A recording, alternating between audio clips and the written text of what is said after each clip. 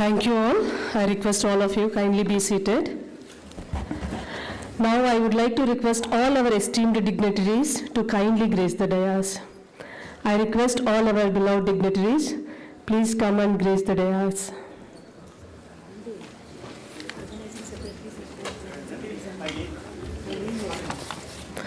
I request our Honorable Vice Chancellor, Dr. B.L. Patil sir, Chief Guest of today's function, Dr. Mrityunjaya Mahapatra sir, and Chief Operating Officer, Dr. Jagdish Babu sir, Dr. R.C. Agarwal sir, Organizing and Co-Organizing Secretaries of the Conferences, Dr. Sheelavantar sir,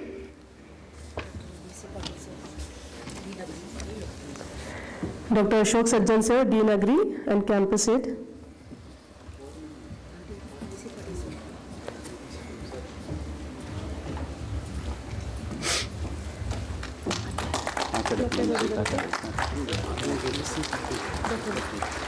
I request Dr. V.C. Patil sir, kindly grace the dais.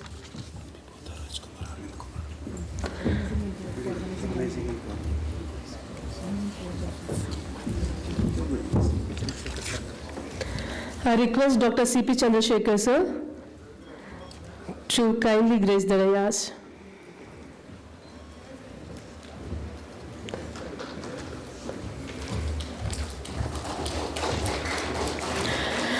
To continue this auspicious occasion on a divine note, now I request Ms. Gagana Shri, our PG student, to come and present the invocation song.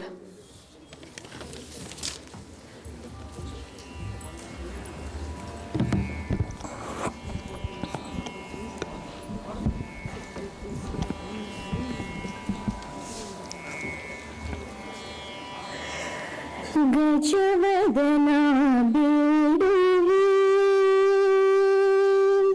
Gajavadana beduvi, Gauri tanaya, Gajavadana beduvi, Gauri tanaya, Trijagavanditane, Sijanara purivane, Gajavadana beduvi,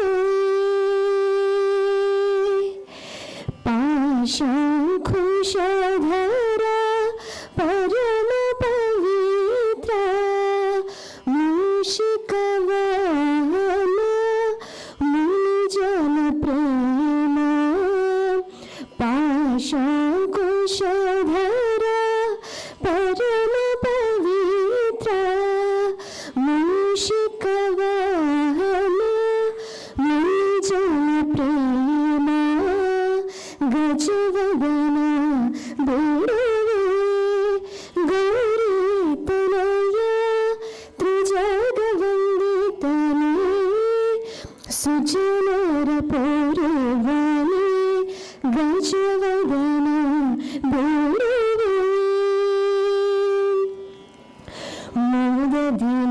Mudadinilaya padavatoru, Sadhuvanditane, Adaradindane, Mudadinilaya padavatoru, Sadhuvanditane, Adaradindane, Sarasi Janabhashri Purandara Vithalane, Nijatananayavanti Dayanadu,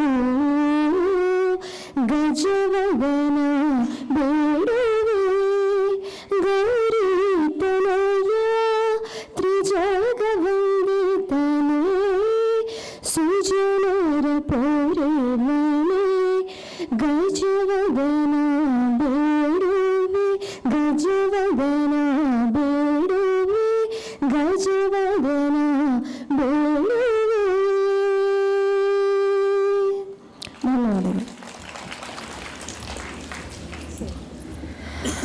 Thank you, Gagana, for the soulful invocation and for seeking the blessings of Lord Ganesha.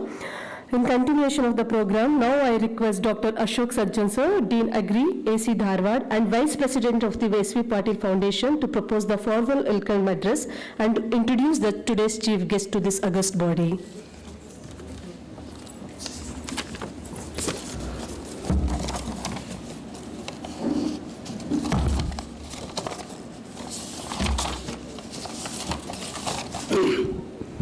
Good morning, all of you. Respected dignitaries on the dais, distinguished guests, esteemed speakers, office of the university, delegates, staff, and students. This program is jointly organized. This national conference is jointly organized by University of Agricultural Sciences, Dharwad, Dr. A.C. Patil Foundation for Research, Training, and Farmers Welfare, and Indian Society of Agriculture Information Technology. So this program is jointly organizing. So it's a great privilege to stand before this August gathering to welcome our nation's foremost innovators, policymakers, and agriculture leaders. Today we are not just discussing the technology, we are architecting the future of food security through artificial intelligence, automation, and digital transformation. This next generation farming, the national conference, really address the most critical shift in our food industry. This agriculture industry is, of course, you are all aware, this industry is facing climate change, resource scarcity, labor shortages. So really this seminar will throw light on the precise data-driven decisions that reduce the input waste, improve the sustainability, and boost the farmers' livelihoods in the rural area. So it's really, I'm very happy, it's my duty to welcome all the distinguished guests who are on the dais and off the dais. At the outset, let me welcome our chief guest of today's program, Dr. Mrityunjaya Mohapatra. So he's presently working as a Director General, Meteorology, Indian Meteorology Department. He's a permanent representative of India to World Meteorological Organizations. He's a third Vice President of World Meteorological Organizations. He's a doctoral in physics and more than 30 years service in the meteorology, has made many contributions, particularly shift in the early warning IMD, and especially with respect to the severe weather hazards, including the cyclones. So impact-based forecasting, he really brought a lot to the Indian nation. So he has been referred or known as a cyclone man of India. In spite of his busy schedule, so he has consented and agreed to be with his guest. I request our Honorable Vice Chancellor to welcome the Mrityunjaya Mohapatra with a bouquet, floral bouquet. Hearty welcome, sir. I also welcome the man behind the success of this conference. He is a source of inspiration, motivator. So none other than our Honorable Vice Chancellor, Dr. P.L. Patil sir. I request Arvind Kumar welcome our Honorable Vice Chancellor with a floral bouquet.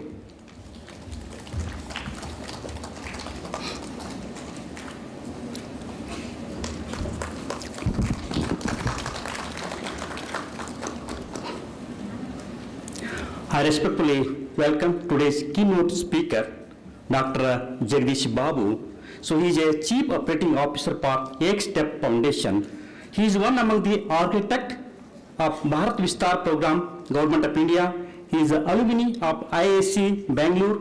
He has more than 25 years of service, particularly across the government, private, and non-profit organizations.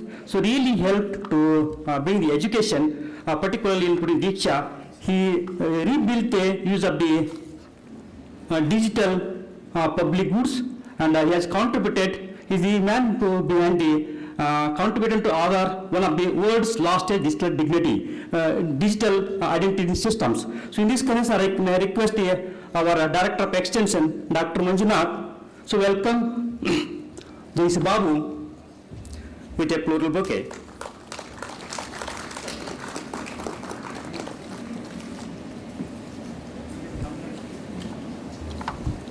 I also welcome another keynote speaker, Dr. Rakesh Chandra Agarwal. He is a former DDG, ICR New Delhi.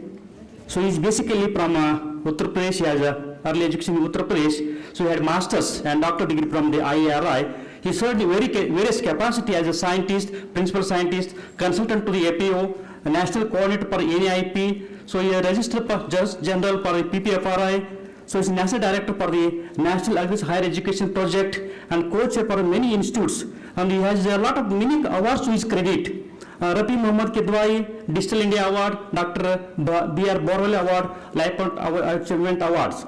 So he's also worked in particular many research areas, particularly biodiversity, biodiversity informatics, information management, intellectual property rights, farmers' rights, agriculture, education. With this, I'll request our Director of Research, Dr. Krishna sir, welcome with the floral bouquet.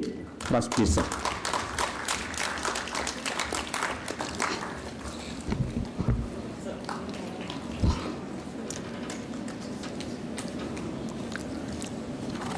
Also welcome in the absence of all the board members for these programs, particularly Parvati Kurle, Virnagada Police Order, Ravi Malgir, Basraj Kunurmat, Maltesh Shaigoti, and Vasudev to this program in their absence. Also, warm welcome to this.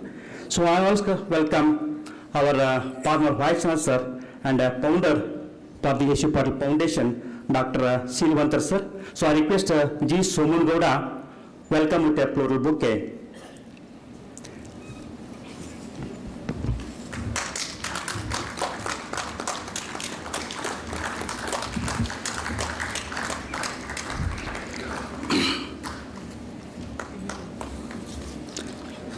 And also warm welcome to Dr. Vishi Patil sir, and he is a founder for the Indian Society of Agriculture Information Technology. So I request Sarki Koppa to welcome our Dr. Vishi Patil, founder member for Insight, with a floral bouquet.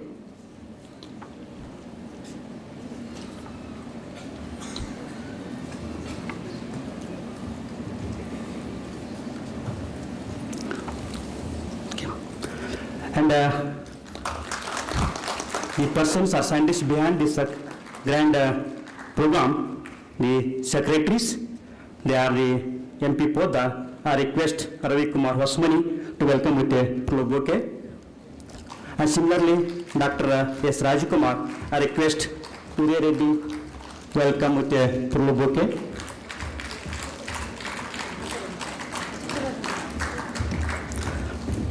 And also I welcome hearty welcome to Arvind Kumar. I request Durgatta welcome with a floral bouquet.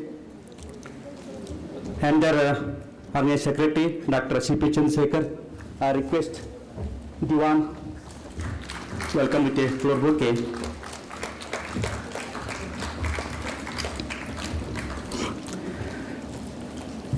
And I'm very happy to the hearty welcome to all our former directors, deans, and all the scientists,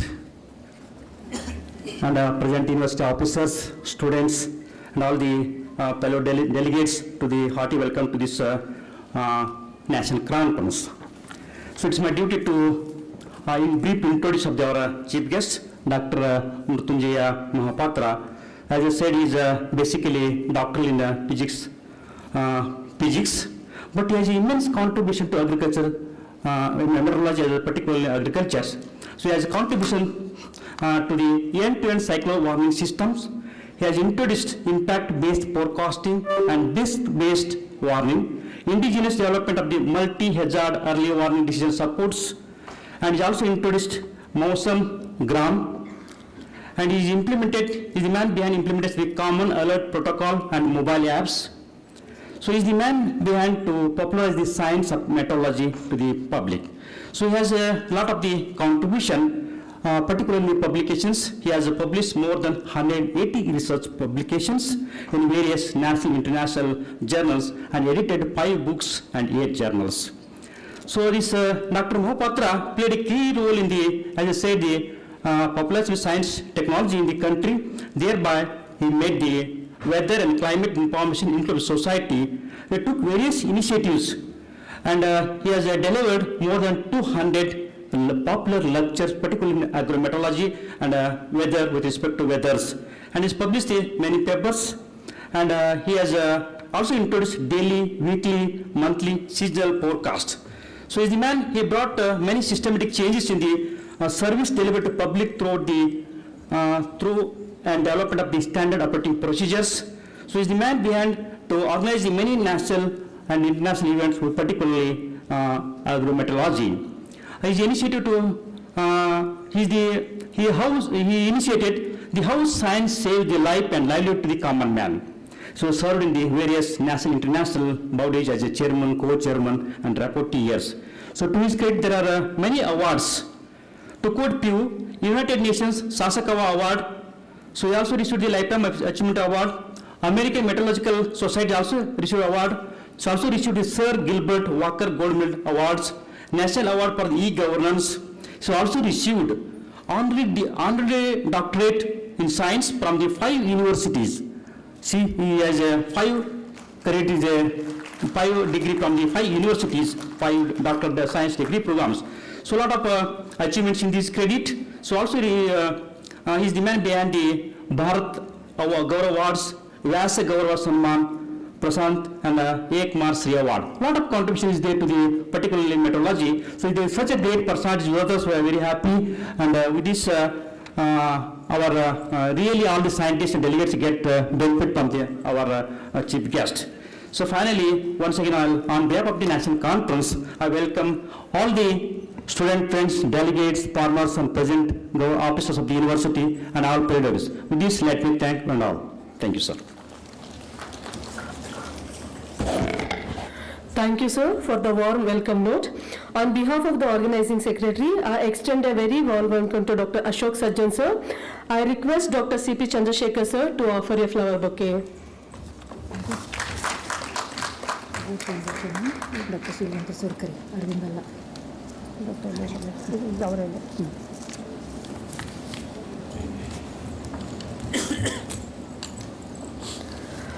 Now I request Dr. M.N. Shilavanta, sir, a former Vice Chancellor, to present a brief note on S.V. Patil Foundation to this august body.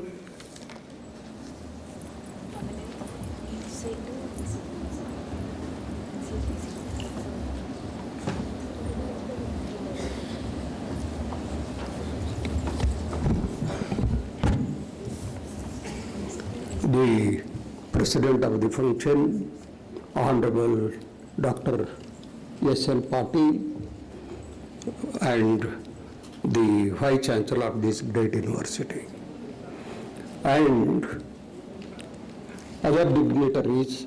I may not be naming the name, but they are all the cream of the society, especially in terms of information, artificial intelligence. They are the cream of the country.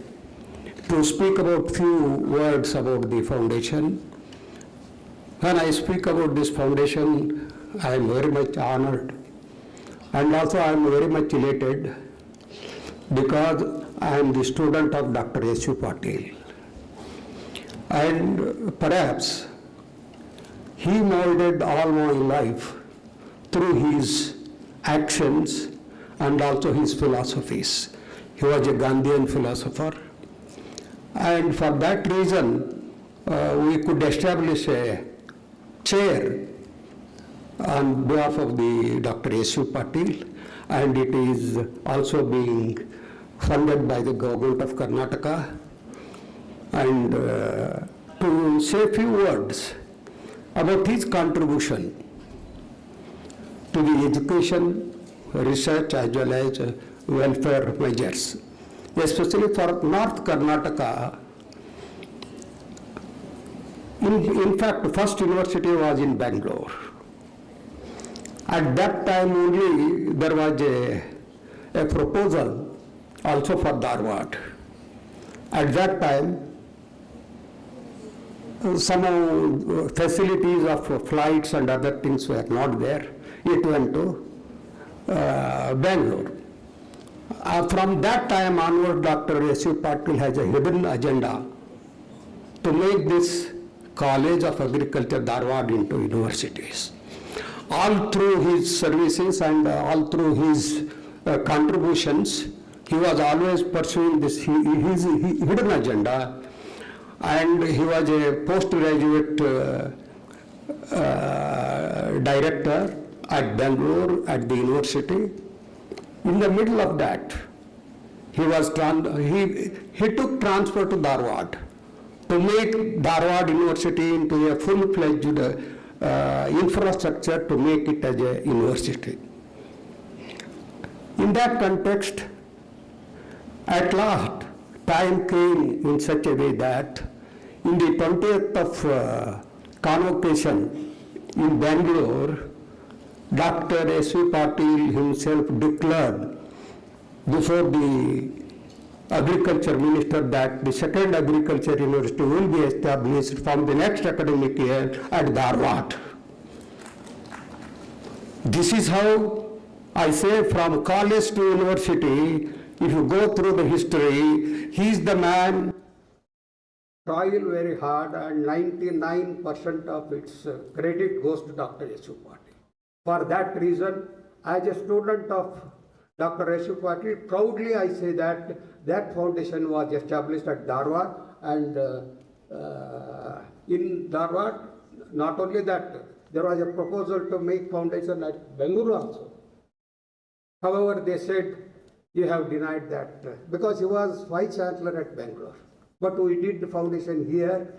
They said, you have denied us that opportunity. But Dharwad is Dharwad College because he worked as a professor until he became officer.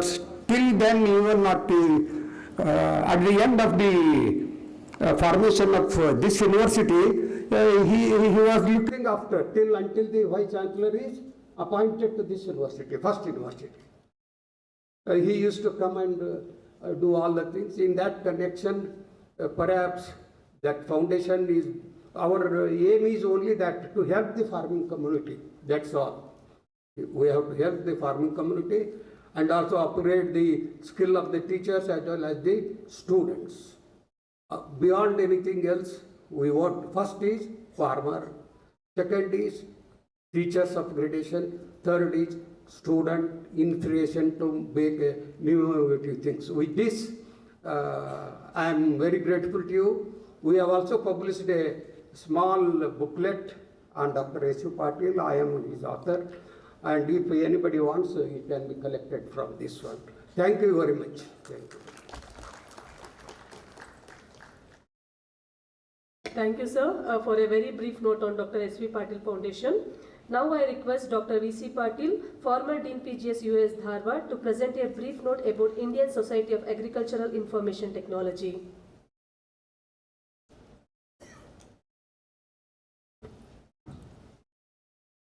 Good morning. Chairman of today's function, Dr. P.L. Patil, Chief Guest, Dr. Mrityunjay Mahapatra, Mr. Jagdish Babu, Dr. R.C. Agarwal, my former colleagues, Dr. Chandrasekhar, Dr. Podar, Dr. Arvind Kumar, Dr. Sajjan, Dr. Rajkumar,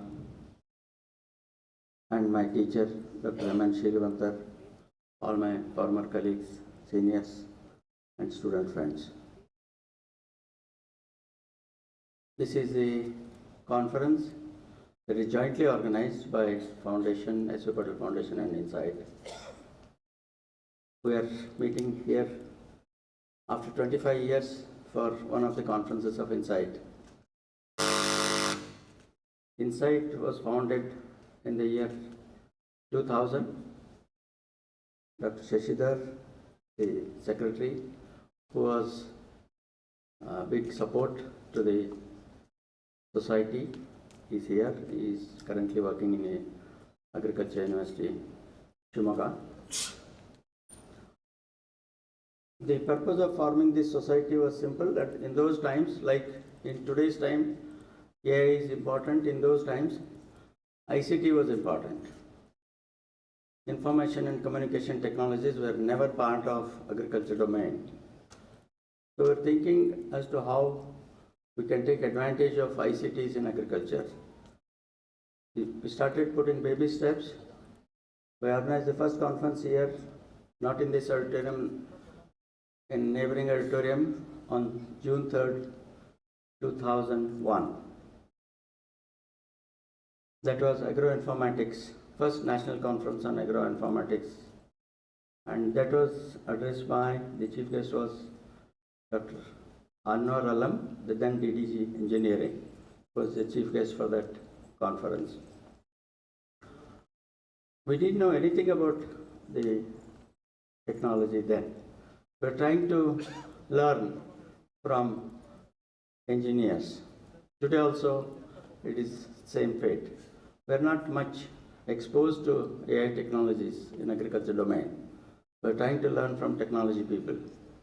But the problem has been, and it is still existing, I presume, and Dr. Adi Narayana, who took over from me as second president of the society, who organized the second international conference on agriculture information technology in IIT Bombay. The conferences are meant for creating awareness among the faculty members, students, general public, and farmers. So the missing element is farmer, even in this conference. So we all want to help farmer, and there is not a good representation of farmers on these occasions. So trying to prescribe something to a person who does not know technology about the technological solutions. And we as technology developers, honestly, we are not really aware of as to what he really wants. So this is a gap. We have to understand and bridge this gap. So we are trying to do that and trying to move forward. Now private sector is aggressively pushing. Agtech companies are emerging in India. Some of them are successful, but they take a long time because we have to service ultimately the farmer. Our customers are farmers. We have to serve farmers. For private sector, they are customers. For us, they are our masters. We are meant for them. So what are we doing to farmers? How are we helping him in generate more income so that he can sustain his family and his livelihood? Lot of efforts are going on at Government of India level. Doubling of farmers' income program came, but still, with due respects to all the programs, farmers are still in big difficulty.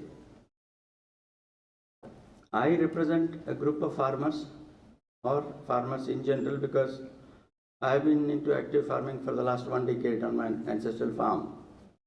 I have some hands-on, some bitter experiences, and very good learnings in the last 10 years on as to what farming really is. So my honest suggestion to all of you is to first feel farming. And students have got an excellent opportunity of engaging themselves with farmers during their RAVE programs, which unfortunately is not happening in the way they should be, engaging them and themselves with farmers. So it is the joint responsibility for all of us to ensure that first we know what farming is and then try to find solutions to farming problems. So without knowing the real problems, we are probably in engineering colleges. I'm not very sure of that, but still most of the projects in engineering colleges are imaginary. Same projects repeat over and every year. Similar programs. There is no, because the problem identification is an issue. Diagnosis is an issue. It's like we treat patient without diagnosing what disease he has. So we're trying to provide solutions to farmers without knowing what problems he has. So first, in order to do that, you have to engage yourselves into farming. This has been my personal experience, and I would say that I have learned more agronomy on my farm than in my professional life of over 3 decades. So this is, I do not know how you take it, but that is reality. That's ground reality. So day in and day out, it's a challenge to a farmer. We talk of NICRA programs, we talk of climate resilience, we talk of genotypes, we talk of all technologies, AI technologies. How far AI technology has reached in Indian farmers?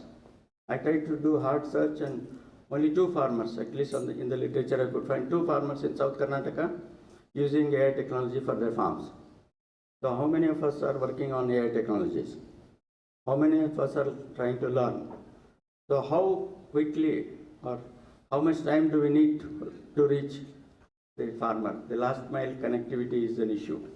So the last mile connectivity is directly related to the profits that a farmer makes.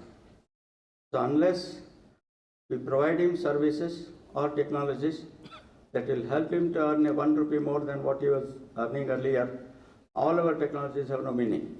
So we need to work in that direction so that it's a big task, easier said than done. It's very difficult, but still, that's the only way out. Let's all work together through the societies, foundations, institutions to help farmer to make his livelihood better, and let us make him happier. When farmers are happy, we can be happy. Thank you all.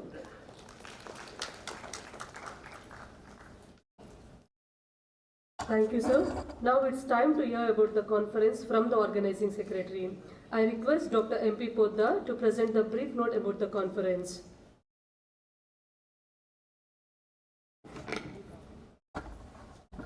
The most respected Honorable Vice Chancellor, Sir, President of today's function, respected dignitaries on the dais and of the dais, delegates and student friends. Dr. S.V. Patil Foundation for Research, Teaching and Farmers' Welfare and INSAT has the mandate of organizing national conference on regular basis. Through S.V. Patil Foundation, 3 national conferences were organized. Then when it comes to organize the 4th conference, on which topic we have to organize, there was a debate. Then Dr. V.C. Patil sir and our Honorable V.C. sir all again agreed upon, executive committee members of both foundations agreed upon the conference should be on artificial intelligence, because the whole world and our country, everywhere we are hearing about the terminology artificial intelligence. So when the artificial intelligence is there, so these again whatever the technologies are there, that has to be again adopted to agriculture. So our agriculture also should be intelligent. AI means not only artificial intelligence, it is agriculture intelligence also. So in this context, so the title of the again national conference, it is AI generated only. Next gen farming, artificial intelligence, automation and digital transformation. Then whatever again the objectives, then all themes are there, all those were AI generated. Not only that, so whatever the rangoli you have seen in front of our steps, FKC entrance, that is also a AI generated. Then I used to joke with my program committee members, all your names are being AI generated. So whatever again the members of the organizing committee is there, that is all AI generated. So with this background, then the website, especially this for this national conference, we decided to have on digital mode only. So getting the abstracts, then registration, accommodation, transport, everything should be on this digital way only. So we created a dedicated website for this conference. Then the highlights of the conference, around 150 delegates from Delhi, Uttaranchal, Gujarat, Maharashtra, Andhra, Telangana, Tamil Nadu, Kerala, both the teachers, academicians and students are also participating. We have received around 90 abstracts. First we have the apprehension that maybe the AI related work is just initiated in India and we may not get any abstracts. But for this one, 90 abstracts have been received, out of which 65 have been accepted for oral and poster presentations. Then 4 keynote speakers. Today is the chief guest, Dr. Mahapatra sir from IMD, then Dr. Jagdish Babu sir from X-Step Foundation, then former DDJ Dr. Agrawal sir, then tomorrow key speaker, Dr. Paresh Verma sir from Federation of Seed Industry of India. All are distinguished again speakers contributed towards artificial intelligence. One again incident I would like to share before you. When I contacted Dr. Jagdish Babu sir through WhatsApp, I requested sir to have, sir please share your card for making arrangements from our side. Then today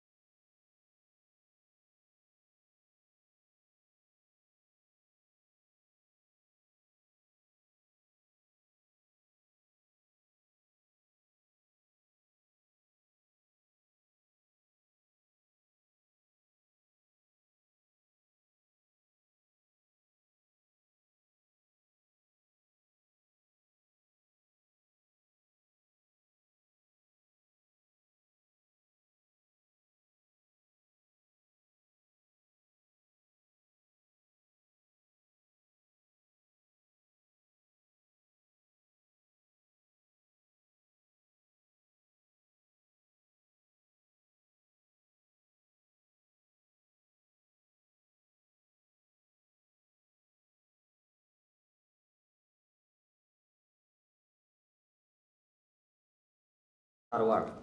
Then lead speakers also. We have made a extensive, exhaustive review who should be the lead speaker, who worked on artificial intelligence related to agriculture, means agriculture, that is livestock, fisheries, dairy, then engineering, agriculture, agronomy, everything. Then 33 speakers we got, and for the information of the house, those speakers are from Indian Institute of Science, Bengaluru, then Indian Institute of Technology, Ropar, Kharagpur,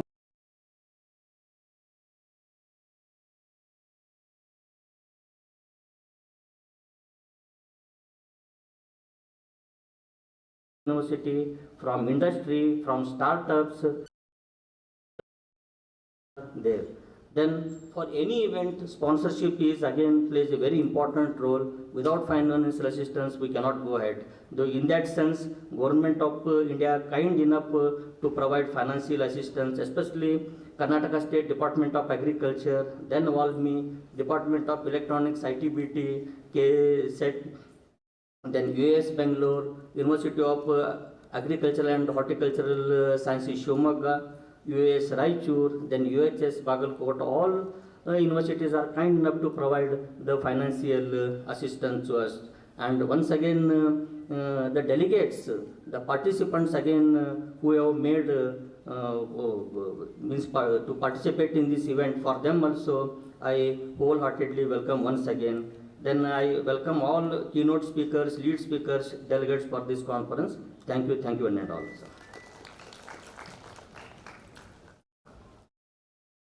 Thank you, sir, for briefing about how the concept is pursued and executed today. Once again, thank you so much, sir. Now I request all the dignitaries and chief guests on the stage and foundation members to join the conference inauguration by lighting the lamp. As light represents knowledge, wisdom, and the dispelling of darkness, we are inaugurating formally the national conference through lighting the lamp. आरोग्यं धनसम्पदः शुभं कुरुत्वं कल्याणम् आरोग्यं धनसम्पदः शत्रुबुद्धिविनाशाय दीपज्योतिर्नमोऽस्तुते दीपज्योतिर्नमोऽस्तुते दीपज्योतिर्परब्रह्म दीपज्योतिर्जन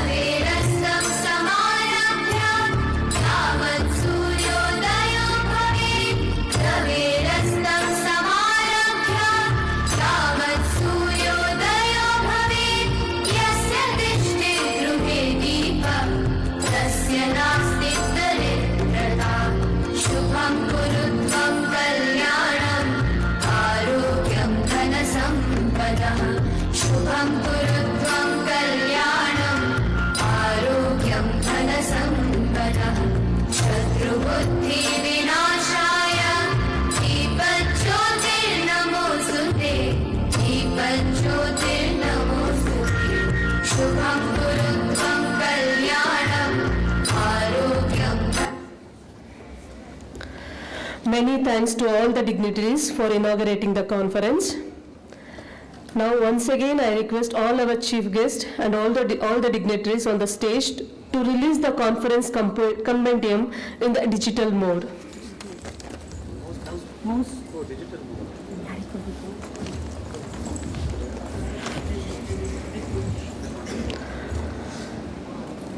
The compendium of the conference is releasing through digital mode.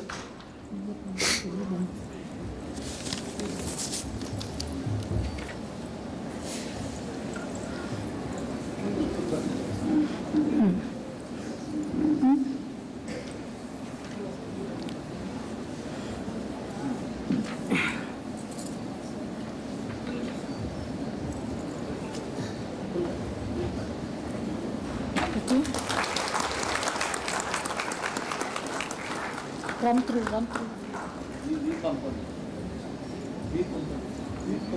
Weave.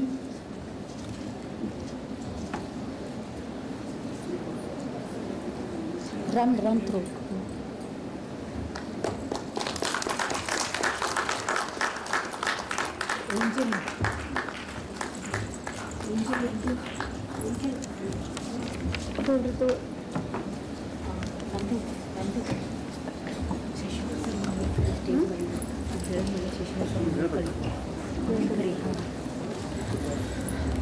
Thank you, sir. A policy paper on AI in the Indian agriculture ecosystem is prepared by Santosh Hegde and Dr. Shashidhar KC. So I request all the dignitaries to release the policy paper in AI in the Indian agriculture ecosystem. I request Dr. Shashidhar sir to grace the dais.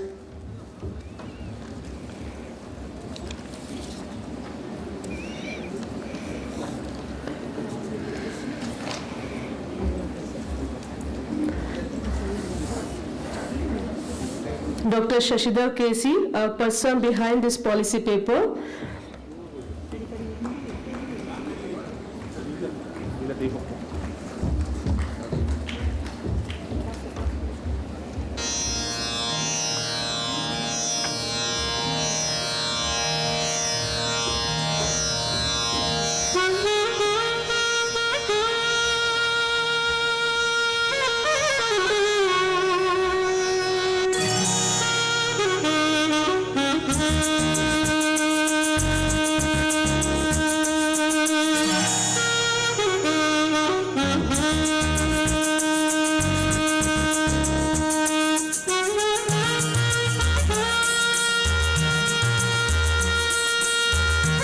Thanks to all the dignitaries once again.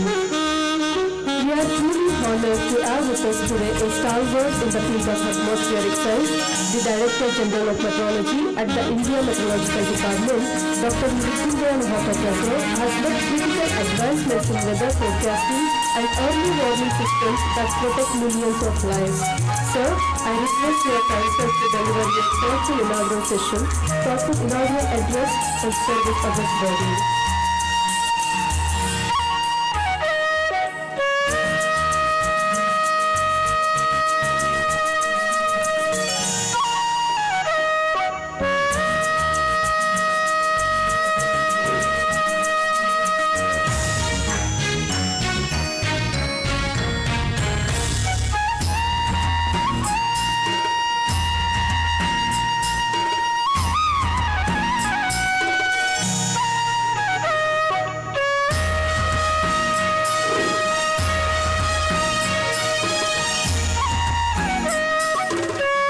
Good morning to all of you. Honorable Vice Chancellor, University of Agriculture, Dr. Felicitation, Mr. Jagdish Babu, Chief Operating Officer, and Secretary of Foundation, and other members of India and Council Secretary. Dr. Asmi Agarwal, former Deputy Director General, Indian Council of Officers, New Delhi. Honorable members of the Board of Management, University of Sciences, Inaugural. Distinguished Thank you for that, Dr. Ashok S. Sajjan, Dr. B.N. Arvind Kumar, Dr. C.P. Chandrasekhar, distinguished professors, faculty members, the officers and staff of University of Agricultural Sciences, dear students, distinguished delegates for this important conference, the organizers of the conference, that is the National Conference on Next-Gen Farming, AI, Automation and Digital Transformation. Ladies and gentlemen, at the outset, I express my deep gratitude to Honorable Vice Chancellor and the organizers for giving me an opportunity to be present here and to be associated with all of you on the backdrop of this national conference. I also congratulate Indian Society of Agricultural Information Technology in SAT, Dr. S.C. Patil Foundation for Research, Training and Farmers' Welfare for taking this very contemporary initiative on the next-gen farming, the role of artificial intelligence, automation and digital transformation. So when I got the invitation to participate in this August conference, I just felt like completing one cycle in my life. For your kind information, I joined in India Meteorological Department in 1992, and after completing 1 year training in Pune, my first posting was in Bangalore. And during my first posting, I was given the responsibility of Agrometeorological Research Unit established in University of Agricultural Sciences, Bangalore, that is GKVK. So though I am a student of physics and I was trained in meteorology and my basic discipline is weather forecasting, so it was a nice experience to deal with agri-meteorology and improve my understanding of the agricultural practices while working in Agrometeorological Research Unit. So being a son of farmer and dealing with various types of variations, spatial and temporally, the weather and climate, and experiencing the hazards and fighting with the hazards to ensure life and livelihood from the childhood itself. The experience in Meteorological Research Unit Bangalore certainly helped me to develop my professional career. And finally, when I became the Director General of Meteorology, and I had to look after all aspects, then that first memory, the first knowledge gained through agrometeorological research helped to make the science of meteorology more friendly, especially towards the farmers. Most of us have come up from the farming background, so there is no point in telling that weather and climate plays a dominant role in farming. If I take one example, the occurrence of El Nino in 2002 led to 3% fall in GDP of the country. Similarly, if I look at the disasters which is occurring in the country, almost 5% of GDP is lost, which is not accountable sometimes, say in terms of loss of lives, in terms of loss of properties.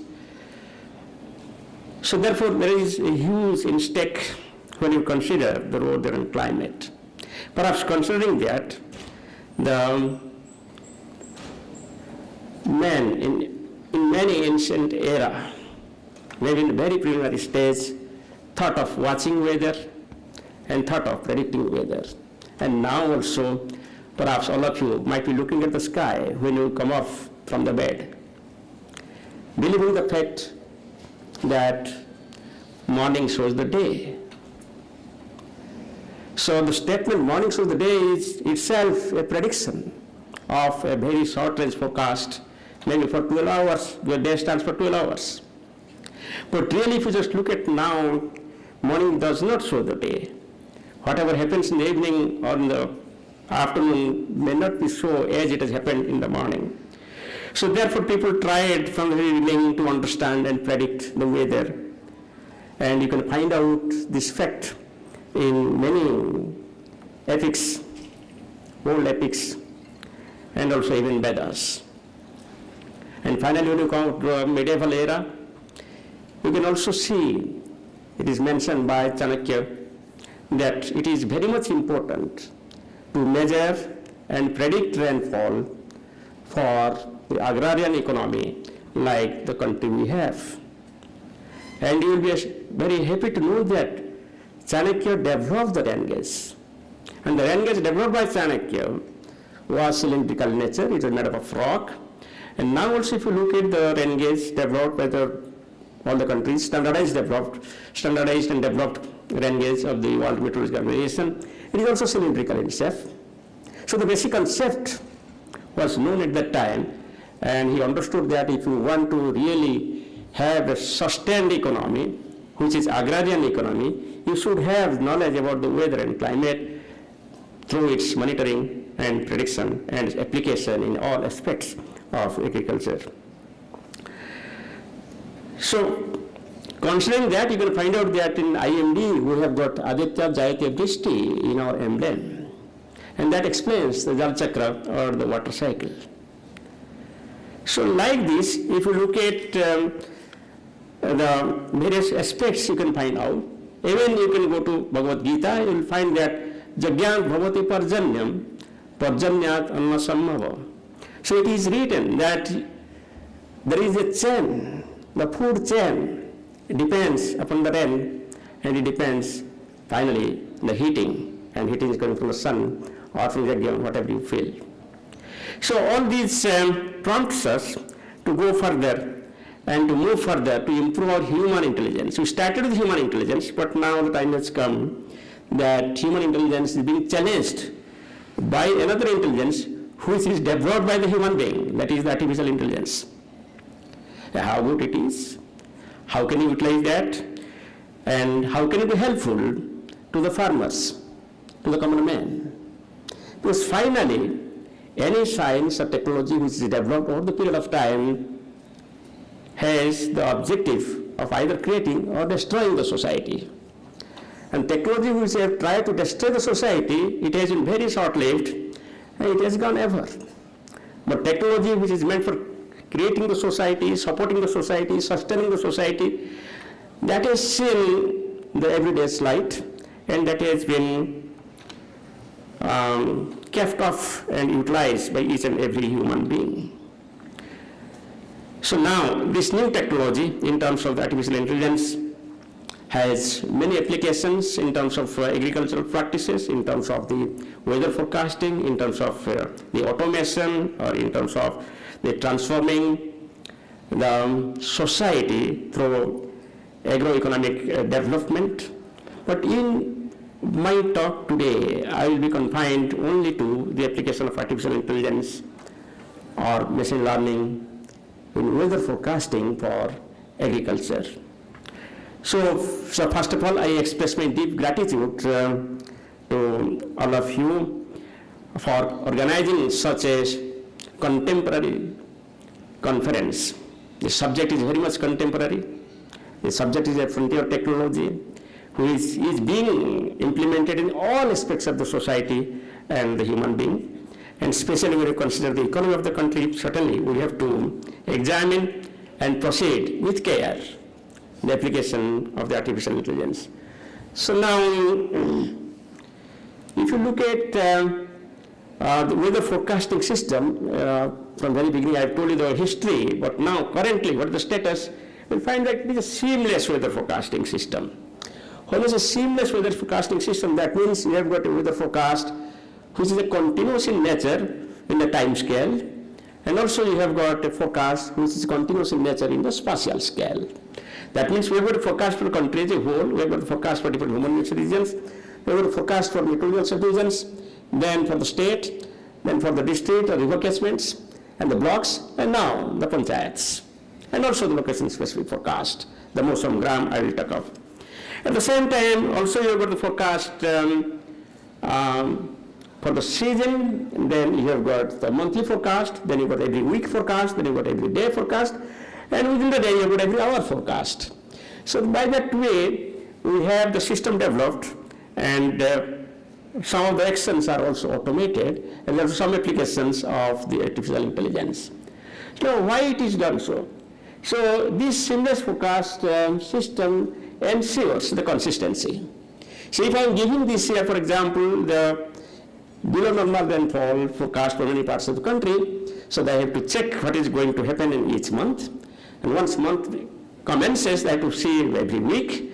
And once the week commences, I have to see every day. So there is a consistency. The person who has issued the forecast for the season, he has to look at down below to the hours or the days. So that will help in continuous monitoring and hence consistent guidance to the farmers and other stakeholders. Then of course the accuracy. It also ensures through monitoring process whether you are being accurate or you are diverting from the seasonal scale to the monthly scale, then from monthly scale to weekly scales, etc.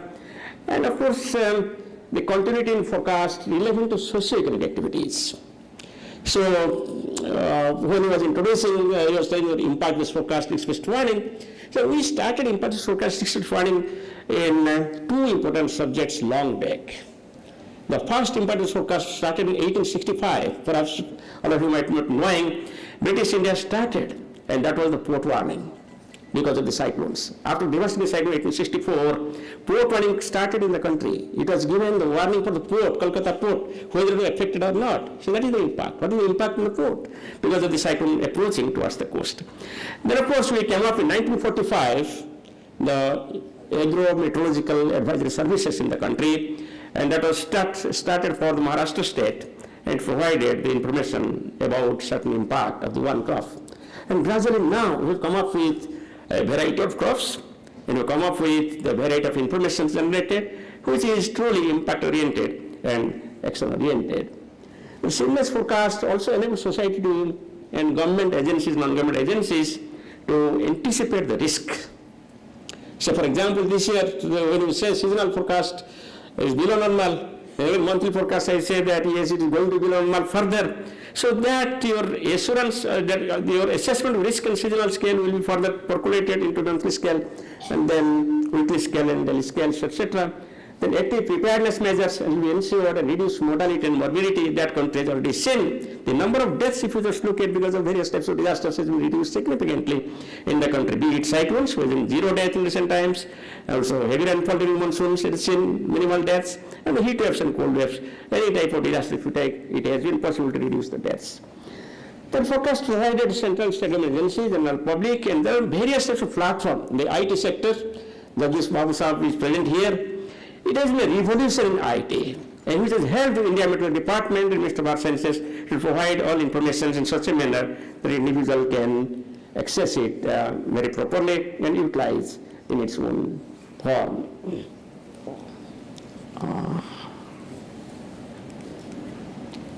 Okay, so now let us look at the weather forecasting process. How do we provide the weather forecast? The weather occurs as a byproduct due to interaction between the various processes or the forces in the earth, ocean, and the atmosphere. And also, if you look at, there are various spheres also in addition to this atmosphere. You have the biosphere, you have the cryosphere, and so many. And all are acting together, and as a result, you are getting the variation in weather and climate. So therefore, geophysical environment of ocean, ground, and air is needed to be monitored. So when people started in the instrumented era to monitor and predict weather, they found out how we can predict the weather. They found that weather forecasting is an initial value problem. You can have a good forecast of the weather if you can have a good monitoring of weather. If you can detect weather with the help of the instrumentation, then you can predict weather. So therefore, globally, they started measuring the data and variables over various periods of time. When data are collected and processed, then we go for mathematical data assimilation. So when we go for mathematical data assimilation, that means it will be a numerical representation model where data are assimilated utilizing high performance computing systems, or it will be simply statistical regression model where data are utilized to find out the forecast, etc. So we've got the statistical interpretation, and also we've got direct model output from various numerical representation models, and these outputs are not usable at present. The day has not come where the model output can be directly utilized by the general public or the stakeholders. So we go for some post-processing. Say, for example, if somebody wants to know whether there will be thunderstorm or not, the direct forecast product from the model does not give you whether there will be thunderstorm or not. The thunderstorm parameters are predicted, and finally the occurrence of thunderstorm is predicted by the forecasters.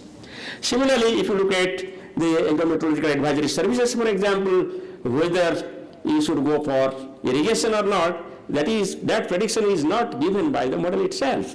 So you give the different parameters from the various types of crop modeling and also the model from weather forecast, and it is combined to give you the forecast whether you go for crop irrigation or not. So like that, there are certain expert meteorologists, agrometeorologists, etc. They interpret all types of informations, and finally they prepare the forecast. This is the difference between the prediction of the model and then the forecast finally issued, and that goes to the general public after that and the stakeholders. Now, okay, let us go.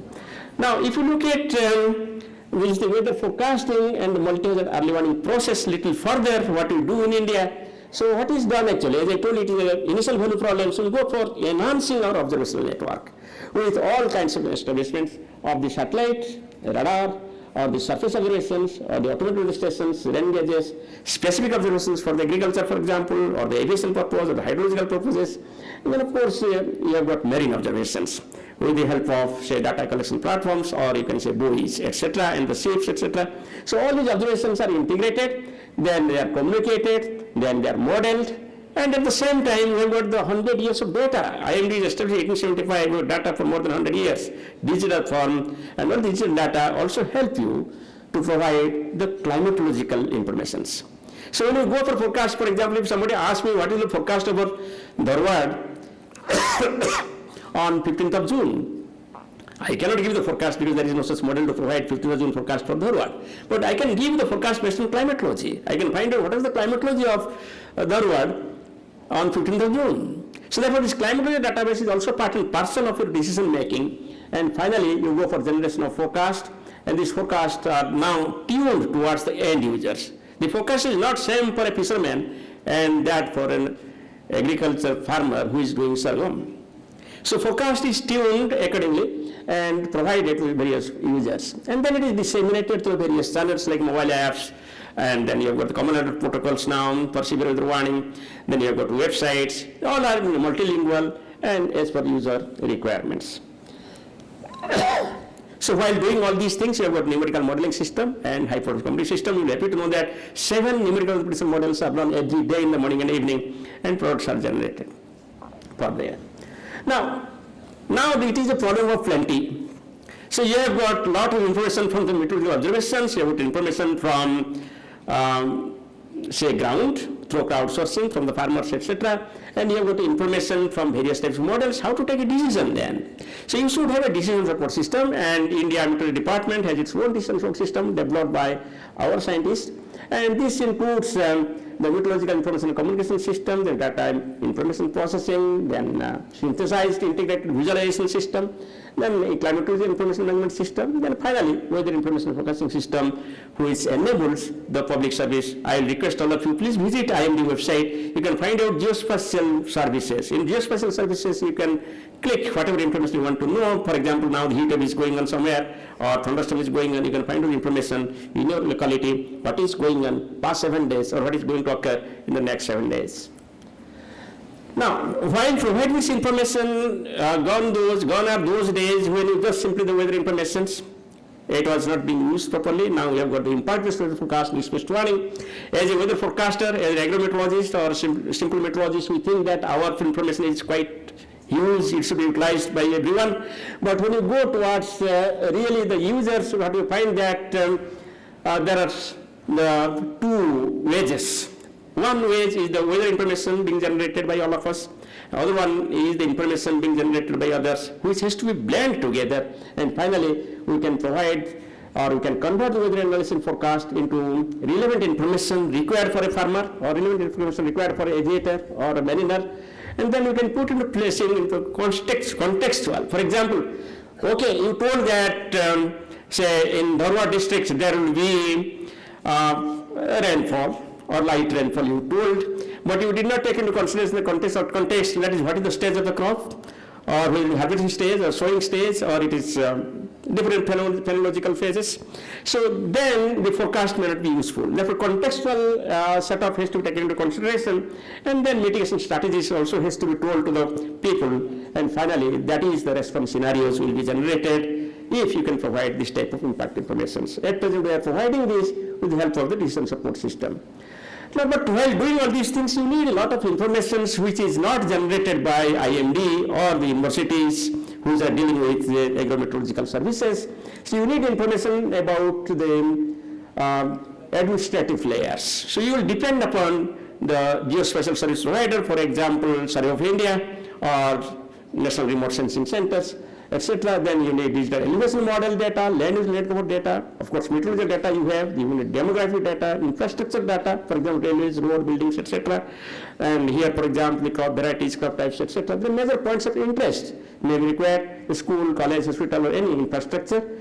Then impact matrix for the hazards, the different types of weather information, vis-a-vis the impact expected on various aspects.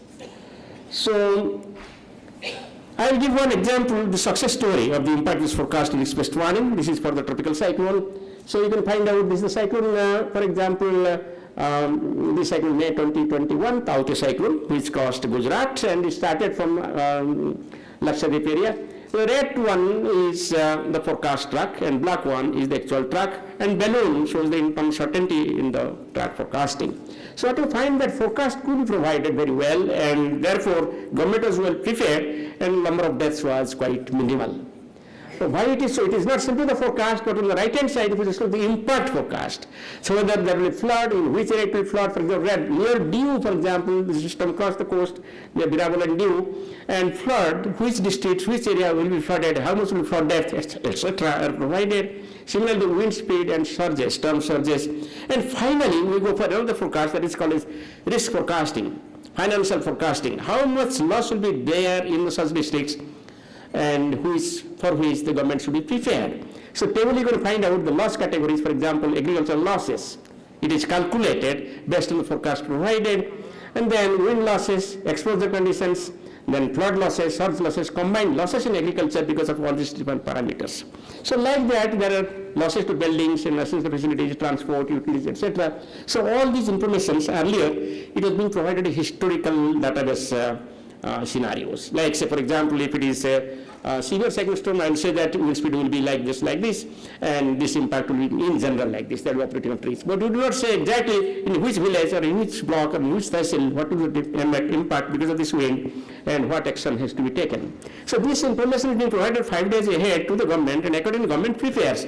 If we say that there will be 1,000 electric poles will be uprooted due to this particular cyclone, then government will be ready by telling to Steel Authority of India, but keep ready the 1,000 electric poles. And similarly, if we say that there will be agricultural losses of this much, like say 15,766 crore in case of cyclone Taukte, then government will ready to give for the compensation, government will ready for resowing, or government will ready for helping in terms of insurance, etc. So these are the actions which can be taken up with the help of these informations. I think okay. So if I just with this background, I want to say that there has been improvement significantly in recent time. in general, there is 40 to 50% improvement in forecast accuracy of various types of weather events. Also, we calculated and took the feedback from the farmers also. There is significant improvements in the forecast for the farmers and the improvement in agrometeorological advisory services. I should thank all agrometeorological field unit and especially the Harvard University, who have got a good track record of providing forecast information for the state of Karnataka. So be it the seasonal forecast or be it the extended range forecast or the medium range forecast or the nowcast, there has been significant improvement in recent time, or be it any severe weather, there is also improvement, and this improvement will be visible in the sense that loss has been minimized and also loss of life has been minimized. Now, especially talking of the agrometeorological advisory services, this is this is a very old service, as I told you. It started in 1945 at the state level, and now we have got panchayat level forecast. And for this purpose, we have got the weather forecast models, and weather forecast models are supporting the crop forecasting models. And we have got the national level Agromet Advisory Service Center, then we go to regional service centers, then advisory at the state level and also the district level. And we have agrometeorological field units to carry out this work, and special weather advisory services are being provided on daily basis and also during extreme weather conditions, and special agrometeorological advisory services are issued also on Tuesday and Friday, considering the various types of development and the forecast, etc. Dissemination is multi-channel. It is going through all the conventional media and also the latest media like the Meghdut or the Mosam app. And we have got the farmers awareness program, the training programs, dynamic and end of the season forecast feedback mechanism. So, for example, we held this feedback mechanism last year. The 76% of people told that it is highly useful, but still there are 24% people say that it's needing further improvement. So therefore, there is still scope to improve the forecast, but this improvement has been there in the last 10 years also. Now, economic benefit, yes, it has improved, that it is highly beneficial. If you consider one farmer who is belonging to a below poverty line farm category, who has only 2 acres or less land, and who belongs to an area where there is no irrigation, like say central part of the country, and it is found that if that farmer utilizes agrometeorological advisory services, who is a joint one developed by Minister of Agriculture, Indian Agriculture Department, especially ICAR, and then state and central agricultural universities like Harvard University, the US, and the state and central Department of Agriculture, including Director of Agriculture and district level officials. So it is found that if these bulletins are utilized by such farmers, there will be a gain of 12,000 rupees per acre compared to a person who is not utilizing the agromet advisory services. Now, if we look at how this seamless weather forecasting is being utilized by the farmers and decision makers, you will find that long-range forecast is utilized for strategic planning. For example, this year we have told that there will be no normal rainfall, then farmers should opt for the short duration paddy in the paddy cultivated area. And then they can have the crop selection, the varietal choices, and comprehensive water budgeting decisions. Seasonal examples, the monsoon forecast guide, for example, banana planting schedules, or apple chilling, our predictions, and mango flowering adjustments, etc. That can be carried out based on the seasonal forecasting. So if you go for the monthly forecast, that will also further updated with the help of these actions in the beginning of the season. The medium-range forecast helps in disease management, advisory examples like high humidity forecast trigger grape powdery mildew prevention. Then planning support, it guides optical timing for nursery operations and digital vegetable transplanting. Then you have got the short range forecast, it helps in daily operations. So for example, application of irrigation, application of fertilizers or seedling irrigations, etc. Pesticide applications, etc. Even nowcast also. 3 hours before, if you know that it is going to rain heavily in the field, then you don't go for applying the fertilizer. It will be washed out. So therefore, every forecast has its own utilization in the field of agriculture. So to carry out all these things, we have got a network of the Gramin Krishi Mosam Seva, and we have got the agrometeorological advisories being transmitted through this GKMS station. It includes the agreement field units and the DAMO, that is District Agreement Meteorological Unit. And nowadays we have gone for many such processes by which we can directly contact to the farmers.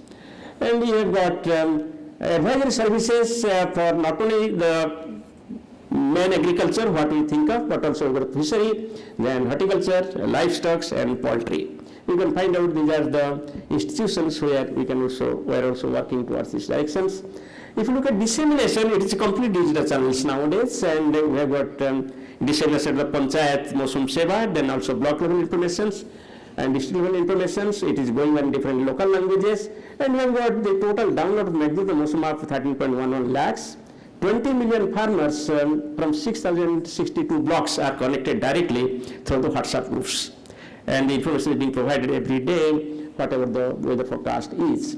Then of course we have got integrated with the agricultural produce and livestock markets, that is APMC, 982 mandis are connected. Over 16 million farmers are associated through state government mobile apps. Then we have farmers using SMS through PPP, that is Reliance Foundation, Kisan Sanchar, mobile apps and others, etc. And we have disseminations through Kisan portal, 69.2 million. And then weather and agreement advisory services via WhatsApp. As I told you, the last mile people are being connected, and especially here also we take care of the inclusiveness. All people should be included, and it should be democratic in nature. So Krishi Sakhi and Pasu Sakhi, with the help of the Minister of Rural Development, are getting the information for further communication to various women groups and the members in the village. And also we have got the ward members, Panchayat and Sarpanch are connected, and they are providing this forecast to the general public. And finally, the systemic approach is the communal alert protocol. If there is any severe weather, the information goes 24 hours in advance, and 5 days in advance, the information is available in such a mobile app. So this information is provided in local language, and people are acting upon that, and they are saving their loss of lives and properties. Now this is another development recent time, that is in Hindi we call Har Har Mausam, Har Ghar Mausam, and in English you can say that weather anytime, anywhere. So anywhere you search for weather, information should be available by the India Meteorology Department. Anytime you need information should be available by the India Meteorology Department. So this is the motto, or this is the slogan, and this is the objective or the vision of IMD. And with that vision, now also if you click anywhere, you will get a forecast. But that forecast is now available at the Panchayat level. Target is that we should go to household level by 2047. If you go for, certainly every household will need the weather information, and we have to prepare for that, and we are providing all this information towards that. So you can find the information in the Himalayas, and also you can find information in Bay of Bengal and Arabian Sea. The fisherman is going inside the sea, if he has got the connectivity, then he can find the information for next 10 days. Similarly, any farmer also can find the information in 10 days. Of course, it is available only the smart phones. Therefore, common alert protocol is being provided in all types of phones. Now, this is another advantage what we have done. Actually, this is the Kalpa. Kalpa means it is a Kalpana. It is an idea. It is the idea of everyone. So here, if a farmer goes to the field, standing in the field, he can go to Kalp in the Mosam mobile app, and he has to provide only two informations: that what is the name of the crop, what he has, and what is the stage of the crop. With these two informations, he is being geotagged, and we can provide the status of the crop now and provide the forecast for the weather, and also the advisory services in terms of the pest and diseases, and also the crop practices, as it is shown for one example. You can also visit. I hope it needs a lot of awareness campaign. I request all of you, please use it and also make aware to others. At present, the 5 major crops are included. We are targeting for 25 crops this year. Now, other one is the Sankalp. Sankalp means as if we have decided we will do that. When you go for any puja, first you go for Sankalp. So here the objective is that to help the farmers to provide the information, whatever is needed for the farmers. So for example, if I am predicting that this year this rainfall is going to be deficient in a particular district, he can see what was the rainfall in the deficient years, what are the crop practices. Then accordingly this year when he proceeds, say for example from 1st June to 1st July, what is the cumulative rainfall, what is the cumulative rainfall in the past 30 years, what practice was there at that time. So we can utilize that information to the history. Along with the Kalpa, you have got the historical knowledge here, and you can have the real-time decision making. Now, why AI? With this background information, I want to jump to the next part, that is why AI. Why we are thinking of artificial intelligence? What is the problem with the physical modeling? What is the problem with the way in which we are working with the farmers? Certainly there are certain problems, there are certain limitations. So one of the limitations is arising out of the climate change. The climate change is, otherwise known as global warming, is leading to rise in temperature and hence increasing evaporation and increasing moisture content of the atmosphere and increasing small-scale convective systems. So earlier it was raining widespread everywhere, now it is becoming very specific. Heavy rainfall is occurring in a specific locality. Not only that, in temporal scale also, where it was well spread over the period of time, people say that it was raining earlier like day and night, but nowadays it is not raining like that. No, it is becoming temporally divergent. So it is occurring in a certain specific period in a very small amount of time, it is a large amount of rainfall. That means heavy rainfall spell is increasing and light rainfall spell is decreasing, and also the spatiality is becoming heterogeneous. So to take care of all these things, what you see that the left hand side is the very heavy rainfall, right hand side is the extreme heavy rainfall. Extreme means more than 25 centimeter.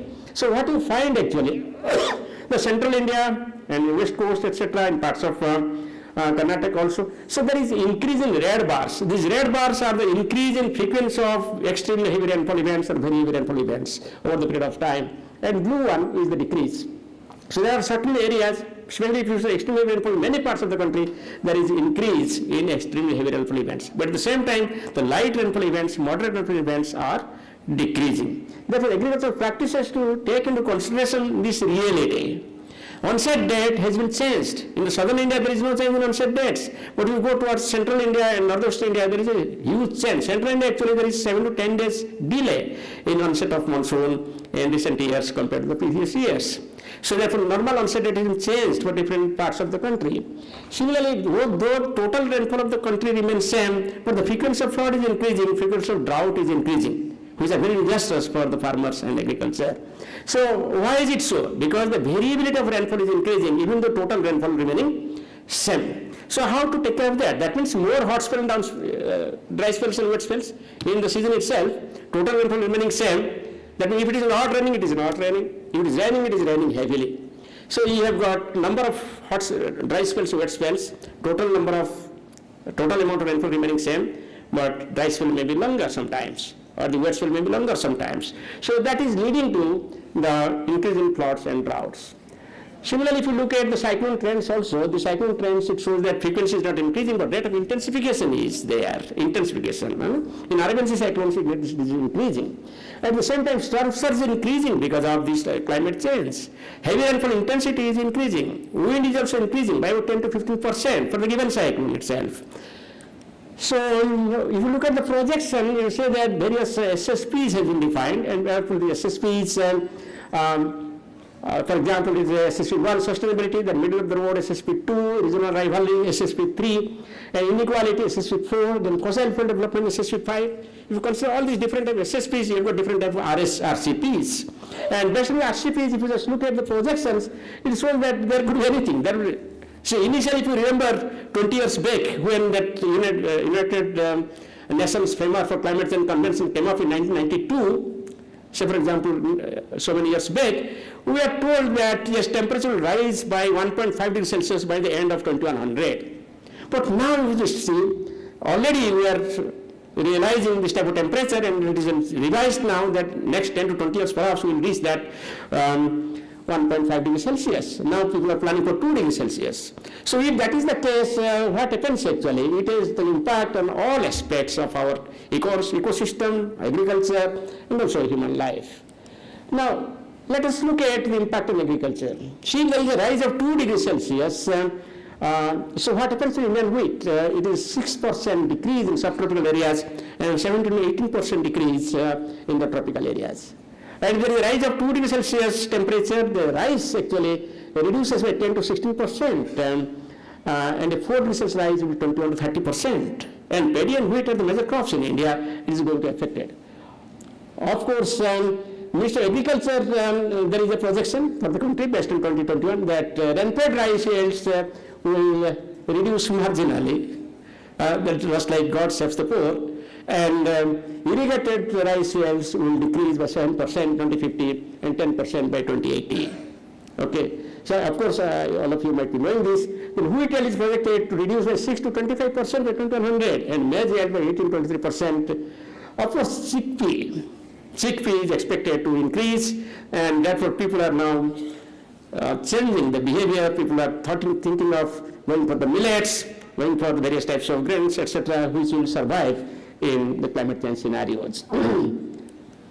Now, another aspect of why we should consider the ML innovation in weather forecasting and agricultural applications, etc., that the first thing is that downscaling problem.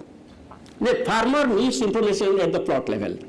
But the physical models what we have, it is a physical resolution of at least 3 kilometers. And global model is resolution of 12 kilometers or 6 kilometers. So you cannot give the forecast over an area which is less than 6 kilometers or less than 3 kilometers. So therefore, if you want to give the forecast at village level, the physical model cannot help you. So you have to go for downscaling. So how do you go for downscaling? The artificial intelligence promises that you can downscale the products generated by the physical models to provide the forecast at your desired scale. Then similarly, there is a problem with respect to various severe weather events where you cannot downscale and say what is the damage expected, what is the damage expected in the particular agricultural field. So then low scale in forecast in smaller scale. So if I tell you what is the forecast accuracy, if I say that it will rain in Karnataka, my forecast will be 100% correct. But if I say whether it will rain in Dharwad, my forecast will be 65 to 70% correct. If I say whether it will rain in University of Agricultural Sciences, Dharwad, my forecast accuracy may be 30 to 40%. So when you go for very location-specific informations, the forecast accuracy decreases. And then when you go for the impact-based forecast, similar is the case. The impact assessment itself becomes very difficult with the physical modeling system. Hazard, vulnerability, exposure, risk assessment needs the intervention. There also AML can improve. The improved numerical models, the data processing itself in the model, be it the pre-processing, processing, or the post-processing of data, can improve further. I'll give one example. Whatever data we utilize in numerical weather prediction models mainly comes from satellite. 90% data are from the satellites. And you know that the data collected from satellite is only 5% which is going to the models. 95% data collected from satellites are rejected. So there is a huge scope here. We are spending so much money in satellites. It's a global phenomenon. Scope here, how we can utilize the numerical prediction model output and the satellite output and various observational output in the AI/ML, and hence we can improve the services. The preparation of customized forecast of various sectors also we can have with this AI/ML. Now, some initiative has been taken up by the artificial intelligence and machine learning by the Ministry of Earth Sciences and India Meteorological Department. So we have already the AI/ML models. 3 AI/ML models are already running in IMD for day-to-day forecasting. We also refer various types of AI/ML models developed by the international centers. And there has been various types of data sets developed with the help of AI/ML, for example, precipitation data set, or the data set with the help of temperatures, etc. And there has been the established virtual centers for the AI/ML and deep learning, etc. in IITM Pune, and it is leveraging the developments. The developed AI/ML-based applications tailored for localized predictions are also in the developmental stage. And now, this fact was known to General Administration and Honorable Prime Minister dedicated to the nation on 14th April 2025, 14th January 2025, the Mission Mosam. Mission Mosam is a very ambitious mission which targets the requirement of the future. So Vision 2047 was prepared, which was also dedicated to Honorable Prime Minister, and he suggested that we should take up the Mission Mosam, and Mission Mosam aims to improving the forecast spatial resolution, temporal resolutions, and to improve the dynamic impact forecast risk-based planning, to improve the forecast accuracy by 10 to 15% by 2030, and realization of Harar Mosam and Hargar Mosam. And there, one of the important points is that we should go for AI/ML, application of AI/ML. Apart from improvement in radar systems, satellite systems, automated stations, wind profilers, microradiometers, various observation platforms will come up or will be integrated. And during that direction, I should thank Honorable Vice Chancellor for facilitating in Dharwad And we have augmented our automated weather stations here, and also we have augmented our radar system. One Doppler radar is being established with complete support and cooperation by the university. So also we have got here Agreement Advisory Services Center here for the North Karnataka. Now, if you look at again in the future plan, what are the outcomes? It is basically, as I told you, the spatial and temporal resolution improvement, forecast accuracy improvement, and improvement in outreach. But there is another point which is also expected, that is farmers' health. There will be improved services towards the farmers for alerts on heat wave storms, because farmers are exposed. I will tell you, if you look at number of people dying due to the lightning, the percentage of people dying due to lightning is maximum in the category of farmers. Because lightning is maximum in July and August, and farmers will be in the field, in the wet field, and therefore they are exposed to the lightning. So therefore, simply not the agriculture, but the agricultural farmers also should think of, and this helps the farmers' health. Towards these actions, risk-based health advisories and life-saving during disasters and reduced mortality and morbidity, also the objective of the mission motion. Then crop, soil, fishery, livestock and poultry. It will field-scale disease and soil risk warning, pest and disease risk mapping, last mile farm and eco warning, better crop and livestock outcomes. So all these things can be done by IMD or Ministry of Earth Sciences. That we are going for massive scale collaboration. And I will tell you, agriculture is such a field that you need collaboration, starting with the farmers till the universities and institutions like IMD and many more. So we are going for that. And of course, in that scenario, there will be environmental concerns, like say localized eco-risk alerts, for example, forestry or the drylands or for the Western Ghats. And then, of course, ecosystem hazard monitoring, the community level protections and resource management. You have to manage the water resources, whatever resource is there in dryland, that is to be managed, and that is possible with the help of the mission motion also.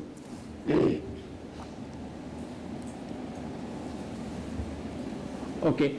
So then, for this purpose, we have already planned it. For example, the crops, we are collaborating with many, and here also we have got collaboration. We can expand further for crops, monitoring temperature, humidity, and rainfall, pest and diseases, advisory on plant protection, resource measures and field sanitations, etc. Then livestock.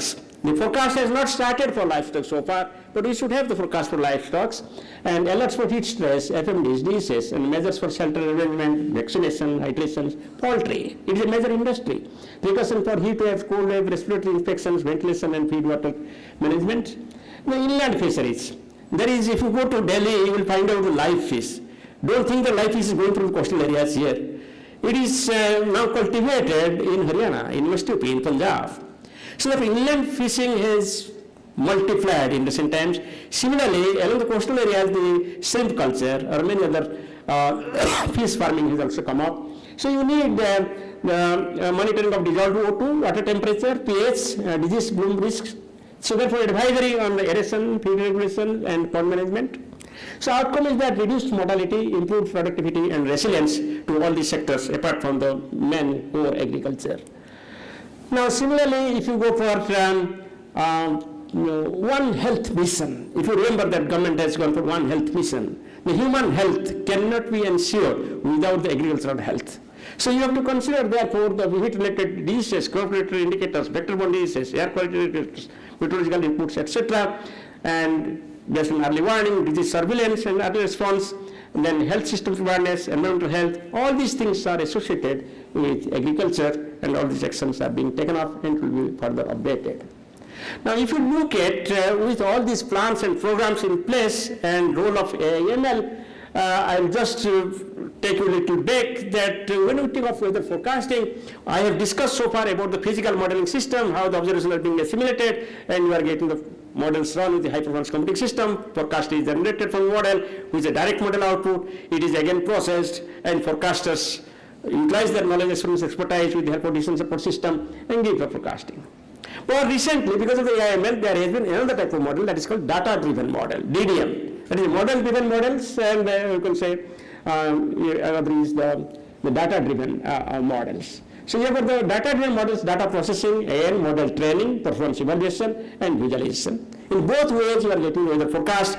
You have to go for a consensus. Therefore, you have got a multimodal consensus from physical models, multimodal consensus from AI/ML models, and again another consensus from both the models. So here it comes, the data-driven models, you go for AI, that is statistical methods. Already we have used so many. When you go for ARIMA, that is also an artificial intelligence. You are deriving informations. For example, you are going for Inaugural, you are also doing some kind of artificial intelligence. So whatever it is, now you are going for the developed artificial intelligence. You have got regression, you have got the classification, you have got integration with numerical models.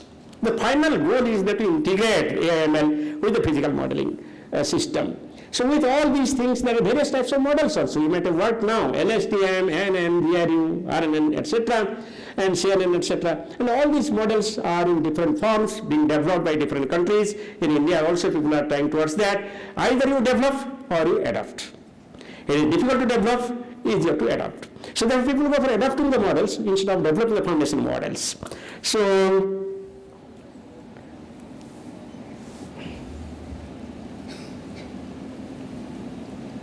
okay. Now again, I'll just show that what happens actually. So first on the data input, whether it is a data-driven model or the physical model, you got the data input. Then you got the numerical models, or you got the data-driven models, etc. So all these data, based on simple data, I will not go for modeling system. You can also have the AI/ML. Or otherwise, utilize the data in the physical models, find out the output, and apply the AI/ML models. The two types of aspects are being taken off. And all the data are available in IMD. So I will urge upon all the students present here and the faculties, if you are willing to work in the field, that is data-driven modeling system or otherwise, we are happy to share you free of cost all types of data. Please utilize it, develop the knowledge, and serve the society. We will give you the complete credit if you develop any modeling system or applications which will be adapted by IMD to serve the society. So here you can have three applications. First one is the weather pattern understanding through image processing or the data processing, then forecasting related applications, and downscaling applications or various agricultural practices or otherwise. So all this data, what is written here in the middle, you can provide you free of cost, and you utilize it and develop something. And if you need some knowledge partner, IMD is ready to help you whatever knowledge we have. So these are the various types of AI models. I will not go into details. Now you know that we are working on generative AI and going for the predictive AI, etc. Okay, so these are the different types of developments in the globe. You have got the Procrastinate, you have got the Pongu model, I think all of you might be knowing, then GraphCast, you have got Proxy model, then you have got the Pengu model, then Prithy was the climate model which is providing forecast for 3 hours, that is the Nowcast models. Then these are the Zencast model which is providing forecast for 15 days, and then you have got Neural Vision, then the Region model, the Climax, and now the AIFS CRPS. So like this, you have got various types of models being utilized globally. And if you look at one thing is very common, it is the ERA 5, that is that is the European center, that is ECMWF reanalysis is being utilized by most of the developers worldwide, because that analysis is the best one, and also you can utilize that. And we have also utilized that ERA 5 model and develop our own model, that is 3 models are available. Now again, I will come up with the issues with the AI/ML applications. We have talked about what are the AI models which is being utilized globally and also in IMD and MOES. So there is a model problem also in AI. One is the lack of model diversity. Most models are trained on similar database, as I told you, ERA 5 database. Therefore, diversity is not there in the model. So if there is no diversity in the model, either it will be good or like bad. So like example, the exit polls. Okay, exit polls may be right or may be wrong. So if there is a variety or a diversion among the models, then you can go for a consensus. So this is one of the problems. So therefore, need of incorporating different data sources and architectural innovations to enhance the model diversity and improve the forecast reliability. Then computational demands. The training process is computationally intensive, requiring significant resources and time-consuming procedures. This poses a barrier to their widespread adoptions. I will give you one example. So we are pursuing either the HPCs high performance computing system for our physical modeling system. Globally now, demand has gone up for the artificial intelligence. Now people for HPCs, for the physical modeling are facing problems. The cost is rising like anything, and there is a rivalry between the CPU and GPU systems, and we need solutions. Integration of additional variables. So there are difficulty integrating additional atmosphere variables beyond the common use surface parameters in AML. So variables like solar radiation or cloud cover, etc., is very difficult to integrate in the AML models at present. But these limitations reduces the applicability of AI models. And another thing is that the transparency. You do not know what is happening actually in the AI model because it is not related to physical processes. So it is transparency and then trust, because people say that it is a black box in nature. In deep learning, when learning deeply from the past data, we do not know what are the physical processes. So if I ask a forecaster, what is your view about the AML result survey? So people say that it is better performing guidance, positives, and enhances pattern recognition technique, increased computational efficiency, increased spatial and temporal resolutions, it has the bias correction, it is limiting forecaster's bias. Sometimes, say for example, everybody sometimes has the ego. If ego comes up, no, why shall I ask him, why shall I look at that? No, I know this will not work today. Okay, so this type of forecaster's bias can be reduced if you go by the AML. When guidance that continuously improves over time, it learns from more cases as it goes, increases the confidence in forecast and improvements in their ability to message the world, message that would come in better sleep. Now, problem what they found that it is not being able to catch extreme or rare events. You can predict the temperature of the world tomorrow, but you cannot predict the heat wave over the world. Extreme weather cannot be predicted at present globally by the AML models. The over-reliance on AML products beyond the application areas or training data. People are now just, there is a wave by AML. You should utilize the AML model.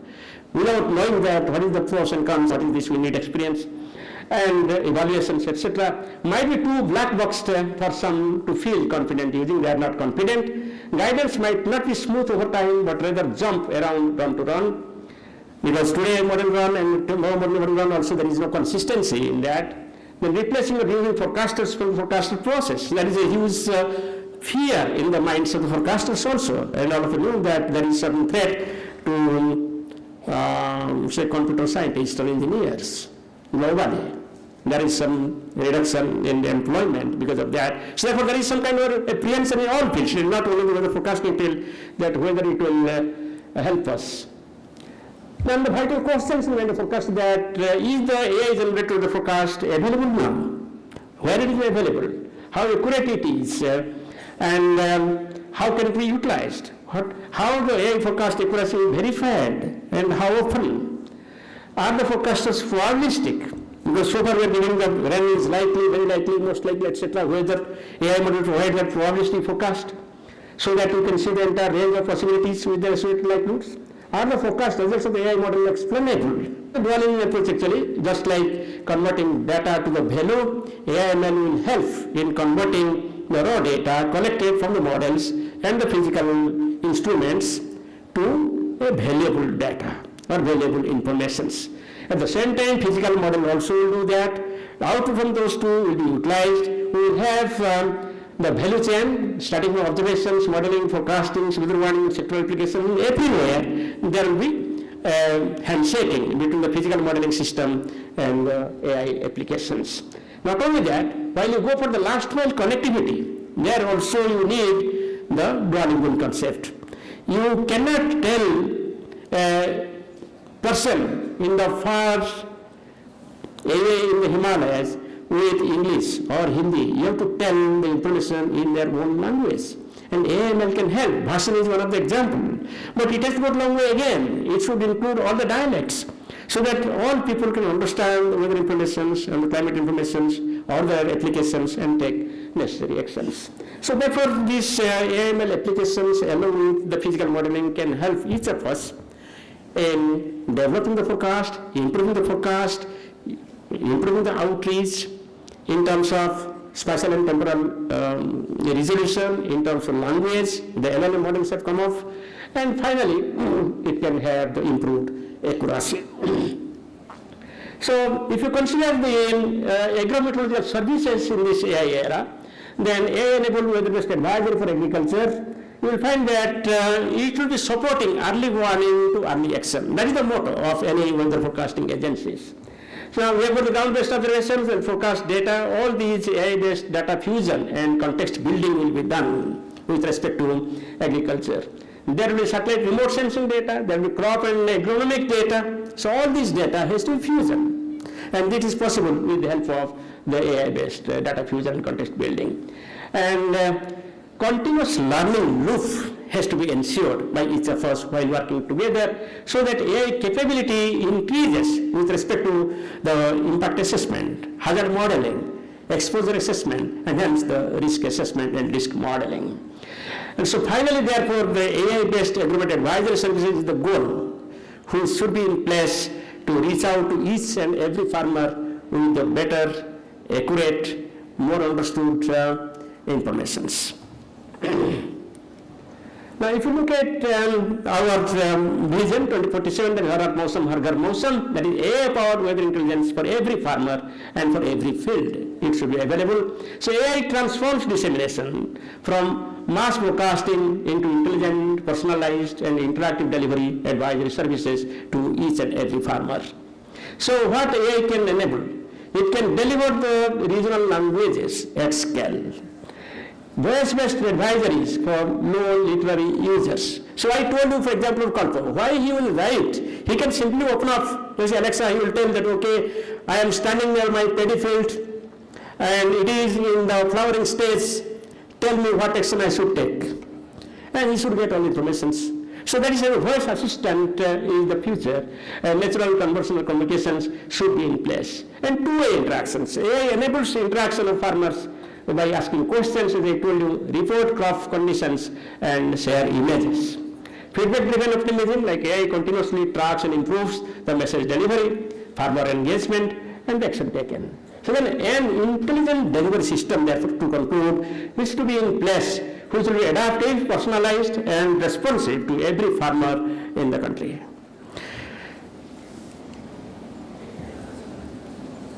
Okay, so with this, I want to just conclude in one sentence that combination of AI technologies and human expertise can produce the best possible weather forecast and advisory services for agriculture and other sectoral applications.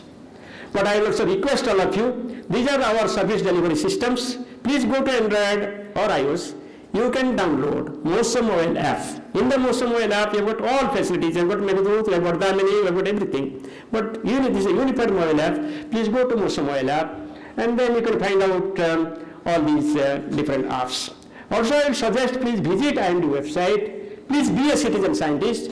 If you are feeling that it is high temperature, if you are feeling that it is raining now, if you are feeling that there is some damage to the crop, please enter there in the crowdsourced platform, public observations, and that can be utilized by the IMD to improve our weather forecast and applications for agriculture. Also, please visit our social media handles like the Facebook, Twitter, Instagram, YouTube, blogs, etc., and enrich yourself and ourselves and help the society. So thank you very much.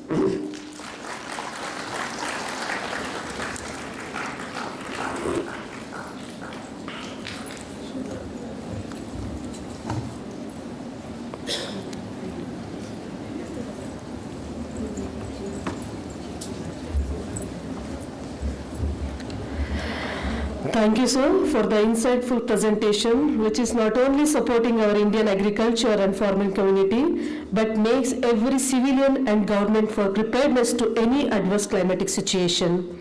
We believe with the AI model in the weather forecasting, we may reach a superhuman precision in coming days. Thank you once again, sir. The questions or any discussion, please may park after lunch, post-lunch session.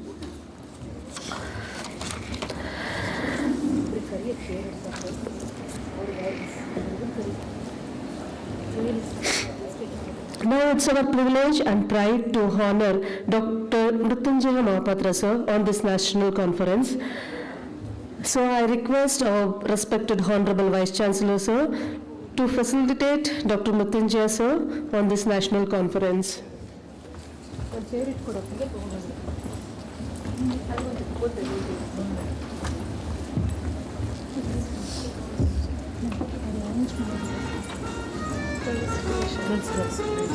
ತಗೊಂಡು ಹೋಗಿ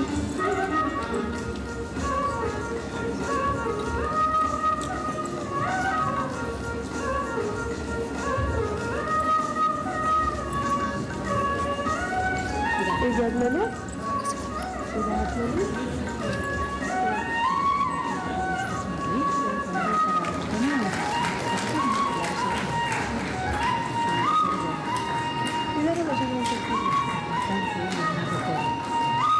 ಅಲ್ಲ ನಾನು felicitation ಬಂದು ಮಾಡ್ತೀನಿ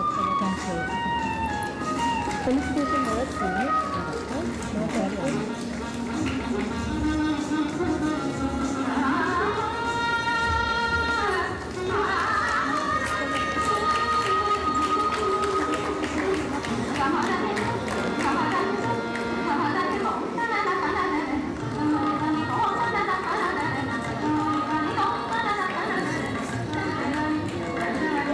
madam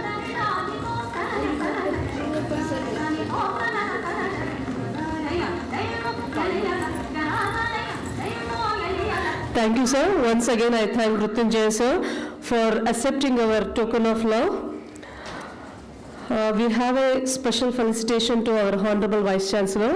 Before that, I request M.N. Sheelawanta, sir, to express few words regarding P.L. Patil, sir.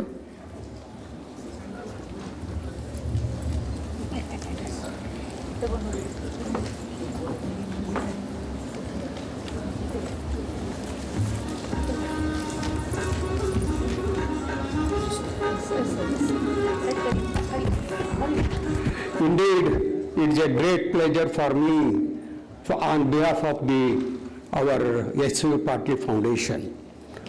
Our foundation became operational in June 22 at the fag end of the previous Vice Chancellor, and the beginning of the foundation started with Dr. P.L. Patil. In the sense, foundation start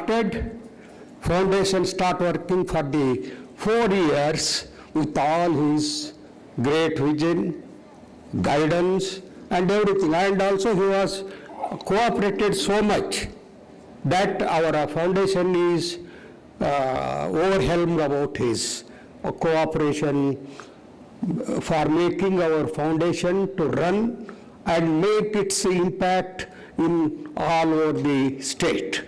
So we are very much grateful to him. On behalf of our foundation, we want to felicitate him. As a Vice Chancellor, he will be completing his tenure by 22nd, but we want to honor him before all of you so that that honor will come at a great extent. Thank you very much.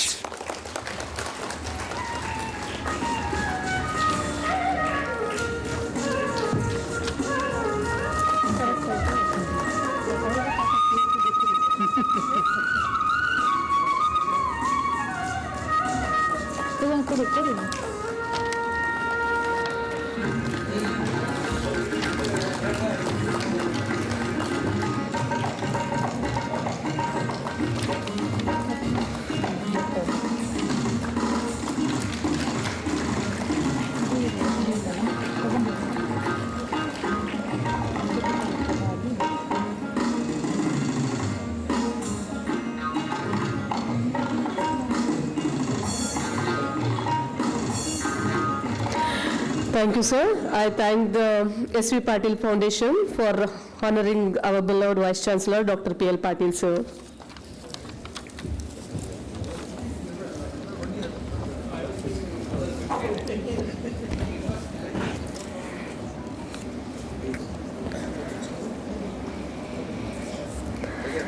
Once again, thank you, sir, for accepting our token of love. Now it's time to hear the man behind the successful execution of this conference is none other than our beloved Vice Chancellor, Dr. P.L. Patil, sir. Now I request him to deliver a presidential remarks. Thank you. Good afternoon. 3 days national conference on next generation farming, artificial intelligence, automation and digital transformation is being organized in the university with the collaboration of two important institutions, Dr. S.V. Patil Foundation for Research, Training and Farmers Welfare and Indian Institute of Agriculture Information Technology, INSET, for which incidentally I am the president for both the organizations. So I am grateful to both the executive committee members as well as members for choosing me president of INSET, and of course by default as a vice chancellor I am the president of the foundation.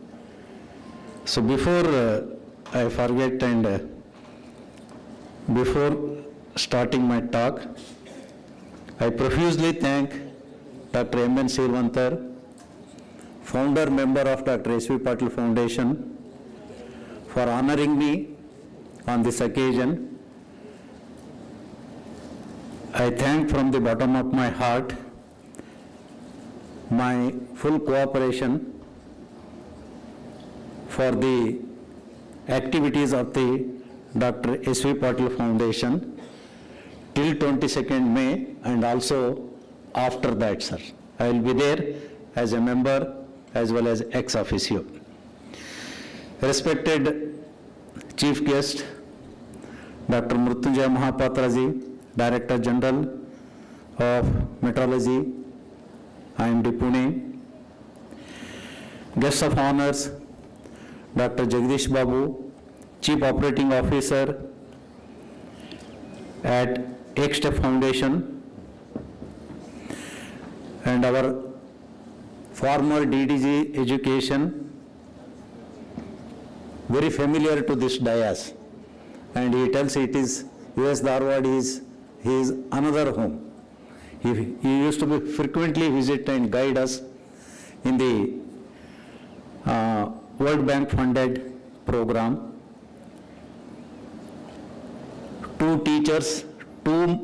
My two teachers on the dais, Dr. M.N. Silvantar, Dr. V.C. Patil,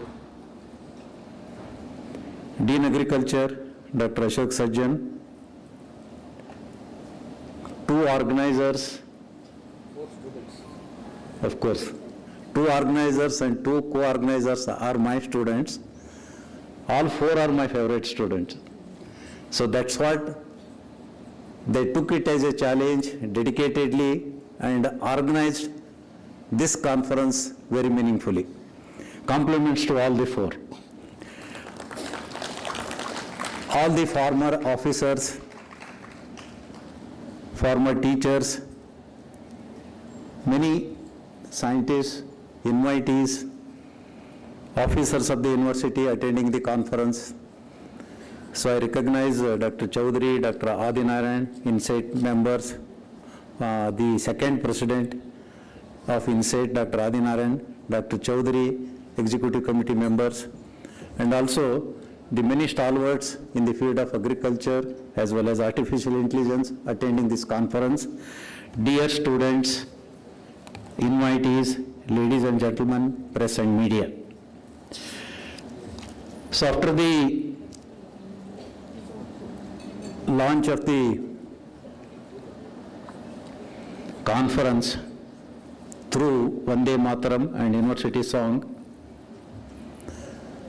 Dr. M.N. Silvantar, former Vice Chancellor of US Dharwad and founder member of Dr. S.V. Patil Foundation, gave brief account of the establishment of and the activities of Dr. S.V. Patil Foundation.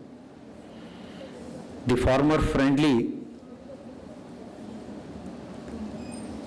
Vice Chancellor or scientist who dedicated himself to farming after relinquishing his office in the Vice Chancellor, directly went to his native place Ulkund in Belgaum district and started practicing farming with the traditional dress And from morning to evening, he used to be on his farm, a role model to the farmer as well as a role model to all his students as well as future teachers in all the universities in the state.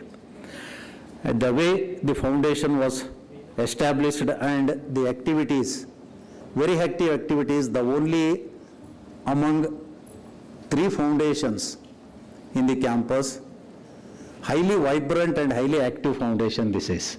It is because of the constant effort as well as pursuance by these 2 teachers, Dr. M.N. Silvantar as well as Dr.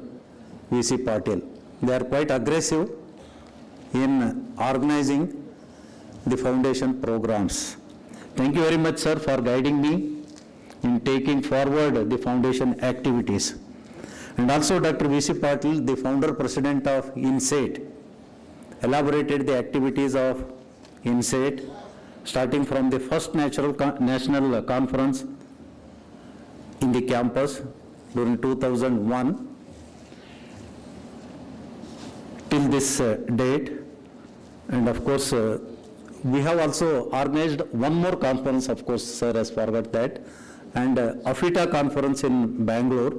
So several conferences have been organized, and recently one conference in Ahmedabad, Dr. Chaudhary Sahab has organized, and including the one organized in IIT Mumbai, Dr. Adi Narayana. So the society is very active. So he called upon the farmer-centric activities to be conducted by the universities and also by such foundations as well as the societies. So next, Dr. M.P. Poddar, organizing secretary of the conference, briefed about the conference. 150 plus delegates have registered. So I think many more may come today afternoon as well as tomorrow. And I'm happy to note that more than 90 abstracts have been received, and they are very critical in accepting. So we have indicated the abstract should be on work-based, not review-based. That's what they were very much critical in selecting the abstracts. So review-based work presentation is being done by keynote speakers as well as lead speakers. Whatever the abstracts our scientists or students submit, they should be on work-based. So I think because of that, some 25 to 30 abstract must have been rejected. So it is a good rejection is also most important than the accepting whatever received. Compliments to the screening committee. So in this conference, we have identified 4 important keynote speakers who are working in this line. So 2 are on the dais. So Dr. Jagdish Babuji as well as Dr. Agarwalji. Soon after the tea break, they will present their keynote address. And many distinguished speakers, learned speakers in the artificial intelligence will be presenting their talk as a lead speakers. So we had very tough time in identifying, but still, so I must compliment all the 4 organizing secretaries by consulting executive committee members of both the organizations and also me. So they have identified 33 lead speakers from premier institutions in the country as well as from the industry. It was a very difficult task for them because the topic or area is growing and hardly they could get the workers on this, but still 33 lead speakers is not a small number. So hope all the audience will sit tightly, I request rather, open your eyes, ears and attend this conference. Lot of learning will happen. You need not be a speaker, you need not ask any question. You must be a good listener on such occasion. So don't lose this golden opportunity listening on artificial intelligence, application of artificial intelligence, machine learning. So that is the new era for all you youngsters. So you will have to use this technology in future for your research, for your administration, or in a routine way also. So try to be a good listener in all the 3 days. Even if you lose classes, if your teachers at the cost of this conference lose the classes, you will not lose much, not more than 1 or 2 marks. Be happy here, listen all the talks, and if the teachers are volunteer, so I also request them to leave the students to attend the classes and engage your classes during some other days for the benefit of the students community and also for your benefit. So Dr. Mrutyunjay Mahapatra ji gave a detailed account on weather forecasting. He took us the entire world of meteorology. So I don't want to indicate anything from his talk, so otherwise it may take another 1 hour. Elaborative details about forecasting, weather forecasting for agriculture, status and future application of artificial intelligence, and he also gave the advanced forecasting systems, use of Kalp and Sankalp, why artificial intelligence is required in the forecasting. All detailed aspects he has given in his talk just now. You listen. A very good talk, well prepared, and I request each one of you compliment by giving him a big hand. Thanks to Dr. Mrutyunjay Mahapatra ji sparing your valuable time as Director General. You must be very busy in your day-to-day work. For the benefit of the audience, you have spared your valuable time and gave a scholarly and thought-provoking talk on weather forecasting and application of artificial intelligence and machine learning. You also gave way ahead dual engine approach in the model of Honorable Prime Minister. Always dual engine policy, we used to listen from Honorable Prime Minister, and also now dual engine approach that you have indicated for the application way ahead in the use of artificial the intelligence for weather forecasting, AI powered weather intelligence for every farmer, every field. That is most important. So I think this is the answer to the concern of our teacher, Dr. V.C. Patil ji. The farmer centric is most important. You have given the powered weather, the intelligence for every farmer, every field. Okay. AI and human experts can produce best possible weather forecast. So that's your last sentence and quote. So once again, I thank from my bottom of heart to Dr. Mrutyunjay for your excellent presentation.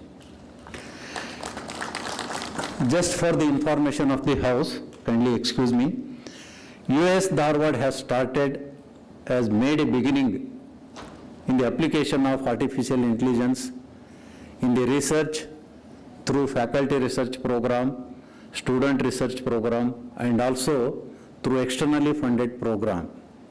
With respect to natural resources, through 2 World Bank funded projects, Sujala 3 as well as Reward, wealth of database is created on the natural resources. Weather, vegetation, soil, water system. Wealth of database is there in the digital mode, in the portal available in the government of Karnataka. So now it is the time for application of artificial intelligence for use of wealth of data on the natural resources for the extrapolation as well as interpolation for the benefit of the farming community to make advisory services. So one of our doctoral student worked on precision nitrogen management studies during using sensor and artificial intelligence in maize. Likewise, other PG students have also worked on weed management, spectral characterization and crop weed detection through computer vision in BT cotton, spectral characterization of yellow mosaic disease and real-time detection of major foliar diseases of mung bean using artificial intelligence, identification of leaf hopper infestation in cotton through artificial intelligence technique. Our students' efforts have been rewarded in the form of national level best poster or oral presentations awards, and also their research papers have been published in high impact journals. Compliments to all the students as well as their mentors. At present, AI application based smart nutrient and irrigation based work is being initiated at Agriculture Research Station Sankeshwar, that is All India Coordinated Research Project Sugarcane, and also Agriculture Research Station Hukkeri. Very recently, DBT, Government of India, New Delhi funded one ad hoc project on eggplant nutrient and disease detection through artificial intelligence technique with the financial support of 53 lakhs. Again, compliments and congratulations to the principal investigator.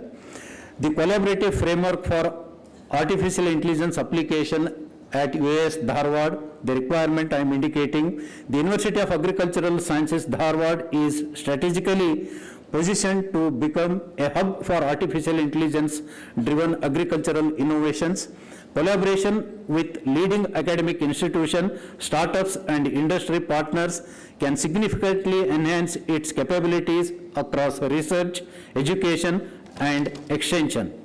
With respect to collaboration in research, US Dharwad can establish joint research programs with premier institutions like IITs, IISc, IIITs and ICR institutes to develop AI-based solutions in precision agriculture, crop modeling, pest and disease predictions, soil health, analytics and climate resilient farming. The creation of Center for Excellence in Artificial Intelligence for Agriculture with shared infrastructure, high performance computing, remote sensing labs, IoT platforms. Encourage data sharing ecosystems including farm level data sets, weather data and genomic information for AI model development. Facilitate joint publications, patents and technology commercialization. Then with respect to education, the collaboration requirements are to prepare future-ready graduates. US Dharwad can integrate AI into agricultural education through partnership with academia and industry. Introduce interdisciplinary courses, agriculture, AI in agriculture, data science for agronomy, smart farming systems, etc. Develop dual degree or certification programs in collaboration with the technology institutions. Engage startups and industries to other internships, live projects and hackathons. Established faculty exchange program and training workshops in artificial intelligence, machine learning, robotics and big data analysis. Promote student innovation labs and incubation centers focused on agri-tech solutions. Then collaboration for extension activities. AI-driven extension systems can revolutionize farmer outreach and advisory services. The partner with agri-tech startups to deploy AI-powered advisory platforms, mobile apps, chatbots, voice-based systems in local languages. Use satellite imagery, drones, and IoT-based sensors for real-time field monitoring and decision support systems. They collaborate with industries for scaling digital agriculture platforms and precision farming tools, strengthening KVKs with AI-enabled tools for localized recommendations, develop public-private partnerships to deliver customized advisories on weather, pest outbreaks, irrigation, and market intelligence. Then engagement with startups and industry, create an Agri-AI Innovation Hub or incubation center at US Dharwad to support startups. Facilitate co-development and pilot testing of AI tools on university farms and farmer fields, encourage industry-sponsored research chairs and labs, develop revenue sharing and technology transfer models for commercialization of innovations. Then coming to policy and institutional support, establishment of a dedicated AI and digital agriculture cell at US Dharwad, develop guidelines for data governance, ethics and privacy in AI applications, mobilize funding through CSR initiatives, government grants and international collaborations. Through a structured collaborative system involving leading institutions, startups and industries, US Dharwad can emerge as a leader in artificial intelligence-driven agricultural transformation. Such partnership will enhance research excellence, modernize education and deliver impactful technology-driven extension services to the farming community. I look forward all the participating institutions for one or the other collaboration as I have indicated, and also the conference is well organized. Once again, I request the active participation of each one of you, and thank you very much for giving me opportunity to speak few words before you. Thank you. Thank you, sir, for the detailed presidential remarks on the conference. Before vote of thanks, it's our responsibility to thank and honor our sponsors for the national conference. I request a representative from the UHS Bagalkot, UAHS Shumagga, UAS Bangalore, and from UAS Raichur, Dr. Umesh, as well as from the KSDA, Dr. Martanda sir, from OALMI, Dr. Maradi sir, and from DTPL Environment, Suman sir, and from KTech, any representative.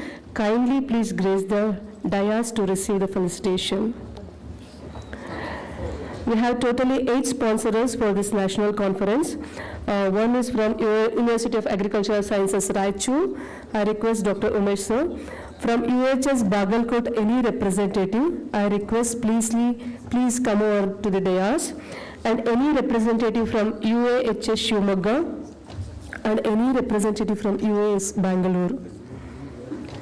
As well as from the KSDA, Dr. Martanda sir, from Walmi, Dr. Maradi sir, DTPL Environment, Suman sir, and any representative from KTech. So we have a small video as well regarding sponsors.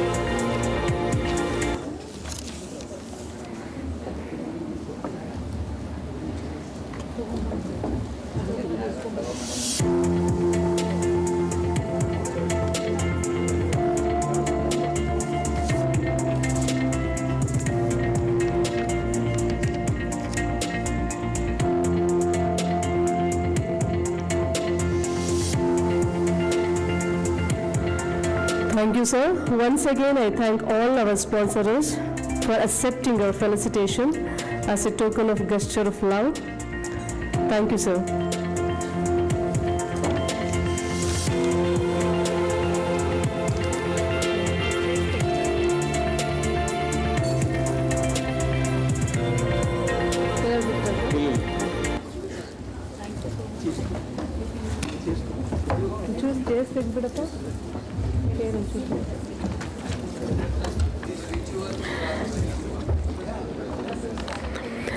Thank you, sir, once again.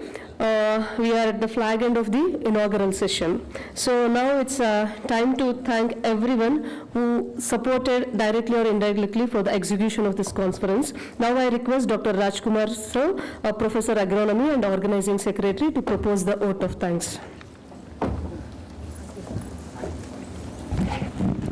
Respected dignitaries on the dais and the participants and the senior teachers. So I am here to propose my vote of thanks. So I propose my vote of thanks. I thank sincerely all the three delegates today, Dr. Mrityunjay Mahapatra, Dr. Jagdish Babu and Dr. Agrawal sir for being here and looking to our request, they made it here and made this function or a conference a very successful one. Thank you, sir. Thank you, one and all. And I also thank my three teachers. So the Dr. P.L. Patil sir stole away the show saying that there are four students here, my students here. So in the same way, I say that my three teachers here, Dr. P.L. Patil sir, Dr. M.N. Shilwantar sir, and Dr. V.C. Patil sir, who stood behind us in conducting this conference, making a very humble beginning. Thank you very much, sir, for supporting us. Thank you. And I thank each one of you for making this event, inaugural function, a very good and successful one. Thank you, each one of you. Thank you, one and all.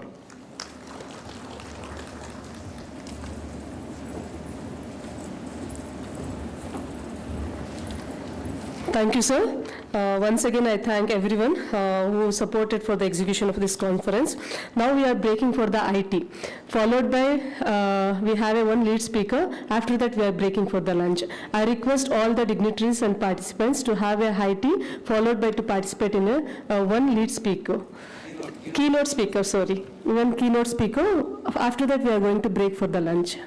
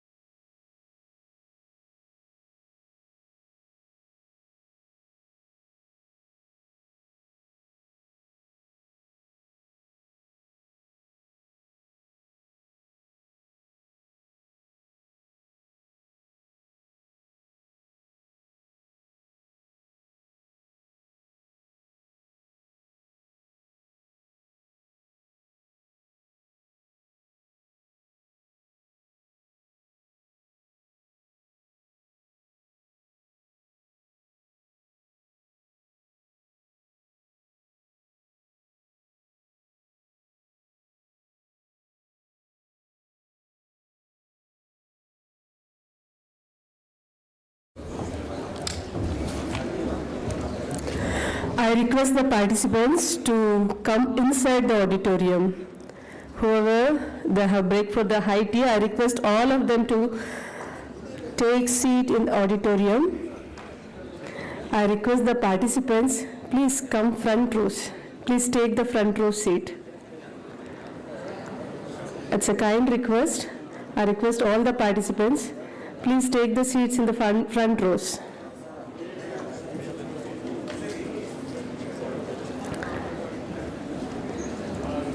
Madam. So we are going to start first keynote speaker. That is by Dr. R.C. Agarwal, sir. So after that, we are going to break for the lunch, followed by the second keynote speaker, Dr. Jagdish Babu, sir, will take over the session. Now I request Dr. R.C. Agarwal, sir, the former DDG Education, ICR, New Delhi, to throw an insightful and informative session regarding this AI-based technology. Sir, I request you once again, sir.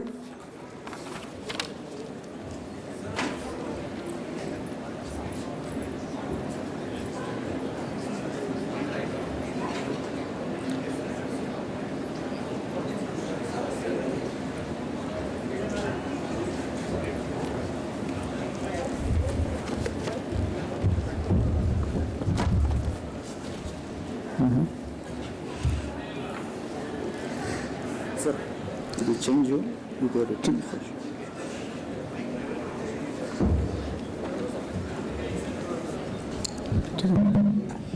Okay.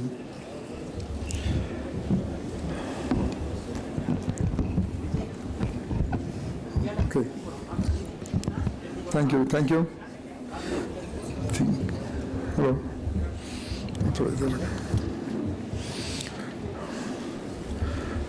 So may I start now?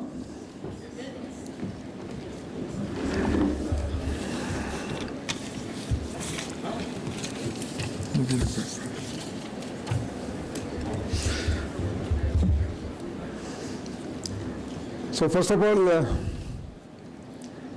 thank you very much for inviting me. Thanks to the foundation, Dr. S.V. Patil Foundation, and the Indian Society of Aggregate Information, and especially to Honorable Vice Chancellor, Dr. Patil sir. When we met at Gwalior, we were having breakfast, and then he told that we are going to have this conference, and can you please come?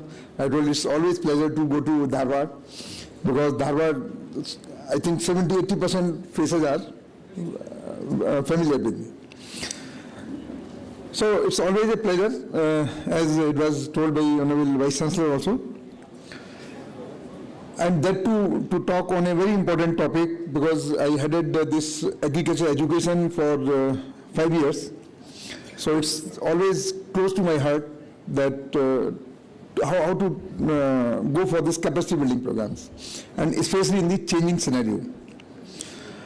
That is the background, that why I chose this particular topic, and that is preparing the students for a transformed labor market. And this transformation is happening so fast that daily, on day-to-day basis, we have to really change our curriculum, we have to change our pedagogy, we have to change our methods which we are using in this AI era. In AI, I think you all know that how on day-to-day basis we are using it. I don't think there is any person who is not using the AI in day-to-day life. I think everybody is using the Google Map. You are using the AI, which gives the traffics. Where is the more traffic, where is the less traffic, what are the alternative routes. We are using Google, the semantic search. It gives a lot of information based on your choices. It suggests then automatically based on AI. So it has become the part of the life. Now, how really we have to prepare ourselves for the future market, future labor market. So that also now we have to just see. Now my talk is based on certain studies.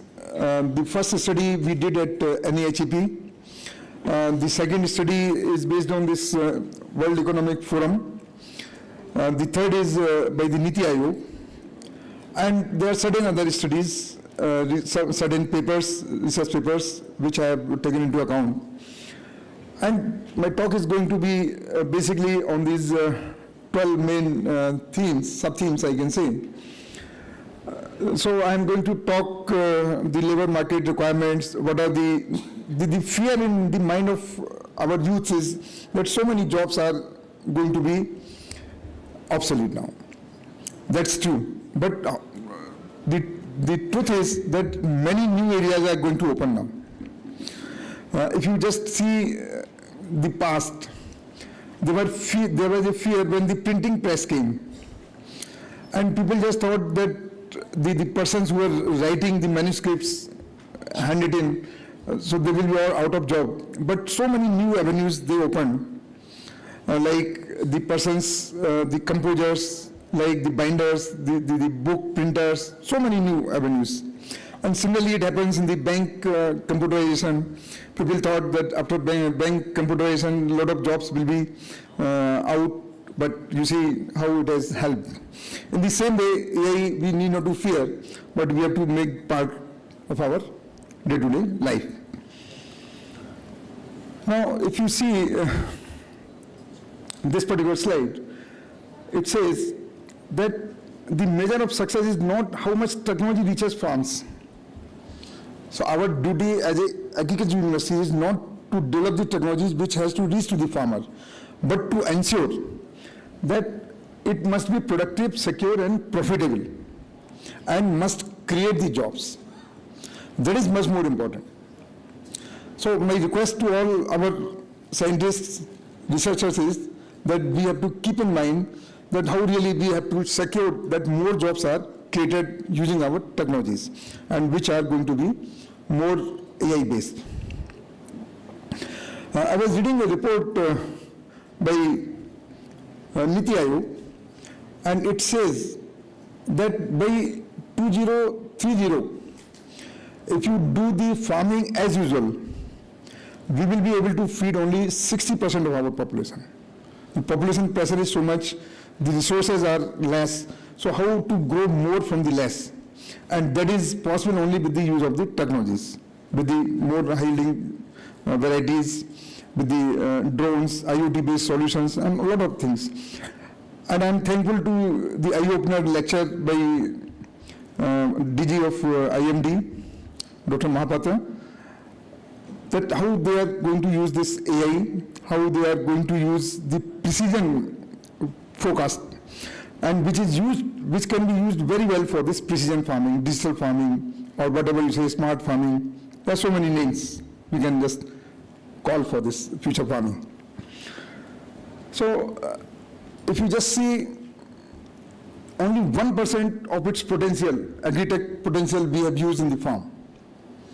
This is the latest report I have just taken from this PwC and FICCI study.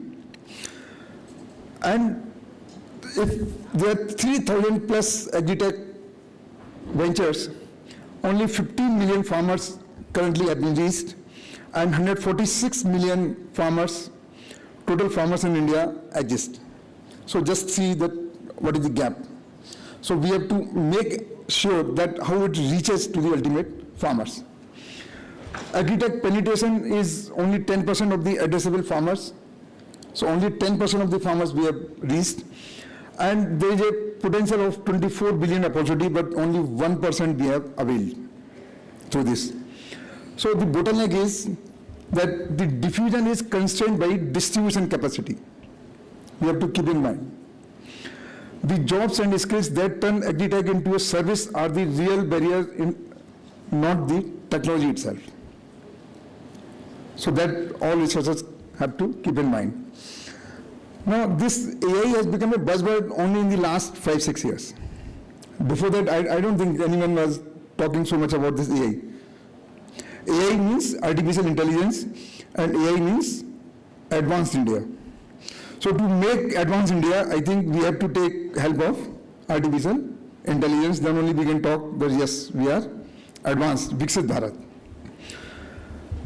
It's a 100-year-old concept, not a new concept, but the thing is, when I was studying at IARI during 1983, that time also in computer science there was a topic of AI, artificial intelligence. A lot of algorithms were being written that time also, but it was not in a common use. So with the launch of this ChatGPT, it has gained a lot of interest, and now it has become a buzzword and everybody is talking of AI.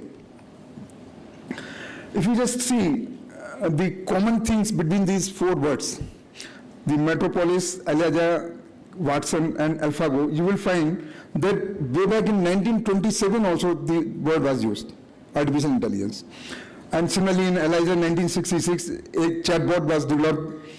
The Watson in generation 2 in 2011, it also was there. And similarly you can see the other developments. So this is not a new word, but now it is really a very common word. I will just talk about a short video film. When I met the director of that film at one of the meetings of AI at India Habitat Center. And in the morning also it was talked by IMD DG, Dr. Mahapatra, that there can be certain biases. We should always not believe in it. And there is a latest paper also, I think just last week, that in farming there cannot be any undo button. If there is a wrong information by the AI, that okay, the pest is given wrong, pest information, disease information is given wrong, then you cannot do any undo button for that. So it's very risky for that. So we have to be very much cautious that how they have to be 100% reliable, how really we have to take help of this AI by making it more predictable and more reliable. So we all know that what are the possible uses of this AI. You can use for diagnosing pests, forecast yields, assess quality, many more areas. And a wrong pest recommendation can really ruin the entire farming system. So that really we have to see and we have to take insight that the cheaper intelligence raises the premium on human wear. And that is the role of agriculture universities to invest more on the human wear. How we have to really take care of our capacity building programs, how we have to invest more for this human wear, like this software, so that there are not many such errors, biases in predicting such things. This is the film I was just talking about. And I will say on YouTube this is available. So when I met the director of this, he invited especially for me for this launch of this small documentary program, Humans in the Loop. And this small documentary, this won the best prize at the global level for this artificial intelligence. So the Aranya Sahai, who is the director of this, he discussed with many persons, and the key takeaway from this particular documentary is that Humans in the Loop is a social film that happens to be about AI. With its focus on indigenous women's labor and the mother-daughter relationships, the basic of this film is that an insect is biting a leaf and the AI just says that this insect should be killed. But based on the family information, based on the family knowledge, the girl says that no, it is eating only the rotten part of the leaf and it is a very useful insect. So we should not destroy this. But the AI says that because this is eating the leaf, so it has.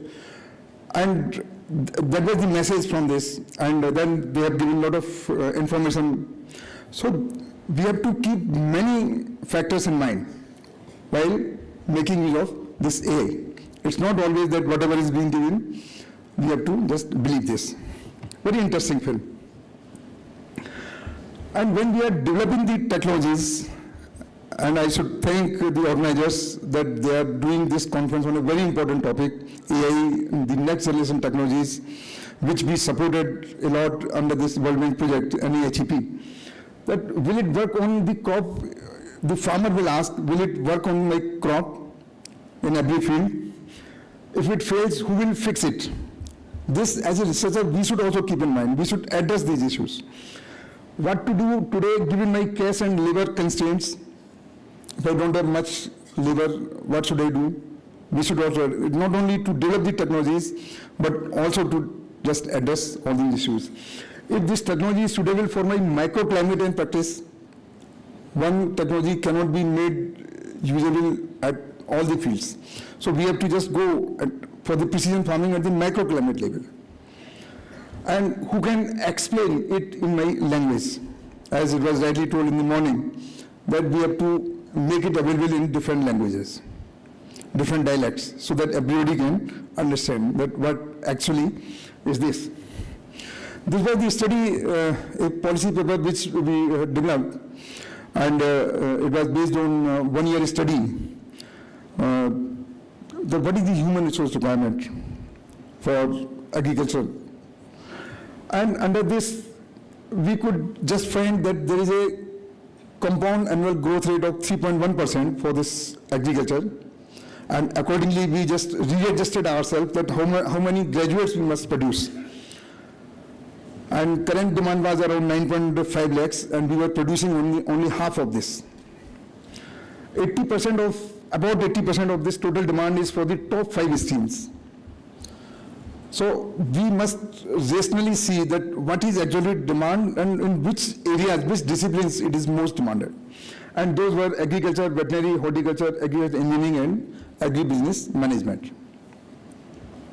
Engineering management is expected to grow at a high rate of 3.9%. Overall, it is 3.1% compound annual growth rate, but these areas are growing more in demand. So we accordingly must revisit ourselves and just see if we do not have management courses or we have less seats, can we increase this because more and more demand for these areas are there. And similarly, if you just see UG, PG and PhD programs, the UG has the most demand. So all the companies, they wish to employ these UG graduates. I was approached when I was DDG by one of the drone company, and they just told me they want to hire 600 undergraduates for this, to keep them at the district level for operations of the drone. So like that, there are so many avenues, new areas. But the unfortunate part was that out of 600, they interviewed many universities and they could get only, I think, close to 100, 120 students. They were saying they are not fit for our job because they don't have basic information, they don't have basic knowledge about these drones. Then again, we made a projections that by 2040, discipline-wise, what is the demand and what is the supply, and what is the compound annual growth rate. Accordingly, we made certain projections, we made certain suggestions that how more colleges have to be opened. Being this University US Dharwad was also one of the beneficiaries of this World Bank project, and I think you will all appreciate that we focused to prepare our youth for the next generation technologies. If you see the data, about 3,000 students, they were sent abroad. I think maybe close to 100 from this university also must have visited many universities. And how many linkages we developed. And they were sent to around 179, 180 universities, institutes across the world, including CG institutes, IRI, IFPRI, and many other, and all top universities of the world. And there were surprising fact is, these students, they were trained in 831 new cutting edge areas, including this artificial intelligence. And these are the students who are going to make our country the Viksit Bharat, the advanced India. This is the right investment which we have made for our students. And I am happy to see that the university is continuing this program even after closure of this NIHP. They are sending the students even after completing this project. And you can see in the right the potential benefits of this particular program. How the students after coming back, they got the international fellowships. You can see the average CGPA, how it has increased. Many more areas you can just see from there. Now, according to this World Economic Forum latest report, you can see that about 78 million new jobs are going to be created, net new jobs. So, if 92 million jobs are going to be displaced, then 170 million jobs are going to be created. So net gain is around 78 million. So you students should be happy. Our students should not be disappointed. The only thing is you have to change your skill set. You have to be upskilled, you have to be reskilled, and you have to really update yourself with the latest technologies, next generation technologies. So the main change is going to be in the cognitive work, where the replacement is going to happen. If you just see, 39% of the workers' core skill sets will be substantially transformed or obsolete by 2030, about 40%. So whatever we know today, just after 4 years, the 40% is going to be obsolete if you do not update yourself. So this is the right time, and I should again thank this university for initiating certain programs in this artificial intelligence, the course in artificial intelligence, and the skill sets for even the faculty about this artificial intelligence. And our farm workers are the largest absolute job growth category at the global level, not only in India. In India, we all know that about 45% are employed in this agriculture field itself.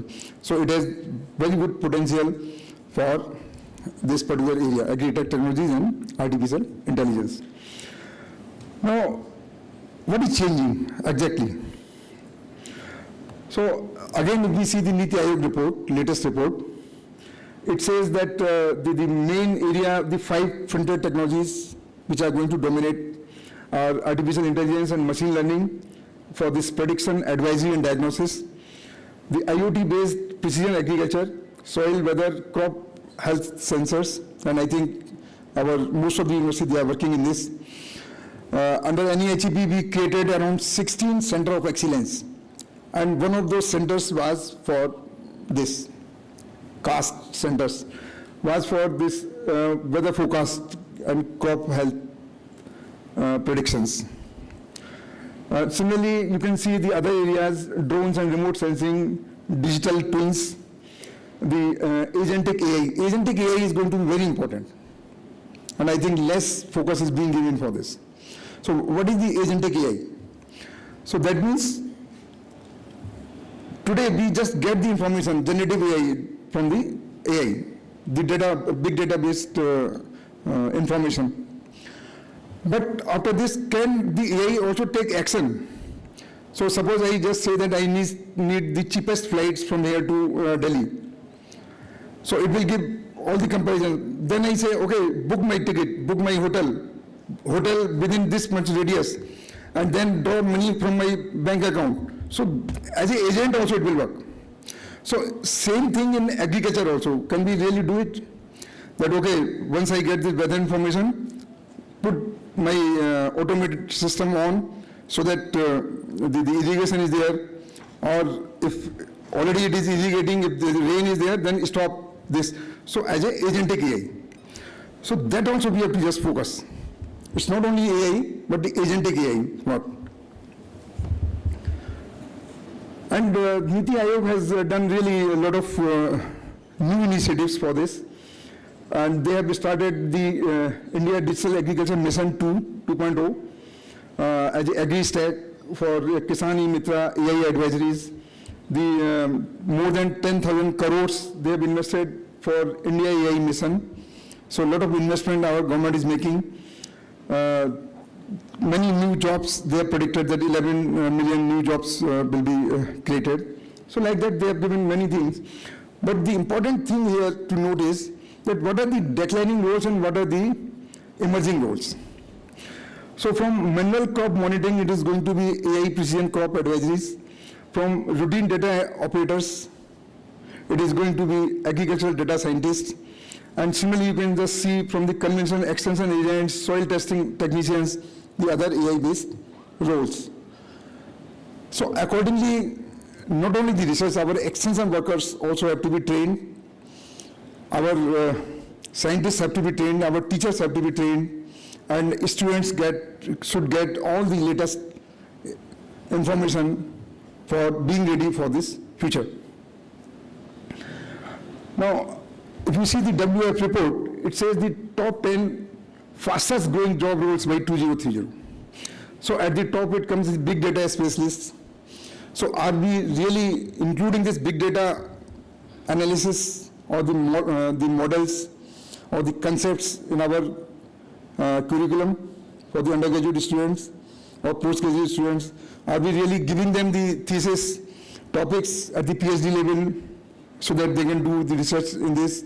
Are we having the collaborations with other universities, IITs, IIMs, or some foreign universities to work in these areas? So that really we need to look.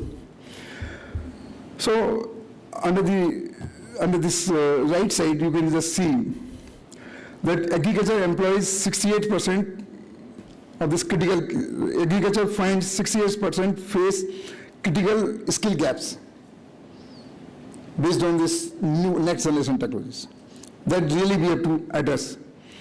And the top crop cutting skills for the students, this is very important. That what are those top crop cutting skills? So this is technological literacy. Like today, if you are not computer literate, and even if you are PhD holder, can you say that he is a literate person? Can I depend upon somebody to book my flights or to draw the money from my bank or to transfer the money? No, I have to be literate. So in the same way, you have to be technological literate. You have to be creative thinking. This is very important. A lot of companies, they are testing your thinking ability, critical thinking ability. Not seeing your marks, not seeing what is your performance, academic performance in your university. And then what is the resilience? Can you really adjust for any kind of change? So that resilience. So these are the important 3 factors which are required for this future. Now, further if we see, if you see the technology sector and the customer satisfaction sectors, in the red, this is customer section. So what is this current jobs and what is this customer satisfaction? You can just find there is a huge gap, 3 scenarios. So by 2031, these jobs will reduce if there is no action is taken. If we are not preparing our youth for this future, then certainly jobs are going to reduce. But if you take action, then these jobs are going to increase. This is according to the Niti Aayog report. So what really, based on this slide, we need to do, that we need to embed all AI fluency across all education levels. Whatever, whether it's agriculture university, whether it's a traditional university, whatever is there. Even in arts, there is a lot of use of this AI. Automatic translation, the automatic making the figure of somebody. So every field is touched by this AI. Build a massive national AI skilling engine. Again, it's very important. Become a global AI talent magnet. This is the India government motto now. That how really we become the world leader. And that's why in national level, international level conference, a global conference was held in Delhi just for this 3rd option. So it's really very much important. The alarming figure is that the demand presently is around 25%, the compound annual growth rate, and supply is only 15%. So there is a huge gap. And that gap can be filled only by the universities because we are dealing with the agriculture. So our agriculture universities really have to gear up, have to really prepare themselves for this particular. There are other figures. You can just see how much is the migration after getting training, how many students they get to different countries, and we are left with only few talented persons here in India. We are not able to retain our students. Now, again, if you see the percentage of the workforce needing reskilling, upskilling, so by 2030, we need to upskill or reskill about 59% of the staff, of the workers. So just see how much is the load on our academic system, our training institutes. And if you see the gap in the demand and supply in the absolute figures, you can see that how much is required and how much is available as on date. NEP also just talks about so many reforms for this. Out of 77 universities, because that time when NEHB was there were 74 universities, we started around 600 new courses, and many of these courses were for these vocational courses were for this next generation technologies. 120 plus agri startups, they were initiated under this program, and we could create a blended learning platform, and blended learning platform was using the AI, and we trained almost all the universities for using of this. What is this blended learning platform? It addresses the requirement of each and every student individually, just by seeing, or I can say immersive learning, or the adaptive evaluation, which is really required. Every student is not on the same path.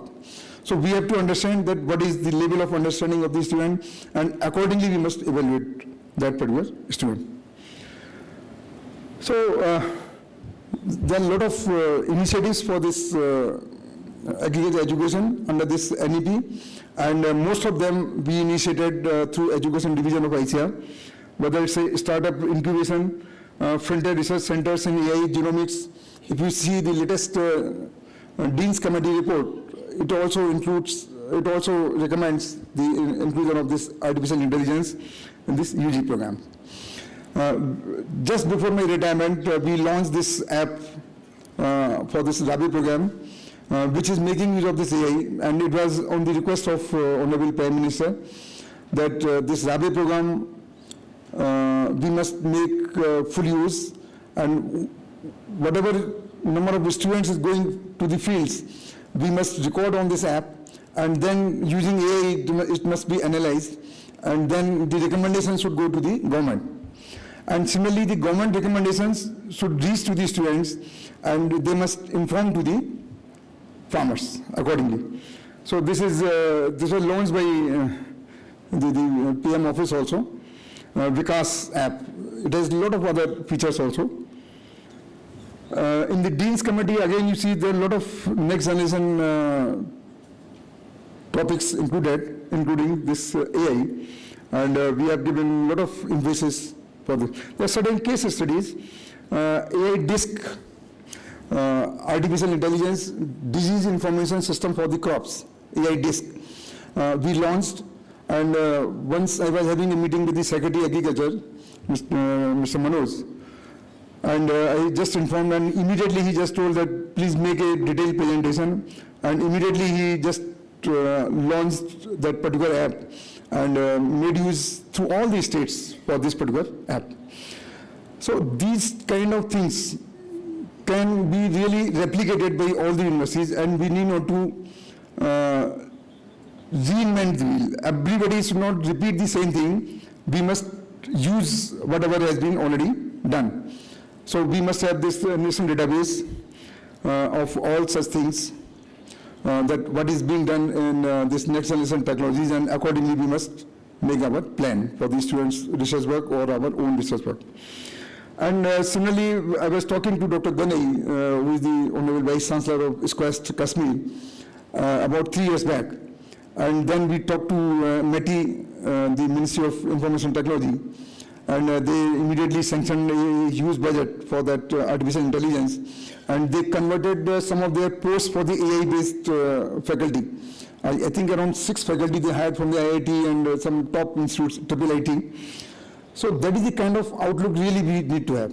We must talk to the government that we need to now change not the conventional kind of faculty, but our next generation technology, like AI, like the big data analysis, like the machine learning, or other kind of specialists really be required in our university. Because our teachers who are trained in these conventional subjects, they cannot be again reoriented for this next generation technologies. So that change really we have to bring to our universities. So the impact is the scalable AI advisory model, which is applicable across all SAUs. Now, there are a lot of other initiatives which we took. I'm not going to talk about all those things. The important one is here the market intelligence, one of the CAST center which we gave for this Anand Agricultural University. And this is AI-driven, a very good model which has been highly appreciated by World Bank, highly appreciated by Ministry of Agriculture and other departments. Even the Niti Aayog made a visit to this particular center. And such things are really required, that how precise information we can provide to the farmers about the price, about the other kind of market situations to the farmers. And we can collaborate with such centers, because every time it is not possible that we initiate the same project or we just reinvent the wheel. Now, the preparedness of the gaps in agriculture universities. Again, this latest report, it says that 85% of the students feel unprepared for the AI tools. It is based on some survey. Now, just see what is the gap.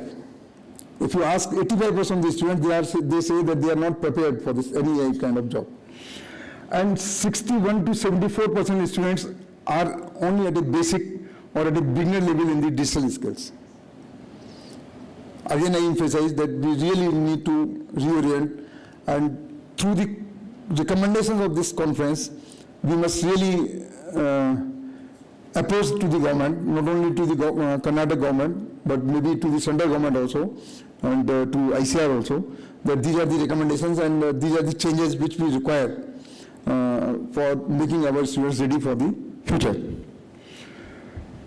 There are a lot of critical gaps identified for this curriculum, which you can just see from here.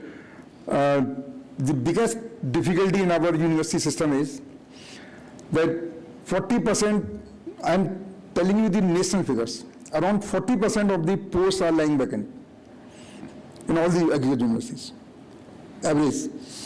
But we do not have any AI specialists in any of the university, except few.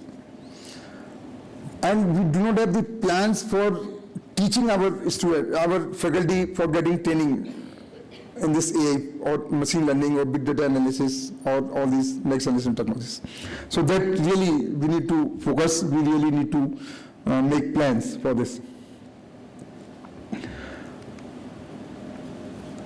Again, this is a very latest report, and this model is called 3A, 2I. So 3 A's in this and 2 I's. So the access, acceptance, assimilation, implementation, and institutionalization. This is the key of this, with the entire talk. So in access, we really have to be AI-ready digital infrastructure. We must have the open data ecosystem. Our research results, we should not keep to our heart. So it has to be a bit now in AI. Can AI work if you are keeping the data with yourself? AI is based on only the data which is available. More data you feed to AI, more precise information it will give you. So we have to go really for this open data. So whatever research I do, let it be available to all. Then only the AI will work.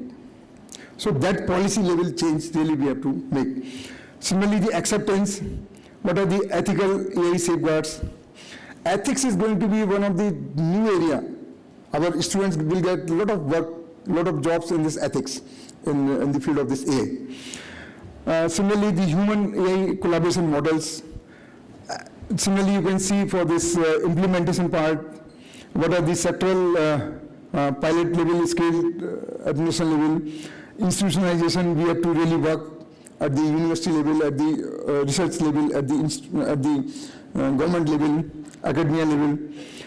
So in this institutionalization, we have to just see what are the national AI governance frameworks. At the university level also we can see policy levels, we can see at the feedback loops, and many more areas we can just really see.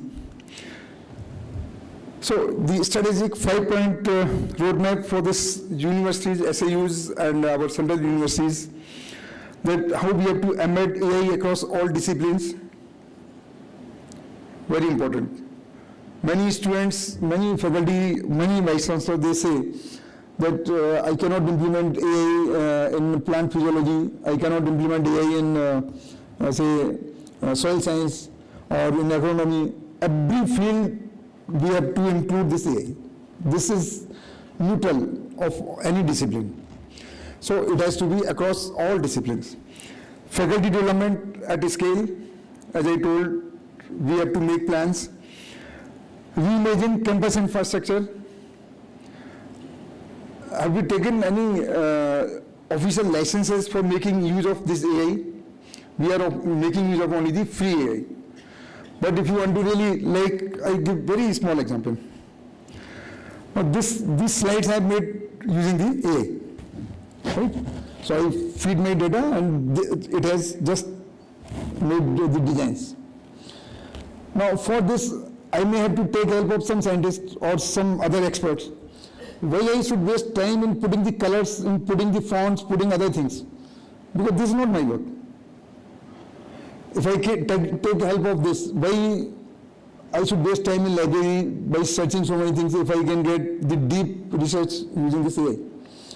So we should have certain licensed version of all these AI tools, at least 1 or 2 license, so that any person in the library sitting there can do the deep research for this.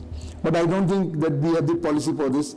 We always try to get whatever is possible only free for a few minutes, and then it will say that today's quota is over.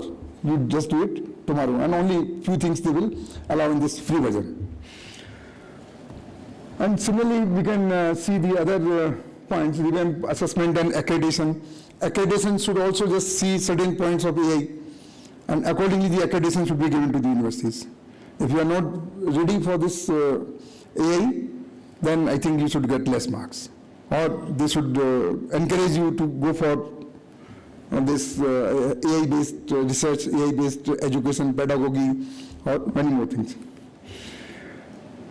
So the 30 new job roles are going to be created in this agriculture based on this AI. And about 15 declining roles in this agriculture. And it is applicable in all production and precision agriculture, value chain and market intelligence, climate and sustainability, extension, and robotics, bioinformatics, every area. I have listed certain areas. You can just see what is the Indian examples for all these areas. Crop production, there is this AI disk I just told you, crop disease, pest diagnosis, soil health monitoring, what is the emerging job roles. It's very useful for the students. And what are the declining roles in all these areas. So I've listed here some 15 areas.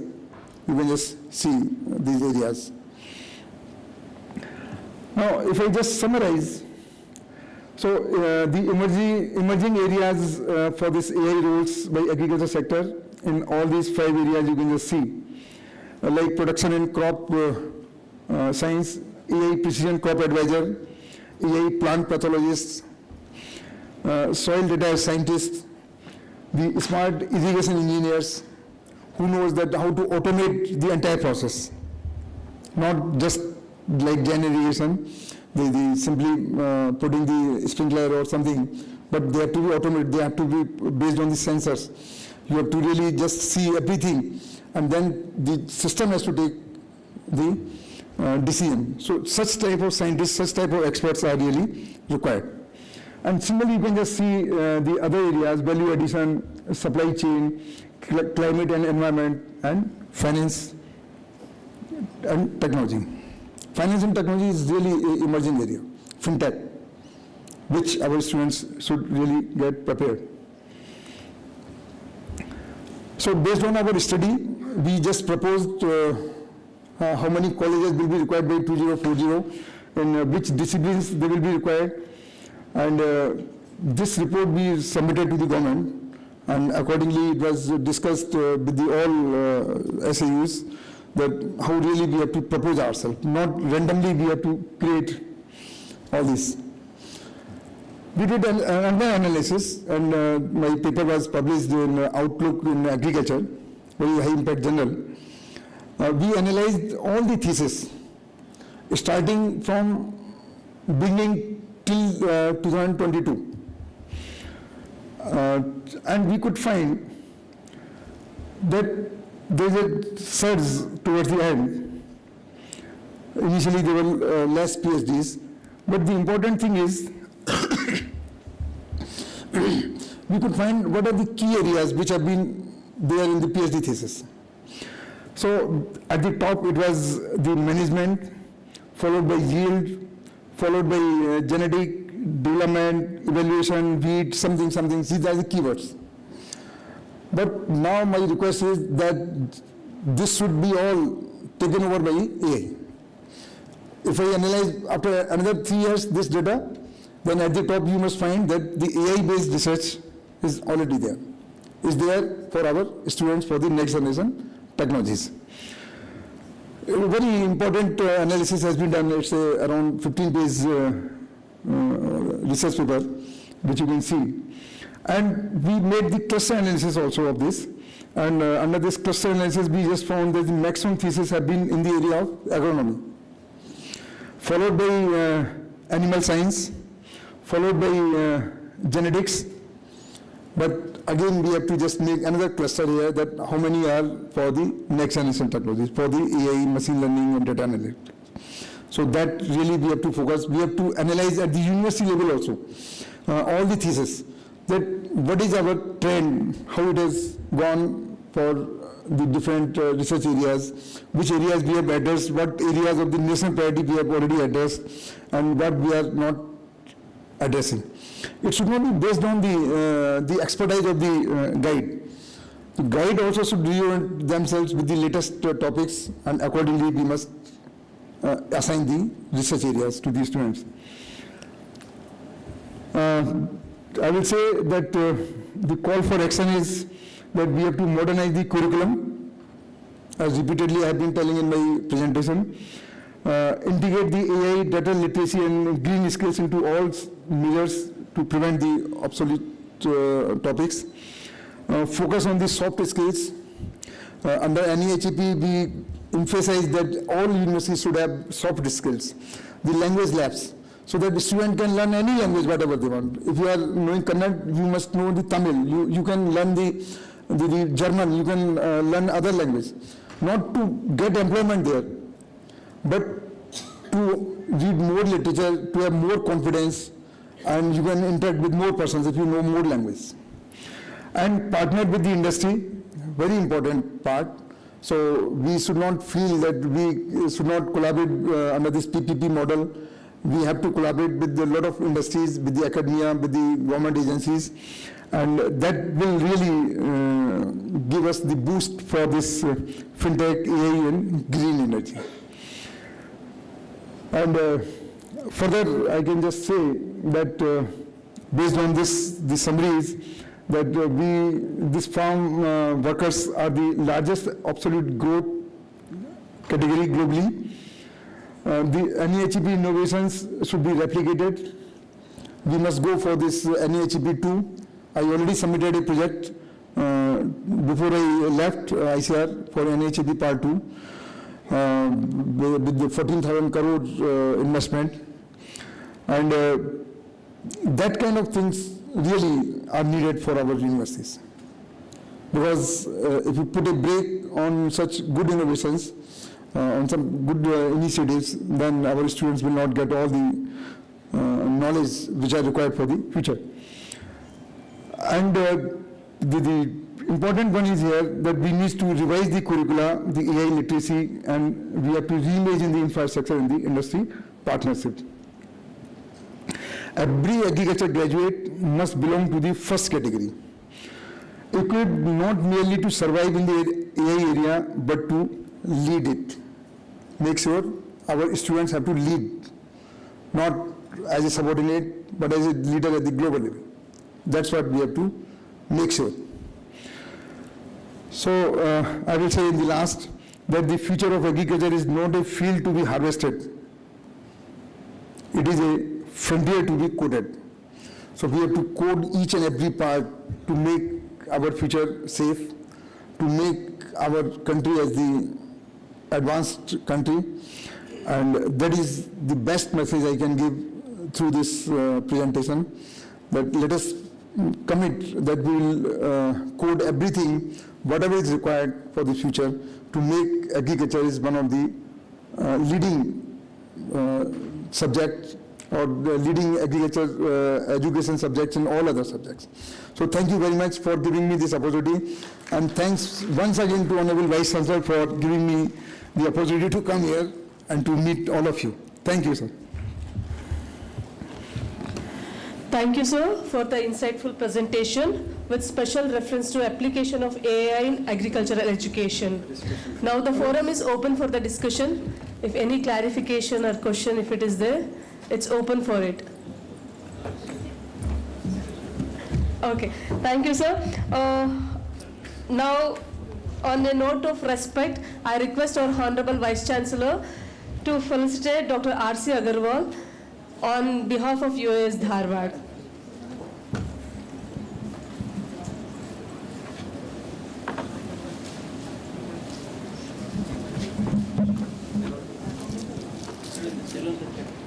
I request Shrilantar sir to accompany Honorable Vice Chancellor sir, as well as Dr. V.C. Patil sir.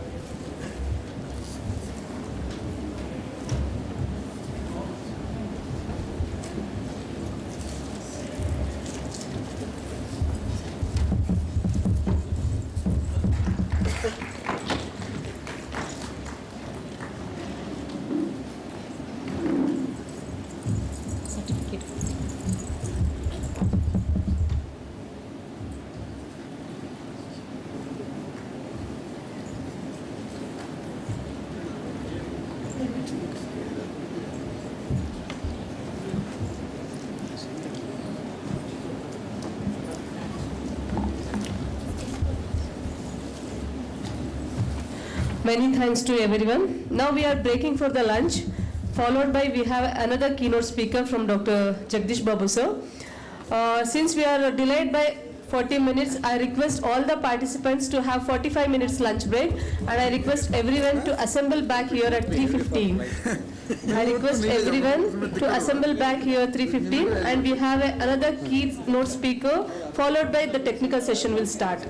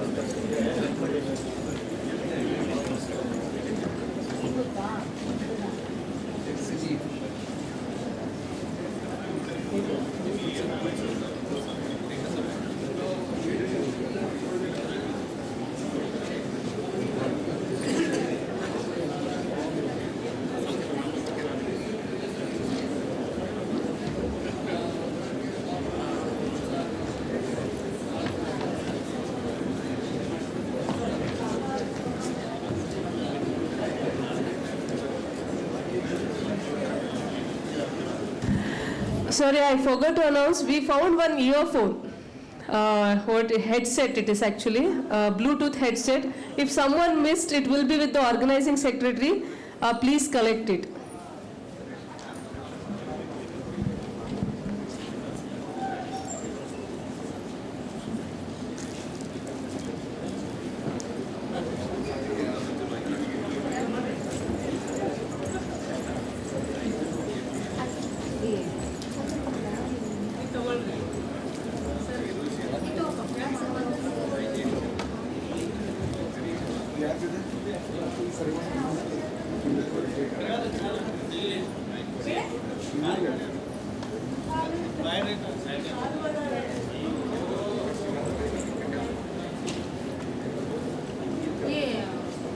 ಯಾರಿಗೆ ಇವ್ರು washroom ನೀವೇ ಇಲ್ಲ ಯಾರಿಗೆ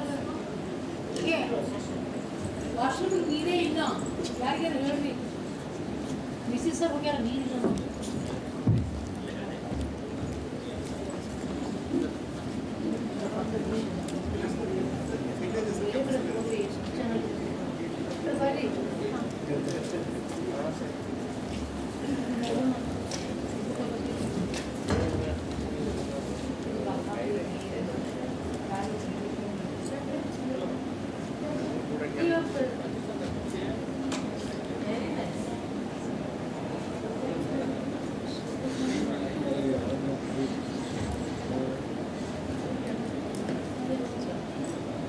ನೀವು ಇಲ್ಲೇ ಇರ್ತೀರಿ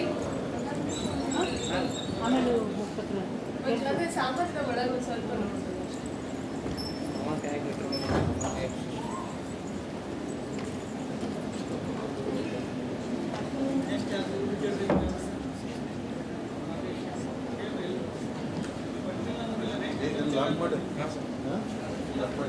ಇದು ಯಾರು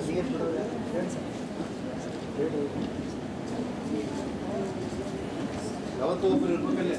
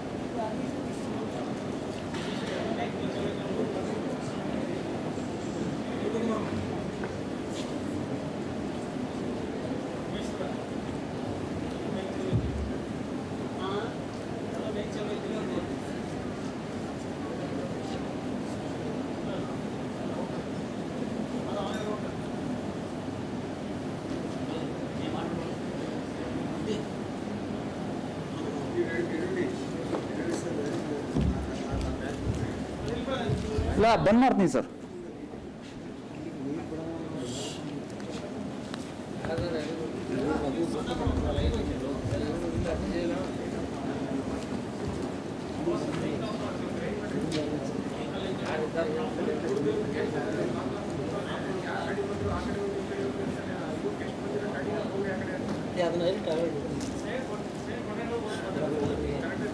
ಸರ್ಟಿಫಿಕೇಟ್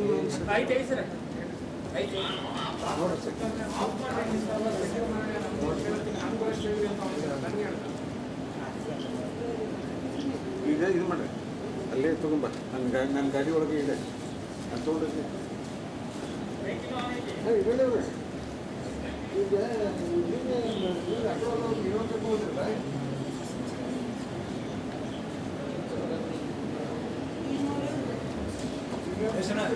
ಈಗ ಬಂದಿದ್ರು ಸೌಂಡ್ ಬರೋದು ಮಾತಾಡಿದಲ್ಲ ಅದನ್ನ ಆಫ್ ಮಾಡಿ bike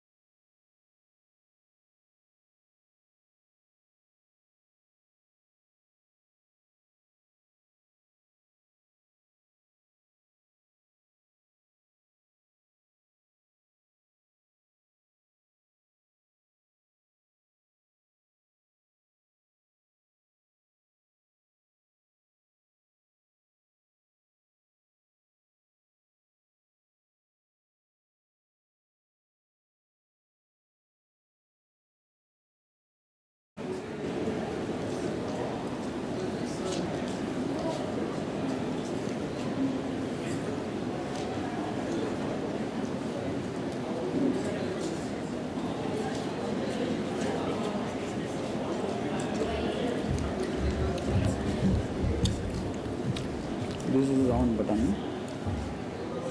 First, second. This is button.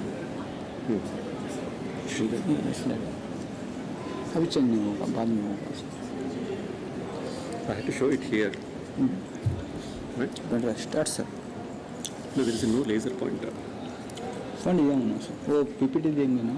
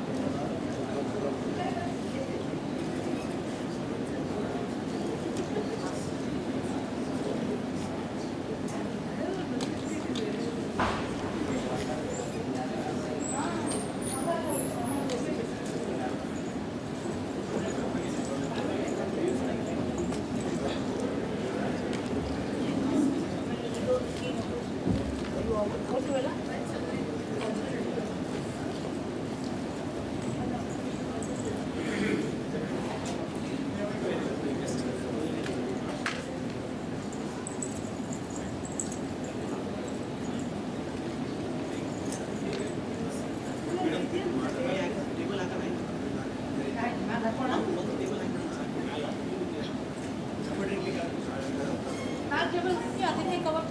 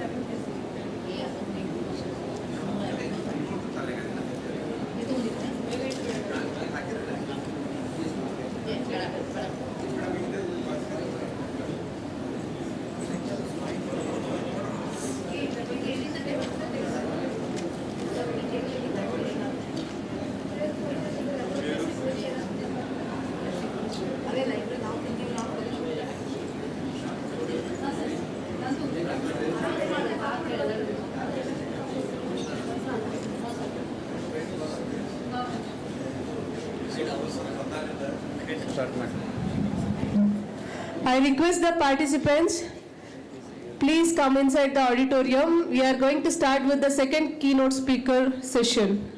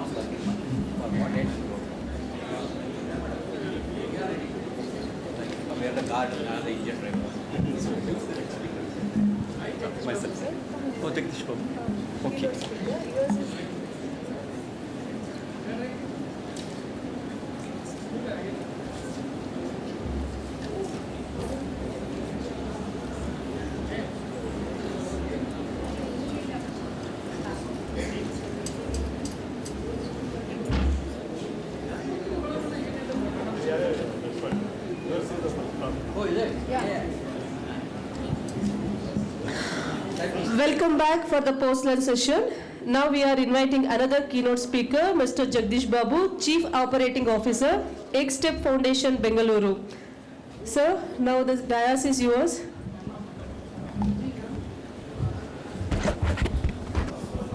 Can you all hear me? Good.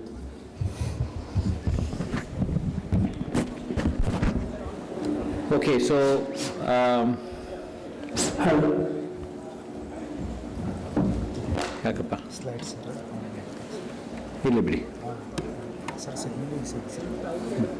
slides. So first of all, thank you very much for inviting me, Honorable VC sir, and rest of the dignitaries. My professor is in the room. And he gave me an ultimatum. He's like correcting my paper. If you don't finish in 10 minutes, I'll give you negative marking. So, so I'm used to his negative marking. So, okay. So I have some slides and which we'll talk about. But I thought to start with, I'll tell you a small story for first 5 minutes and then quickly take you through what I'm doing within the 10 minutes story.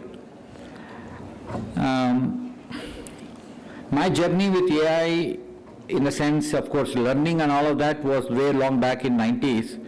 But from a generative AI perspective, I was very excited in 2022 when ChatGPT moment happened, right? I was very excited.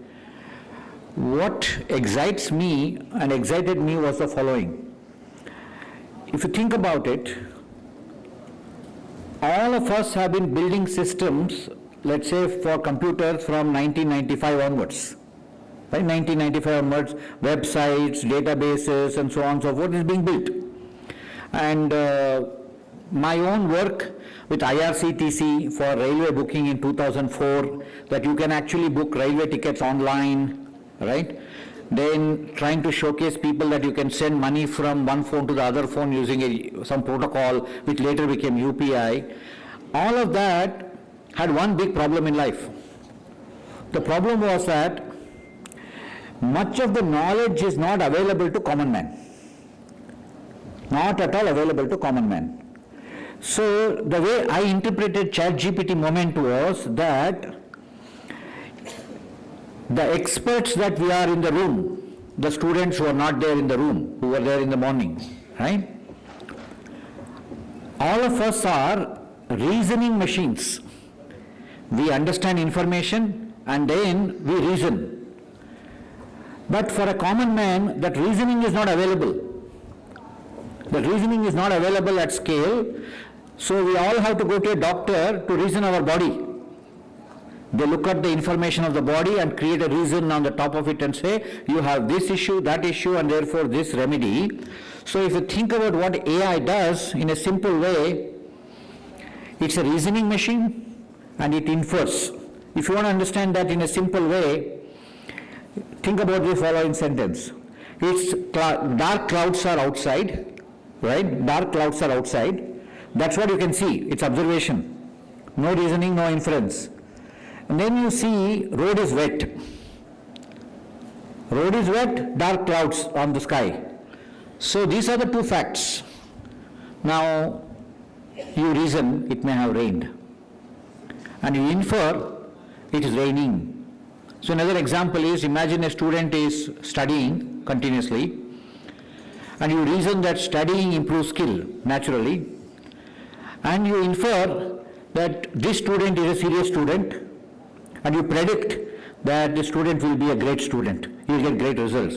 You see, in this one example, you saw an observation, the student is studying very hard, and then you reason that the student is very serious about studies, and then so on and so forth.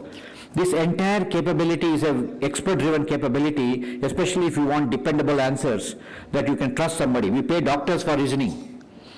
So first time when ChatGPT moment happened, my aha was inference, that your ability to infer, your ability to reason can now be available to common man in a very big scale. Big scale, massive scale. So I started working on the agricultural domain on the invitation of then Secretary Manoj Ahuja ji. And first application was called Kisan E-Mitra, which was for PM Kisan scheme. When I don't get my money, I don't know what to do. There are 12 crore beneficiaries, 2 crore of them don't get their money. When 2 crore of them don't get their money, all of them go to the office and say, why am I not getting my money? So the first application was, can a farmer call a machine in 2023 and ask, why am I not getting my money, in his language, in 22 languages, and get an answer that you are not getting your money because your Aadhaar application is not linked, your bank account is not linked, or the KYC has expired. Whatever it is, tell on the phone only. Do not have to go to an office. That application was a huge hit. PM also liked it so much that every 3 months he kept championing it. But the ChatGPT moment was reasoning and inference at scale. Of course, when students use reasoning and ChatGPT on a day-to-day basis, they are letting go of their reasoning capability, which is what makes them an expert. They are delegating that to another machine. That's fine, that's their choice. Now they are no longer an expert. The expert they are meant to be, right?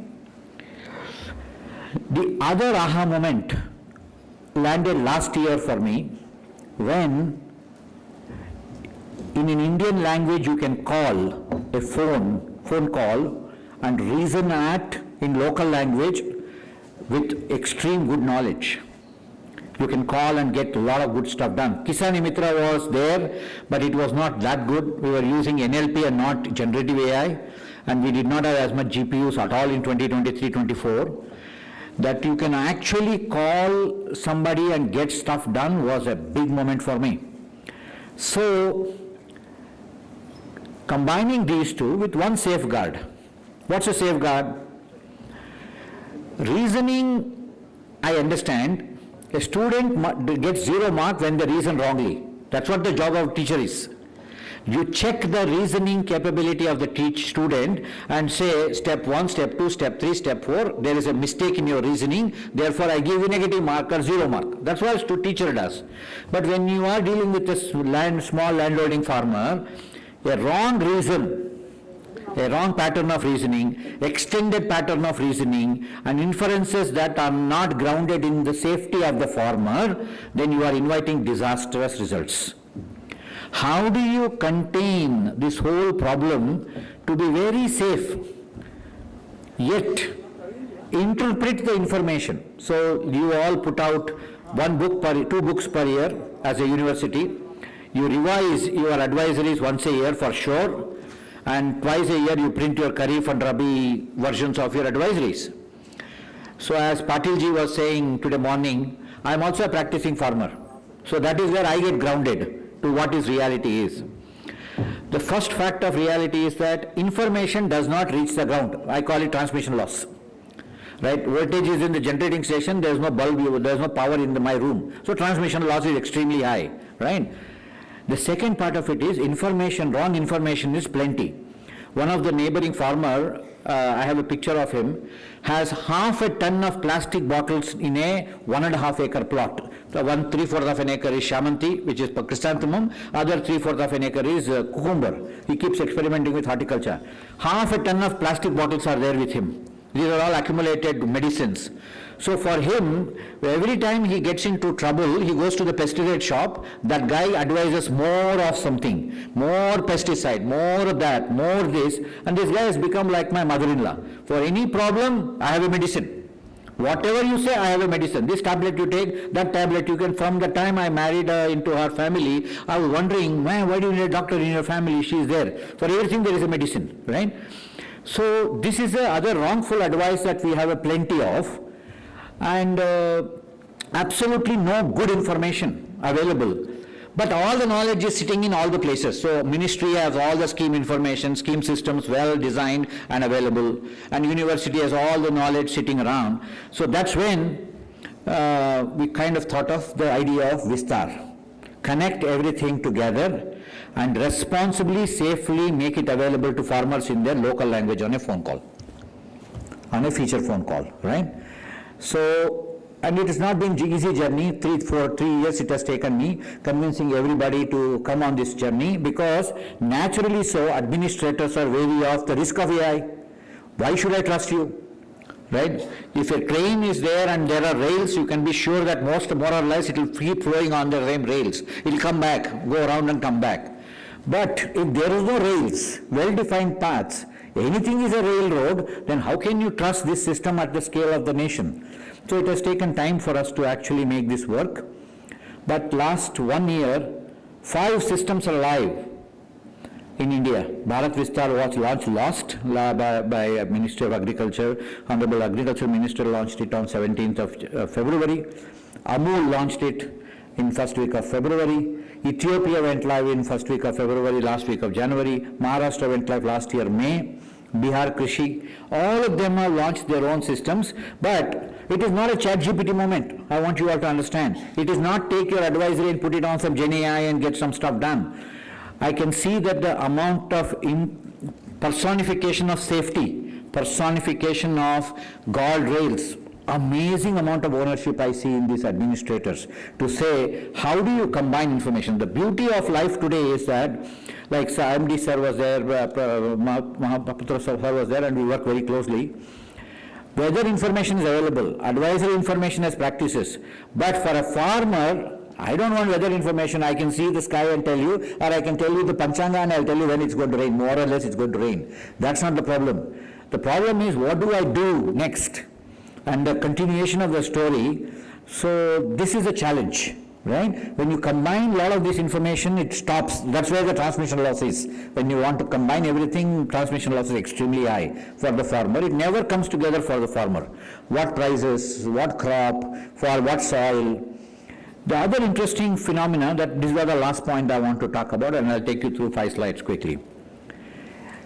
All the information systems we have designed in the last 20 years are designed for consumptions by humans. Website. Somebody gets the information on the website, interprets it. That is, the inferent reason happens by a human. It's not for the end user. The dashboard. For whom is the dashboard? Not for the farmer. Farmer cannot understand a dashboard, but it is for another expert. All scheme related information is available at the extension office. You have to go there for a human to receive, not for another machine to receive. So much of the information design paradigms and information dissemination paradigms have been for humans to do. That means we are indexed on human ability. But I tell you what the challenge is. Humans are absolutely short on patience. When a farmer comes and asks you the same question 5th time, farmer is not asking for clarification, because skill is not built by knowing, skill is built by practicing. Same thing you have to practice continuously. Only when you practice, then you will have questions. If you don't practice, any information is great information only. So when you practice, then questions come. Then whom does he ask? The same fellow comes, hey, I told you yesterday only, now why are you asking me? So this is a lack of patience of the humans. That's where the transmission loss is coming from. It is not that your book is not readable, it's not that the book is not accessible. It is the translation ability contextually in a repeated manner is the missing thing. Like a patient teacher does that for us, continuously interpreting and reinterpreting and having the patience till you understand I am standing around. But the beauty of AI is that it can reason patiently. Any number of times you ask, no problem, I will inform you. And now the other interesting thing, if you look at soil card, soil scientist knows million times more information than what is in the soil card. Why is it not in the soil card? Because it's meant for a human to read and understand. But that's not enough for actual proper diagnosis of the soil. But you cannot transmit all the information. It's like you go to a doctor, doctor knows 10x more than what he is telling you. Okay, but you don't judge him by what he says, you judge him for what he knows about you. Okay, so he will tell you, but he will not tell you a reason for what he is doing, right? That's why they get impatient when you ask them more, because you don't have the capability to understand. But an AI can understand. You don't have to understand. AI can understand all the details. So this is what I mean by designing systems for humans versus designing system for AI. When you design systems for AI, you spend 1,000 time trying to edit your advisories so that it is concise, human readable and all that. Correct? That's what you all do. But you miss out on a lot of information that AI can use for this. Your conciseness is not helping. Actually, recently I came across an example in Maharashtra when they said, do not use this class of medicines. That this class of medicines, do not is just not is one word. Not is one word. For a human it is very clear, don't go there, you will fall down. But for AI, million words are there in this, one not is of no consequence. It will quietly ignore that not and now you start recommending that medicine. Because you wrote only one small paragraph to say what not to do. Very small paragraph. So this is what I mean by not designing for AI versus design for AI. The information abundance that AI can deal with is unimaginable by human imagination. So when we design systems in future, we have to think about whom are we designing it for. Are we designing it for humans to read or systems to read? If it is for systems to read, your ability to design has to be very different. You got to put in a lot more and you do not weigh it by the amount of paper because you will not even print it. For printing purposes, for humans, you do what you need to do, but for systems, you got to redesign the whole thing, right? So that is the basis of what we have been doing as a practice, trying to develop a practice of putting AI to work for large-scale farmers. And this is an idea of Bharat Vistar. Now I'll quickly go through. So when you can get to this for a normal average farmer who does not understand technology, doesn't understand agriculture science, then you kind of have arrived where you can combine. So the idea of what we are trying to do for queries on schemes, all the schemes and markets, these are just examples. But this is a central slide I just want to take you through. If I know you, AgriStack tells you this. If I know your land, AgriStack has the information. If I know about your soil card systems have it. If you don't have it, go get it done. Okay. And if I know your area, I know your location, and I know your weather patterns for last 5 years. And I can connect all other systems, ICAR to the Dharwad University, UAS and so on and so forth. And so the hierarchy that ICAR is also suggesting is super clear. First UAS, KVK, UAS and ICAR, not the other way around. Okay, because you guys are hyper-local in producing what you produce. So with this information, could we unleash to a farmer on a feature phone practices that are unimaginable in today's world for them? That is the idea. Okay, I'll end with one small demo for you, okay? The demo is a call to a English system. And today morning, I was escorted here by Dr. Jonah. You know him well. So I'm going to make a phone call to a bot, and you are going to hear it. And I'll just go through the same question that I asked Dr. Jonah was explaining to me.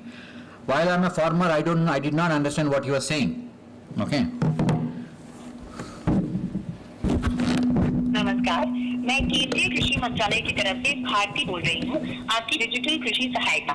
क्या आप ये बातचीत हिंदी में करना चाहेंगे या English में? मैं इंग्लिश में बात करना चाहता हूँ। ये कॉल प्रशिक्षण और गुणवत्ता सुधार हेतु रिकॉर्ड की जा रही है। आपकी जानकारी सुरक्षित रहेगी।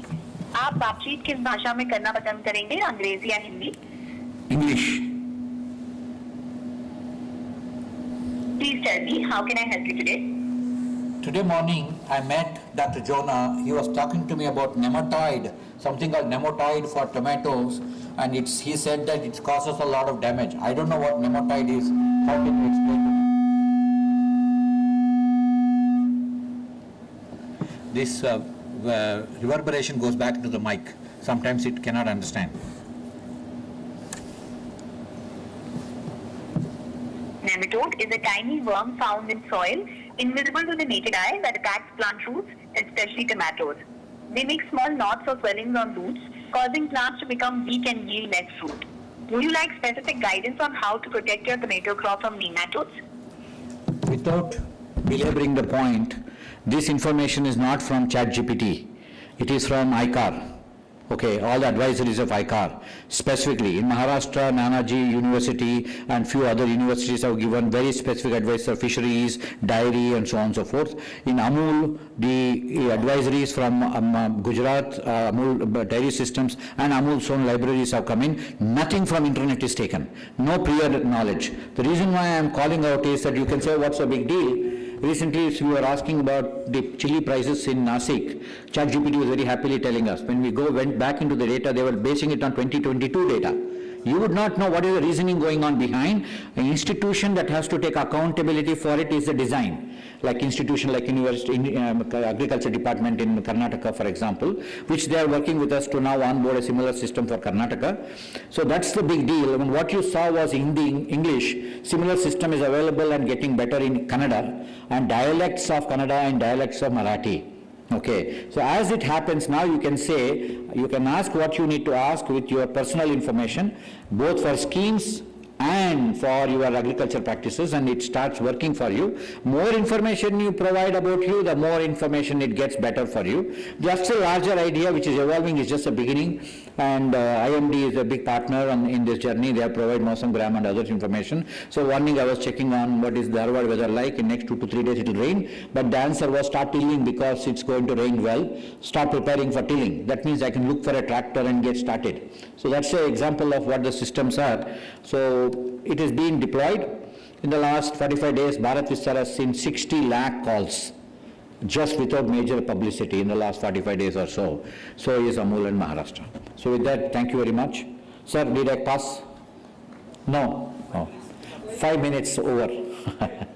Sir, please. Thank you, sir. Thank you very much.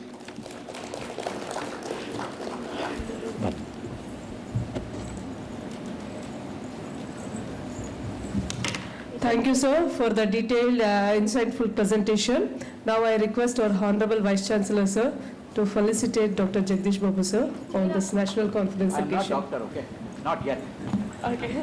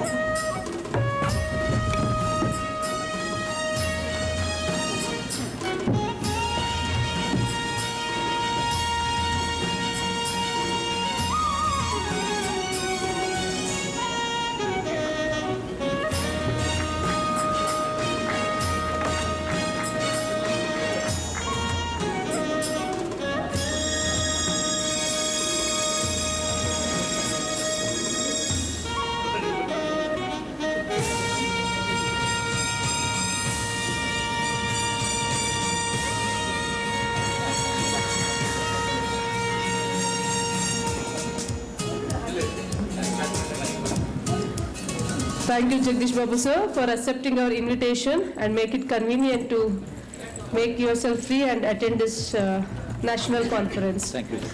Now the technical sessions of this conference is going to start. Now I request Dr. Hosmani sir to take further this conference to the next technical sessions.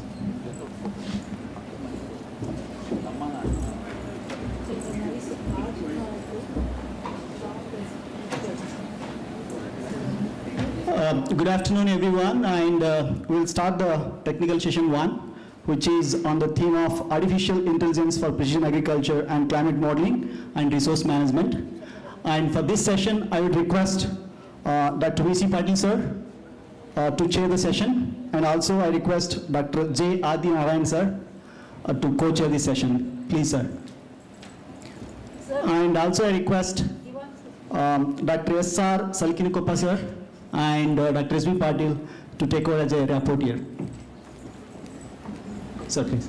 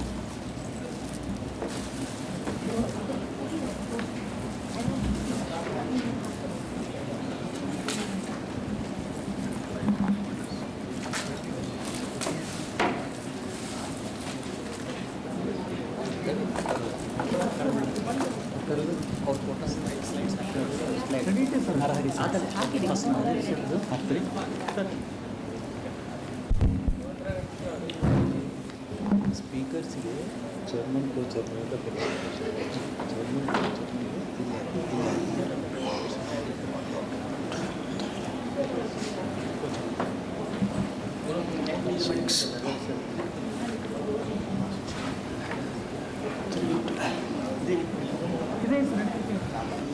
Good afternoon.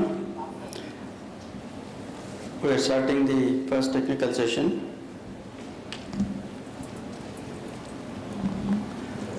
Technical session 1. We carry on the backlog running from 1 to 2. That's 2 papers to be presented. They were supposed to be presented before lunch. And we'll start with Dr. Y. Narahari, Honorary Professor, Computer Science and Automation in Institute of Science, Bangalore. He'll be talking on empowering Indian farmers with artificial intelligence-based algorithms. I request Dr. Narahari sir to please come and present his paper.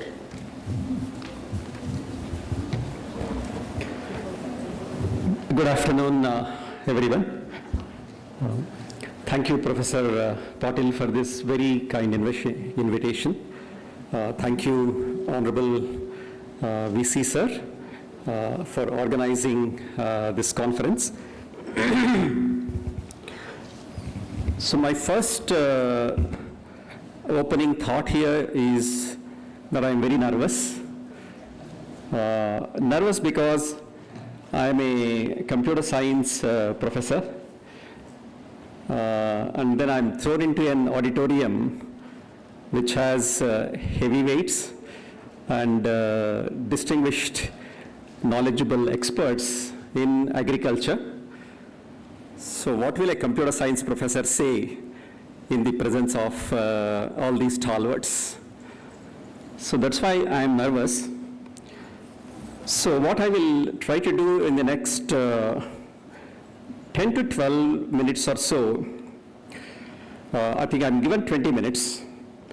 I will try to complete my talk in 10 to 12 minutes, and then so that there is enough time for at least 3 or 4 questions, because I want to learn from the questions which are asked in this talk, rather than myself trying to tell you what we have done.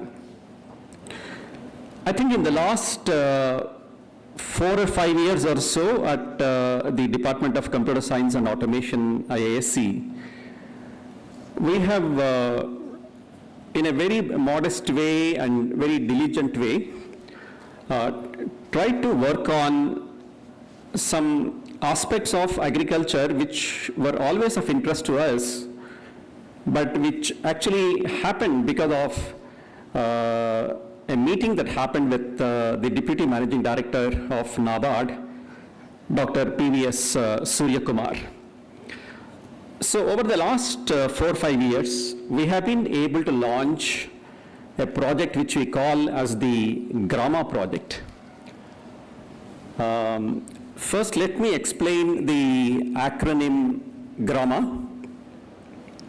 I am basically a computer science person who works at the interface of economics and computer science. So there's a branch called Economics and Computation, which is now very popular in computer science departments. That's the area in which I work.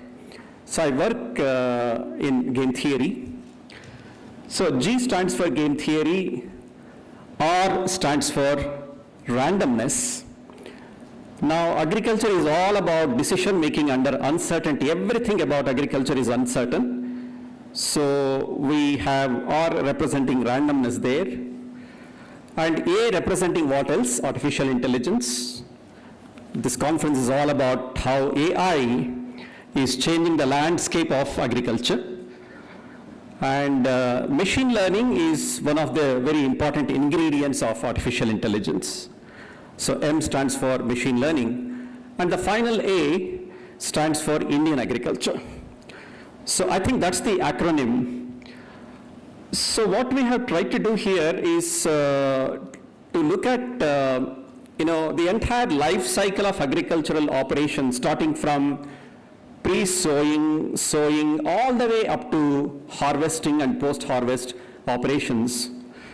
And we have tried to pick some important problems which were actually inspired by some of the research questions that NABARD gave us. NABARD has actually played a very important role in our journey in the last 4 or 5 years. So what we did was to look at the entire spectrum of activities that happens from end to end in agriculture. So here I have 9 building blocks, and I will very briefly describe these building blocks. Crop S is crop planning system, which does the planning of crops for the next season at the state level, district level, maybe even at the taluka level, using mathematical programming and optimization. That's crop S. So the second one is acre. Acre is agricultural crop recommendation. So this is at the individual farmer level. So based on some minimal information given by the farmer, acre is like a mobile app. It's an algorithm which will tell the farmer what is the best combination of crops the farmer can grow in the next 2 seasons, maybe Kharif followed by the Rabi season. That's the acre. Promise is a tool. It's actually to do with procurement. It looks at the input side, and what we want to do is we want to make the procurement of agricultural inputs like the seeds, the fertilizers, and also the pesticides as cost effective and as quality assuring as possible to the small and marginal farmers. So as requested by NABARD, what we tried to do was to see how we can actually exploit the economies of scale provided by the farmer producer organizations, FPOs. And as all of you know, FPOs have been championed by NABARD quite a bit. So we were trying to use aggregation through an FPO, collect the information about what they want from individual farmers belonging to that FPO, and having aggregated the information, do a bulk procurement and make it cost effective and also quality assuring using some AI and also in this particular case game theory techniques. That's Promise. So while Promise does things on the input side using farmer producer organizations, Prosper, the 4th building block, it does things at the output side. So at the output side also, you can use a farmer-producer organization to aggregate whatever the farmers have produced and find the right market linkages to maximize the revenues for the farmers. That is called PROSPER. If you want the acronym, Protocol for Optimal Selling of Produce for Enhanced Revenue. So then we come to the fifth building block, which we call as PREPARE. PREPARE is price prediction. Price prediction happens to be a grand challenge problem in agriculture, a very difficult problem to solve. Can we predict the prices of a given agricultural crops? Maybe by next week, after 15 days, after 1 month, maybe after 2 months, 3 months, and so on. A wide variety of time series models have been used in this context, but we wanted to beat these time series models with what else? Deep learning models.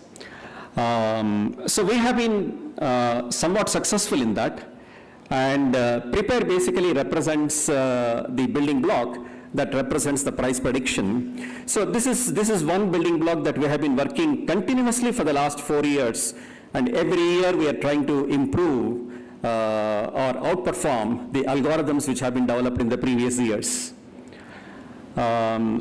Then AgriVahan, the sixth building block, is actually a computational platform, an AI/ML pipeline that we have built for agriculture data analytics.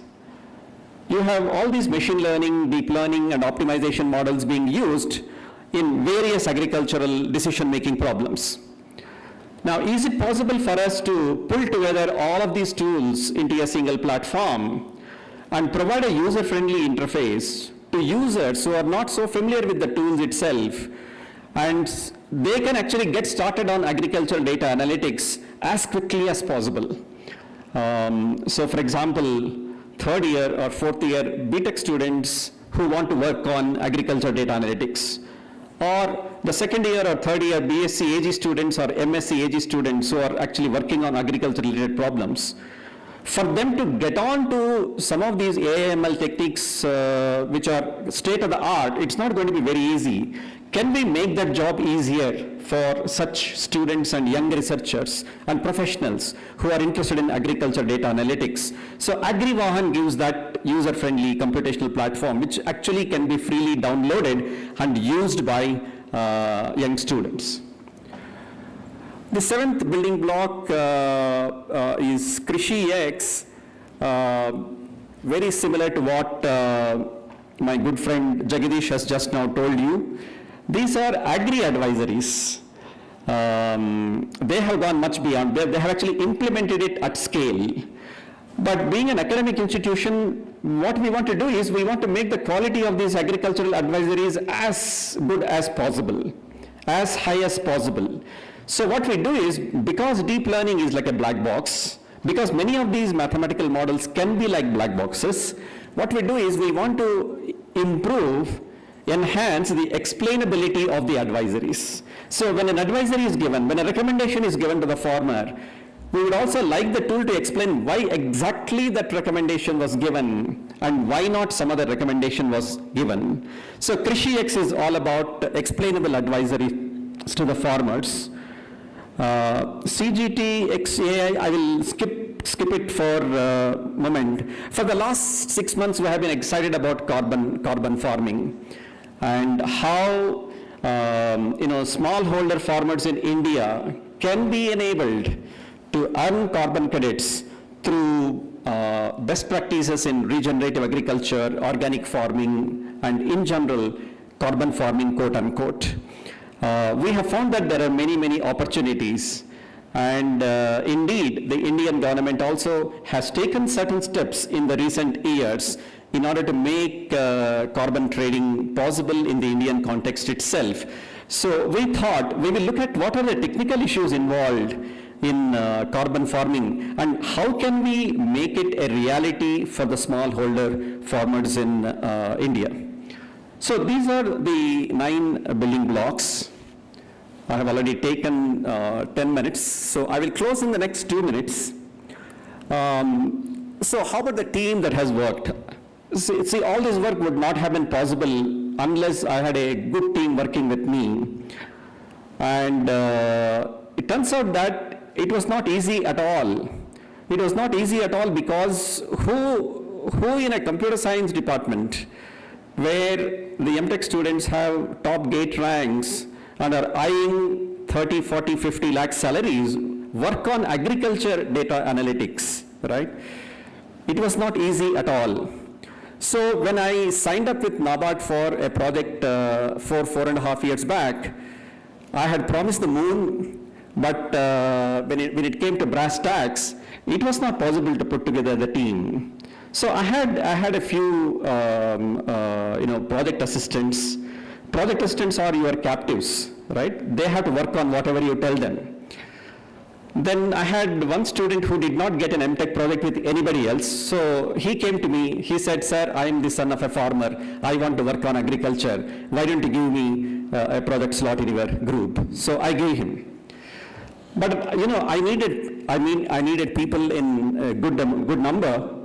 And the second person in the first row happens to be Mayank Ratan Bharadwaj. So he was a PhD student, a very bright PhD student.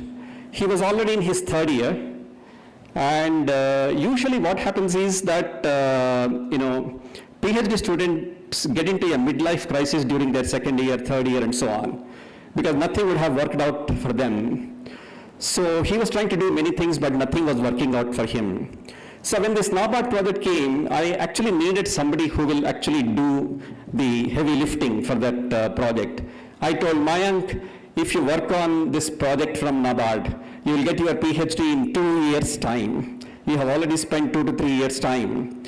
And promptly he fell into that trap. And then I sort of told him, right, we will work hard because this is a subject that is new for us.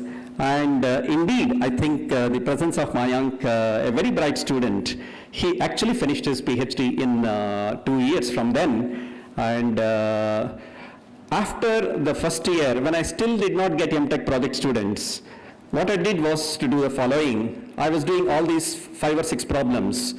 So when I put up the proposals for MTech projects, I said deep learning based price prediction. Then I said deep learning based crop recommendation. Then I said deep learning based crop planning.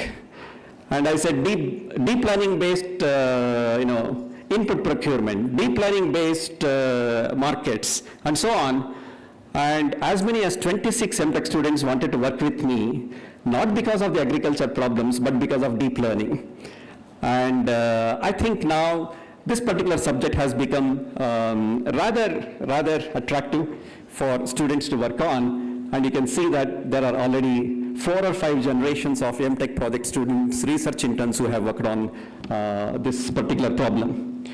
So what I will do now is I will skip the rest of the slides, but I will take you to this slide where, after 3 or 4 years of hard work, when we actually piloted the Promise mobile app with the help of Bharat Electronics Limited, and we actually went to Rajghatta, an FPO, we went to Onekal, another FPO, and we showed that the algorithms that we had implemented indeed work.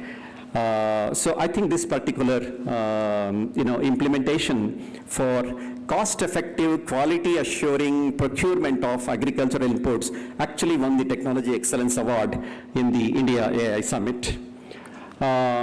Well, I think when you actually try to implement these things, right, it's not very easy.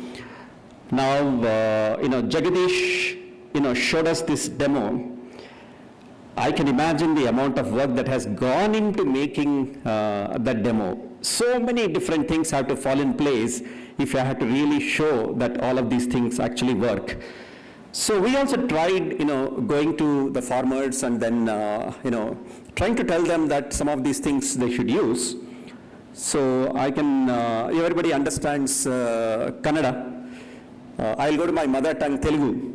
So when I went to some farmers in my hometown and they said, sir, ivevi panicheyavu, మేము 106 సంవత్సరాలుగా వ్యవసాయం చేస్తున్నాము, మా కష్టాలు నష్టాలు మీకు తెలియవు, మమ్మల్ని మీరు వేధించకండి. Don't torture us. That was the message that we got from the farmers. Implementation is not going to be very easy at all. These things are easier said than done. But I think, it's easy to convince progressive farmers, and there are quite a few progressive farmers. And if you are able to convince the progressive farmers to, adopt this technology, the progressive farmers have their own influence on smallholder farmers. Then farmers are, as you would very well know, they're more worried about credit and insurance.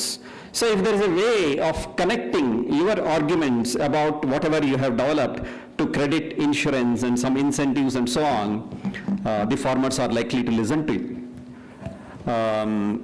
Explainability is a grand challenge problem.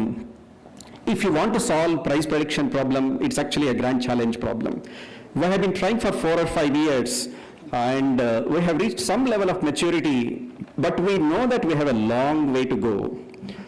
For example, in October 2024, the tomato prices suddenly, spiked. We are trying to use our mathematical models and the data that was available in 2024 to show whether we could have actually predicted that spike in the prices, right? Let me tell you, it has been a challenge. Hopefully, in the next few months, we will be able to, capture some of those features which will help us to predict even rare events that will happen. And not much data is available, so data is also very important. And everybody will have to come together to make these things work. But what has really excited us are that there are extremely interesting research questions that one can ask, which cut across disciplines, which cut across departments. So there are research questions of interest to agronomy people, agriculture people. There are also research questions of interest to computer scientists, to mechanical engineers, to electrical engineers. So it is turning out to be a truly interdisciplinary subject. It is no surprise that today I am accompanied by Dr. Manoj Kumar Patil, who is actually a postdoc with me. And he is not a computer science PhD, he's actually a PhD in agricultural economics from the University of Agricultural Sciences. I have actually two of the PhDs there as my postdocs. So interdisciplinarity is going to be very, very important. I think I have already taken 15 minutes. I will stop here. Thank you for your attention. But I'll be very happy if you can ask a few questions so that I can learn from your questions. Thank you. Now the floor is open for question and answer session. 1 or 2 quick questions. Adi, you want to say something? Yeah. Professor Narahari, it's very, very informative and very interesting lecture. Thank you. Just a small question.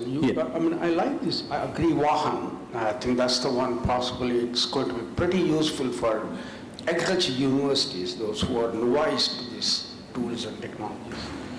You were talking about acre agriculture crop recommendation.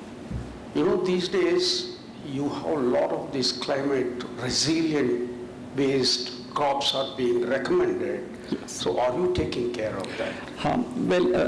In the current version, no. But after we got into carbon farming in the last 6 months, we know that some of these issues will have to be taken into account. In fact, in all of the building blocks that I was talking about, we started off with a baseline. And as we went along, for example, the crop planning system, we had actually taken into account logistics, transportation, exports, imports, demand, supplies, and so on. But we had forgotten about irrigation constraints, right? And then in the next version, when we took care of irrigation constraints, actually it was a much better, more realistic model. This is what we have been doing for all of these building blocks. I'm sure we'll keep this into account when we do the extension of some of these packages. But Acre itself, the agricultural crop recommendation engine app, it benefited from some work in fintech. So in finance, investment portfolio optimization is a very important problem. So the way we solved the Acre problem was to map the crop portfolio recommendation problem to an investment portfolio optimization problem into the financial domain. And because the problem in the financial domain is extremely well looked at and also well solved, we were actually able to map the solutions of that problem back into the agriculture domain, and we actually got some very nice algorithms. Yeah. Any more questions? Yes. Yes. Good afternoon, sir. Sir, regarding the acre building blocks, sir. Yes. Given sir as a question on that. The main thing which I want to ask is based on which property you are going to suggest that this is a future crop we are going to grow? There are many things, right? Whether it is crop recommendation or crop price prediction and so on, the number of variables involved are very many, right? So when we did acre, we looked at important factors like the soil type, right? And what the farmer has been doing for historically for the past 5 to 10 years, right? We also, of course, looked at weather that is going to be there in the next 4 or 5 months and so on. And in addition to that, we also did some yield prediction. So we had to combine yield prediction models also as a part of the acre engine. And you can actually keep on adding more and more issues, right, into this app. So, And then when we solve the problem, right, we said that we will not give just one recommendation to the farmer. We will actually give maybe 5 or 6 candidate recommendations. The farmer actually can look at each one of these 5 or 6 recommendations and pick what is best for the farmer, right? See, we have generally found, after talking to some other farmers, we have found that a lot of cultural factors come into picture when a farmer chooses the crops. Not only that, the farmer is always worried about the peers, what the neighboring farmers are going to do. And also superstitions. So we thought, because there are external criteria which also may have to be taken into account by the farmer, we will give the farmer several candidate recommendations of which he can choose what he thinks is best for him. yes, sir. Usually, farmer what he does based on his previous experience, whatever he has grown, based on that he does a decision which crop has to be Yes. done. Now, particularly speaking about the soil studies, sir, in your project, Yes. what properties you have taken into consideration? Okay, I can point you to the paper which has been written on that. I don't think we have the time to discuss all of that. I think there were about 13 to 14 factors, right, that we took into account while designing that particular algorithm. Yeah. Thank you, sir. Doctor, one more small question from me. Yes. The letter G appears to be interesting in that grammar project. Yes. Maybe our people are not very familiar with the term. Can you explain a bit on that G, game theory? Not very easy to explain. Okay. Game theory is the science of economics. In particular, it is the science of microeconomics. So game theory is the mathematical framework which is used in the design of markets, in the design of auctions, in the design of electronic commerce systems, in the design of negotiation and bargaining systems. So that is the one which provides the mathematical formalism for that. So far, I think as many as 10 Nobel Prizes have been won. Many of you would be knowing John Nash, who got the Nobel Prize in 1994. But more recently, I think quite a few people have got Nobel Prizes in game theory and mechanism design. Game theory is the analysis of games where you look for equilibria, for example, Nash equilibria. Whereas mechanism design is the design of games which will have desirable properties. To give a very, very simple example, assume that there is a mother and then there are 2 kids, and the mother is trying to distribute a cake between the 2 kids. The cake has to be distributed equally. So what the mother can do is to take the best knife and then divide the cake exactly into 2 equal portions and give these portions to the 2 kids. Now each of the 2 kids will go away with the feeling that what he or she got is the smaller of the 2 slices, right? So now one way in which we can actually solve this problem, and that's where game theory comes in. You induce a game here. So what is the game here you're going to induce here? The mother takes the knife and gives it to one of the kids and tells the kid, you slice it into 2 pieces. And when those 2 pieces are ready, tells the other kid to pick up one of these 2 slices. So now the first kid who is given the knife knows that the second kid is going to pick up the larger of the 2 slices, and it will use all its skill in the world to slice it into exactly 2 equal portions, right? Now what does the second kid do? The second kid will look at the 2 slices and will pick up what she thinks is the larger of the 2 slices, though they're almost equal, right? So now the first kid is happy, the second kid is happy, the mother is also very happy. This is a simple example with which you can actually illustrate how game theory is very powerful.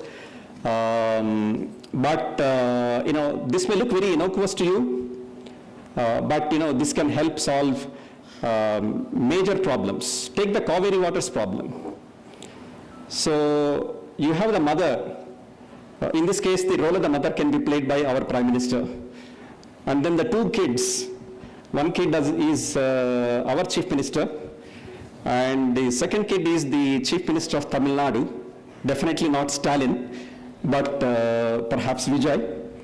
And now you have solved the Kaveri problem if you apply game theory and mechanism design. Thank you. Thank you, Dr. Narahari. Thank you, sir. So now, please. Now I request Chair as well as Co-Chair to please present the memento as well as the appreciation of certificate. I thank profusely Dr. Narahari because he came to this conference at a very short notice, 3 or 4 days notice, and so kind of you, sir, to come and enlighten us on your work. Thank you. Thank you. It's a great opportunity for me. So meanwhile, sorry for we haven't introduced you, sir. Meanwhile, I'll do that.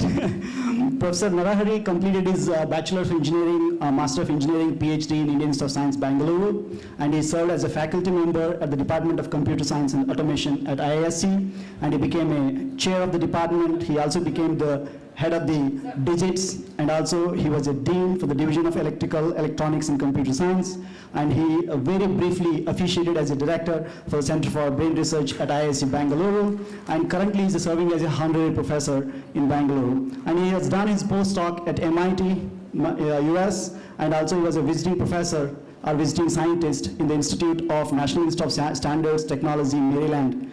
And also he is elected as a fellow of several prestigious academies, to name few: Indian National Academy, Indian Science National Academy, Indian National Academy of Engineering, Indian Academy of Sciences, and also is a recipient of the J.C. Bose National Fellowship from the Department of Science and Technology, Government of India, and he has done a lot of good work, and he has guided at least 29 PhD students. Thank you so much, sir, for your wonderful talk.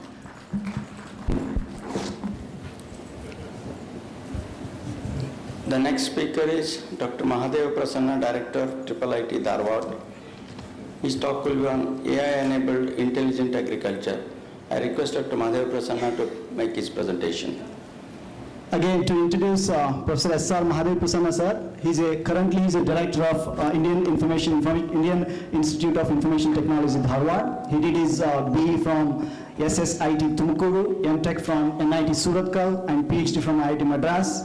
And he previously worked as a professor in the Department of Electronics, Electrical Engineering, and Dean. He served as a Dean, Research and Development at IIT Guwahati. And he also held the positions of Dean, Faculty Welfare, Dean, Research and Development at IIT Dharwad before assuming this position. And right now he's serving as a Director, IIIT Dharwad, and also holds additional chairs of Director, IIIT Sri City, Andhra Pradesh, since 2025. He's also professor of the Department of Data Science and Artificial Intelligence at IIIT Dharwad. Dr. Prasanna is recipient of National Award for Teachers in 2023, conferred by the Honorable President of India, Srimati Draupadi Murmu. His research interests lie in speech processing with significant contribution to both speech and handwriting processing. He has successfully supervised 30 PhD scholars. At present, he is guiding 10 research scholars, both PhD as well as masters. He has extensive publication record with over 125 journal papers, 230 conferences. He has led several large-scale externally funded research projects supported by both public and private agencies, and actively serves as a consultant to the industry, particularly in the niche areas of speech technology. Thank you. The ICG. Thank you very much. Thank you. Good afternoon. And at the outset, let me thank the Honorable Vice Chancellor and all the conference organizers for giving me this opportunity. So at least for all of us, we felt all the talks that were given from the keynote time onwards very interesting. We are all seeing that the impact of AI is so important for, especially for the field of agriculture. But we are all in the fag end of our career.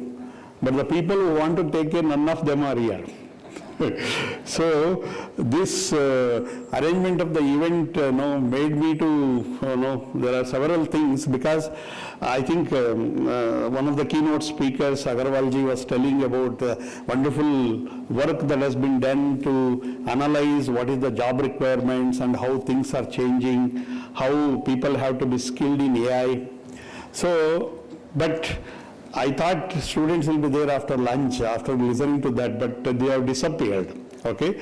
So what it says is, see, maybe the approach that we are taking in making that people have to be, the next generation have to be AI enabled, it may be going in maybe top-down approach. So how do we bring them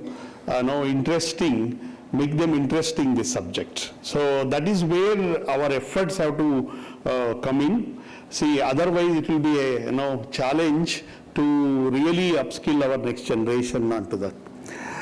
But what I felt was, just like any other field which is already being exploited, artificial intelligence being exploited, I think this diagram I showed a few months back when I gave a talk in that Patil Sir Foundation talk.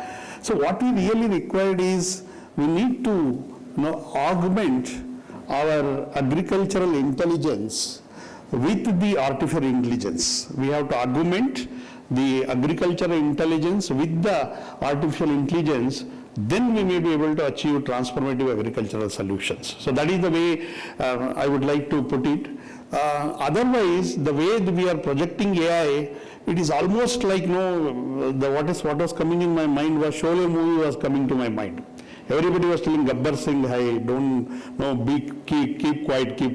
Now everybody, we are telling that AI as a very difficult, the way it is projected, if I don't have, it is true that we all have to learn AI, but we have to see how relatively easier to learn AI compared to the field of computing that we did earlier. So that is where the confidence we need to bring for the next generation, especially from the agricultural domain, to look into. Of course, all of you as experts, some of the challenges that we are facing in the agricultural sector. There are labor issues, there are pest infesting, inadequate technology access, unpredictable weather, and inefficient supply chains, and we can go on listing them. Some of these are the real practical issues that we are facing in the agriculture sector, and it is going to deepen as time progresses because people are moving away from the agriculture sector. So how to, for example, when I take inadequate technology access, I am telling, the amount of investment that has gone in the field of AI for whatever ChatGPT we are telling, or other Gen AI tools we are all using in our mobile phones, humongous amount of investment has done by the big companies like OpenAI, Anthropic, and those things. That amount of investment, naturally now they are asking us to take subscription and pay for that. They can afford, but do really the farmers will be able to afford such things? How do we bring, in the AI space, how do we bring the affordable technology to the farmers? Okay, so that is where now we need all have to think, industry, academia, as well as government, in terms of policy making, we need to think in that direction. So if I see the current state of agriculture, at least I personally believe, I think taking from Agarwal sir's presentation, that we are in a very decisive moment, okay, where agriculture must move from whatever input-driven system to intelligence-driven system. That is where we have to move, all of us. That part, if we appreciate, then learning AI, all those things will fall in place. So whatever the farmer has some intelligence because of the earlier seasons of efforts he has made. Based on that, he decides what to do, and that is all input driven. But along with that, can we convince the farmer that apart from this, he should move towards intelligence-driven systems? So that is where the role of AI comes into picture. So then accordingly, how he or she will be able to deal with the challenges in agriculture, and what is the needs of the farmers in terms of technology intervention I am giving, but at affordable cost. And that is where it should enable into transformation in the agriculture sector using AI. Essentially, I also felt the title of the conference is well-meaning in terms of what we are talking in terms of technology is AI. We are talking about digital transformation. With the help of this, we are moving towards automation. Okay, automation means in the terms of autonomous systems rather than simple digitization. Okay, I think the title is well captured, and that is where the need, where from with the help of AI and automation means autonomous systems meaning, then creating the necessary digital infrastructure and ensuring that we develop affordable technologies for the farmers, we will be able to move from this input-driven agriculture to intelligent-driven agriculture. So that is where we have to make a transformation. See, that is where all of us, next generation, have to be geared up for doing that. I think this, if you see the basic difference, I think in the previous talk, Jagdish Babu was telling that so far, before AI was there, our focus was a computing system is there, all people have to be trained to how to make use of that computer. Okay, if you want to use this computer, you should be literate enough to interact with the computer. Whereas the advantage that has come now with artificial intelligence is the artificial intelligence solution in the back end should be aware that it is interacting with the humans. Humans, as I think Jagdish Babu was telling, that human will be interested in interacting with a simple feature phone in her local language, and the system will take all the effort to communicate with that one. For the farmer in the field, it is interacting like a human-human interaction. And that is where the capability of AI has come. AI solutions or the algorithms, whatever the models that have been developed now, they can provide that comfortness to the users. And that is where we should be able to convince our next generation that you don't have to be a great computer programmer to learn AI. Okay, whereas a person working in the agriculture domain, you see how this technology is useful for your domain or your sector, and based on that you should start. It is as simple as using an app. Okay, and as an agriculture scientist, I may not be going and developing a deep learning model for my purpose, like Professor Narahari's group may be doing that, but what we require in agriculture sector is we need to understand a simple user mechanisms to deal with that. But what is important is, I think this already the impact of AI has been shown in many fields, many other industrial sectors. Now, transformation, it is reshaping several industry sectors with the help of AI, and which has achieved operational excellence in terms of streamlined and efficient industries, and productivity enhancement has been happened. So this has been shown in the sector, different industrial sectors, and that is where we feel that AI should play a similar role in the agriculture sector also, and it will play. Only difference between AI as a sector versus, for example, aerospace, other thing I take, or defense sector, there lot of investment may come, but here farmer will not be able to invest that much. That is where the role of NGOs, industries, and government policies and framework should come into picture. Of course, these are all, what roles it can play. I think all of you are experts, and essentially, it can help in all the areas that you can imagine in the AI. And accordingly, it will also aimed at giving this efficiency improvement in all aspects, different dimensions we are thinking. But what is most important to realize, just adding on the earlier speakers, different statements they have made, the next revolution has to be data-driven revolution. That is the most important thing, where I need to create a lot of digital data. Whatever we do in the sector, I should have a very simple mechanism of collecting digital data in whatever practices that we do. And that is the crucial thing which will help us in moving from whatever input-driven system to an intelligent-driven system.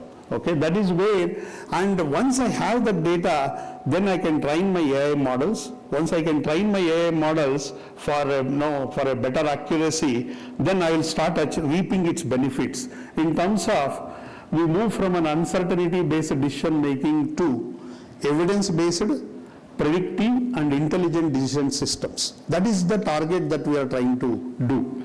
Okay, which will, once I have a system which can predict and also give an intelligent decision, I can do away with a lot of uncertainties. I can predict crop risk, optimize inputs, automate field operations, improve market and financial access. All these things can be done provided I have a system which is trained enough, which can have the capability of predictability and intelligent decision giving system. So that is where the AI can play a role.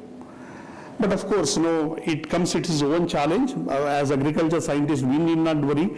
As a technology people, computer science or AI people have to worry. They have to worry about. I am looking at AI adoption, a visible adoption of AI technology for agriculture sector, but beneath we have challenges in terms of data privacy, technical expertise, accessibility. So all those things are to be done by somebody else in the back end, but I focus on the upper part, how do I adopt AI for agriculture sector. For example, if you take, when I say digitization, all things, soil condition, we have to continuously do the digitization, weather forecast, as in the morning talk, water availability, market price trends, historical yield patterns, all these things are available in the digital format at mass, at scale. Then I will be able to make use of them for my work. Similarly, a digital agriculture ecosystem where I have a digital identity created, provides unique identification for the farmers, land and farmer databases, AI-based advisory platforms, digital payments, digital marketplaces. Everywhere in all dimensions we should start have this digitization. Of course, we may say, we have already done in our project, we have 1,000 data points. When I am telling about digitization, it should become part and parcel of all the activities that we are doing in the agriculture sector. When we are supposed to noting down the information in the agriculture sector. You can imagine that if I take our financial segment, the transactions that we are doing, millions of transactions or billions of transactions, every transaction is happening in a digital format. Without asking, the digital data is getting developed. In the same way, when I'm doing in the agriculture sector, whatever I do, the digital trace gets generated, and that will be essential for getting enough raw data for building the systems.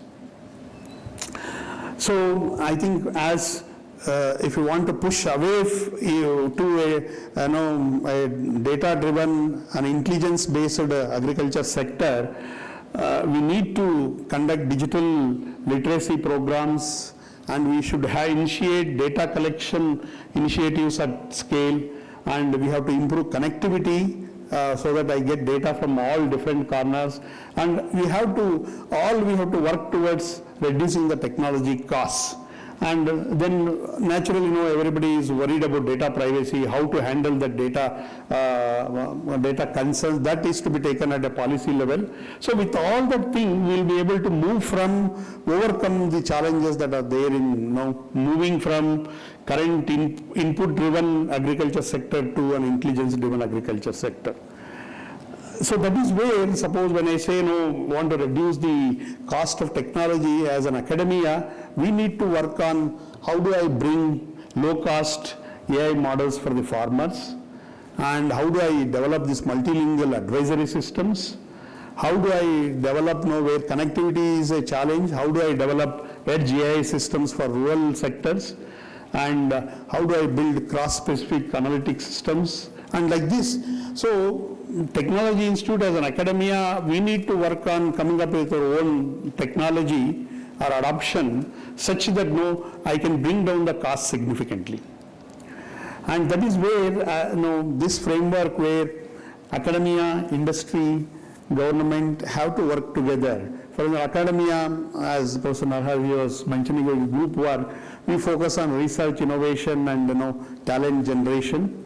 Industry, like Ekstep was telling about the scale, develop deployment at scale, products and deployment to the sector. Government is in terms of policy, infrastructure and outreach. For example, infrastructure, I mean digital infrastructure. The amount of computing power you require to train such big models, large language models, which we are all using in LLMs, is among us again. So that cannot be afforded by even a private company. That's why even till today we don't have our own large language models in the country, even for the general other commercially viable technologies also. That is the cost involved. Now if I want a similar technology for agriculture sector, how to have to do? That's when the government has to intervene to create the digital infrastructure. Once I have digital infrastructure, we develop our own indigenous solutions, which is doable. There is no great hidden knowledge in the technology. Everything is available in public domain.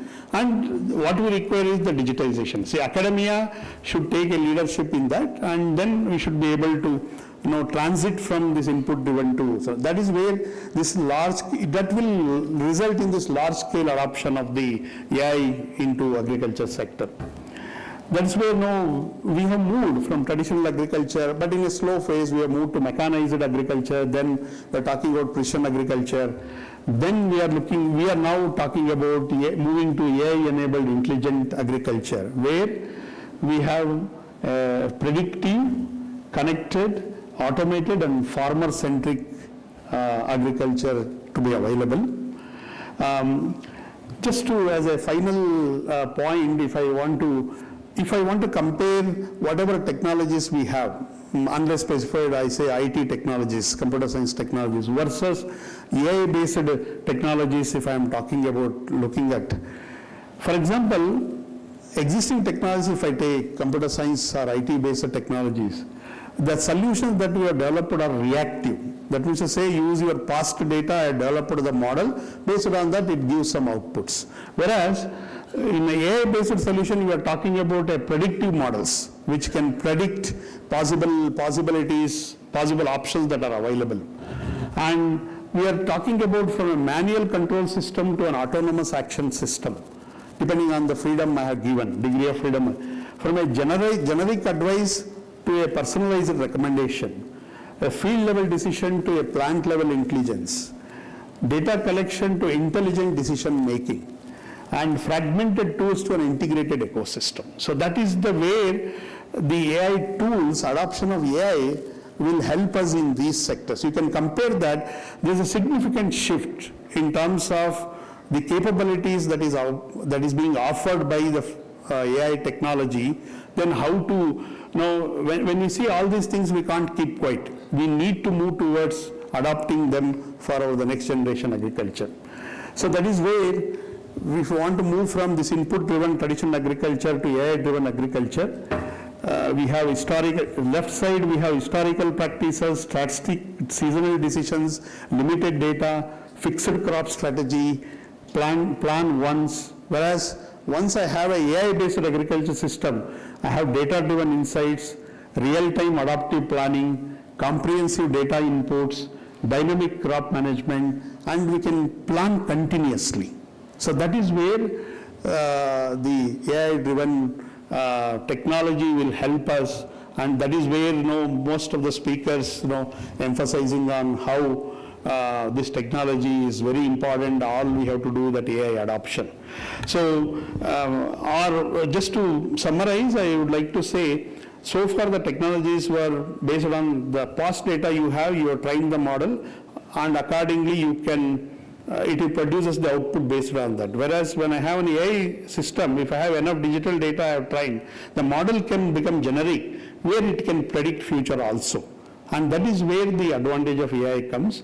And it's a very simple technology to use, and we have to see the mechanism to upskill the whole next generation in that direction. With that, I will stop it here. Thank you.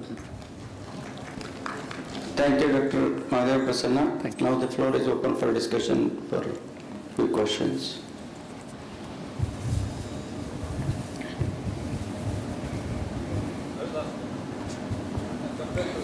Yeah, please. In your own institute, IIIT, right, you have got, I know that 3-4 faculty members who are working at the intersection of data, AI and agriculture.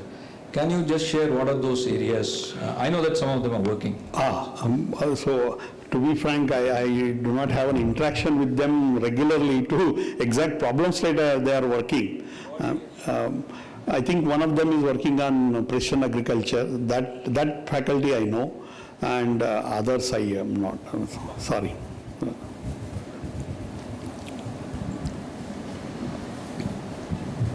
Okay, thank you, Dr. Prasanna. Thank you, sir. Okay, so now again I request Chair and Co-Chair to present the memento. Yes, Dr. Adinaran has a question. Yeah, small question, sir. I think that responsible adoption Yes. is very important. Yeah.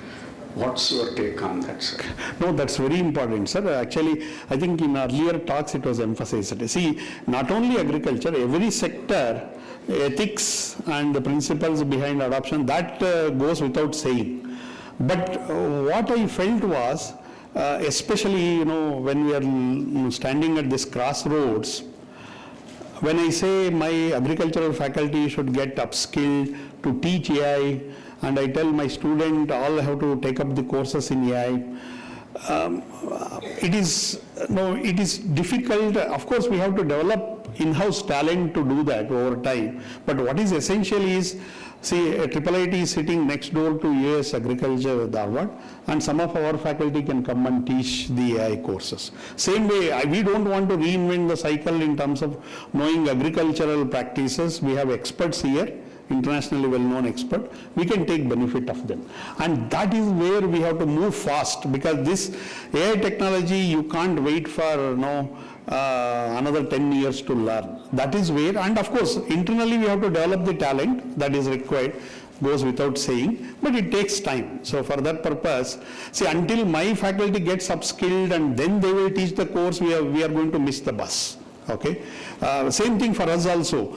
When we want to teach some hands-on related courses, industry-relevant courses, we go and bring professors of practice from industry and teach, because I don't have experience in that. There is nothing wrong in that. So that is where, but the only thing is that my worry is, how do we encourage youngsters to take up, the next generation to take up AI adoption at a faster rate to their future career. So that's all. Thank you. Thank you all.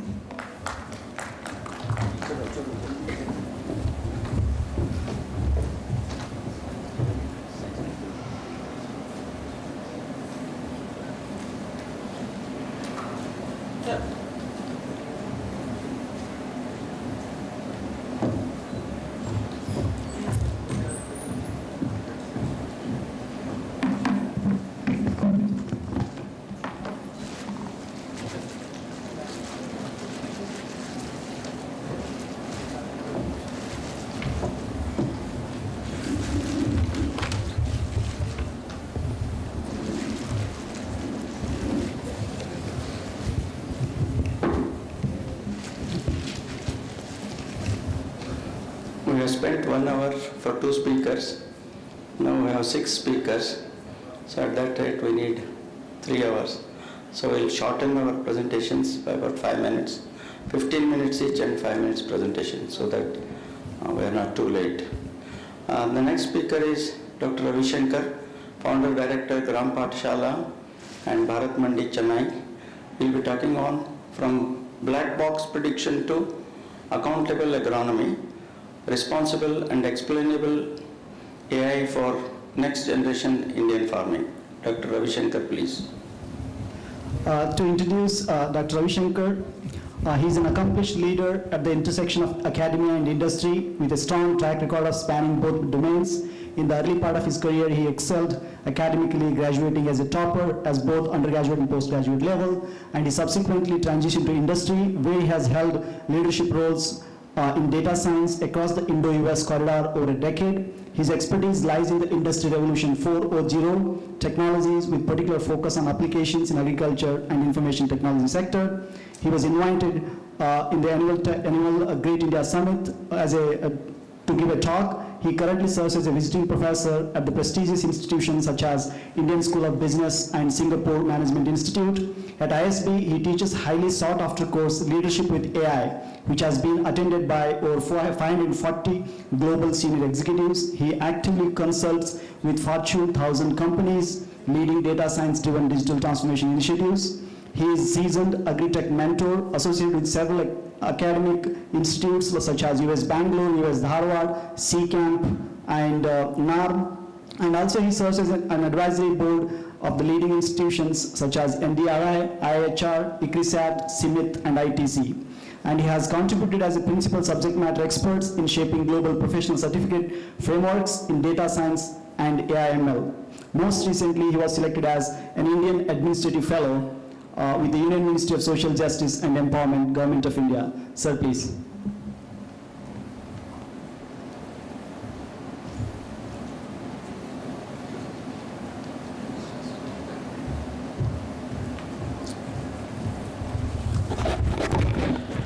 Namaste.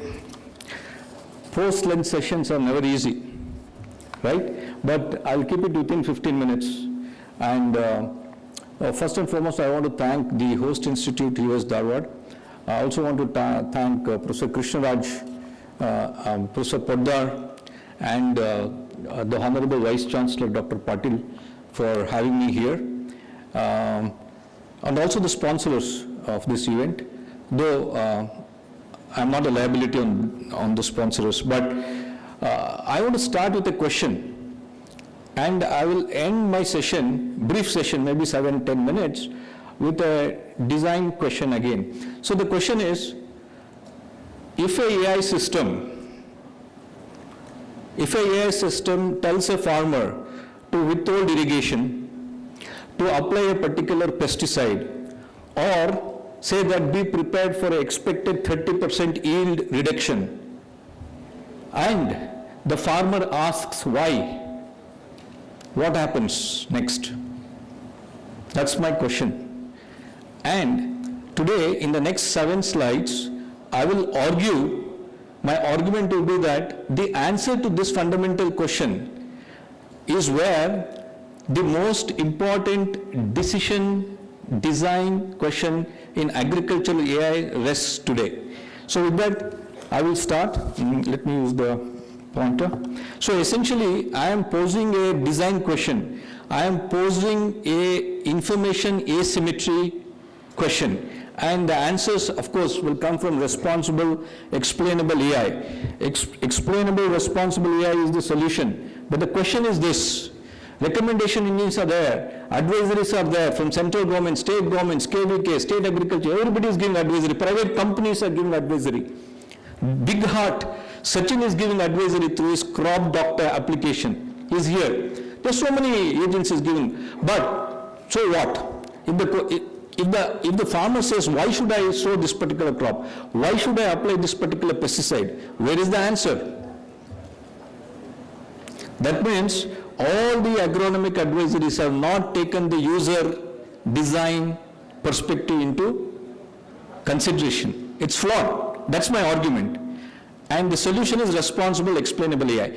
Actually, Jagdish has left. Professor Narahari is a doyen of computers. He has left. That's okay. But Professor Narahari is a very strategic person. I like him a lot.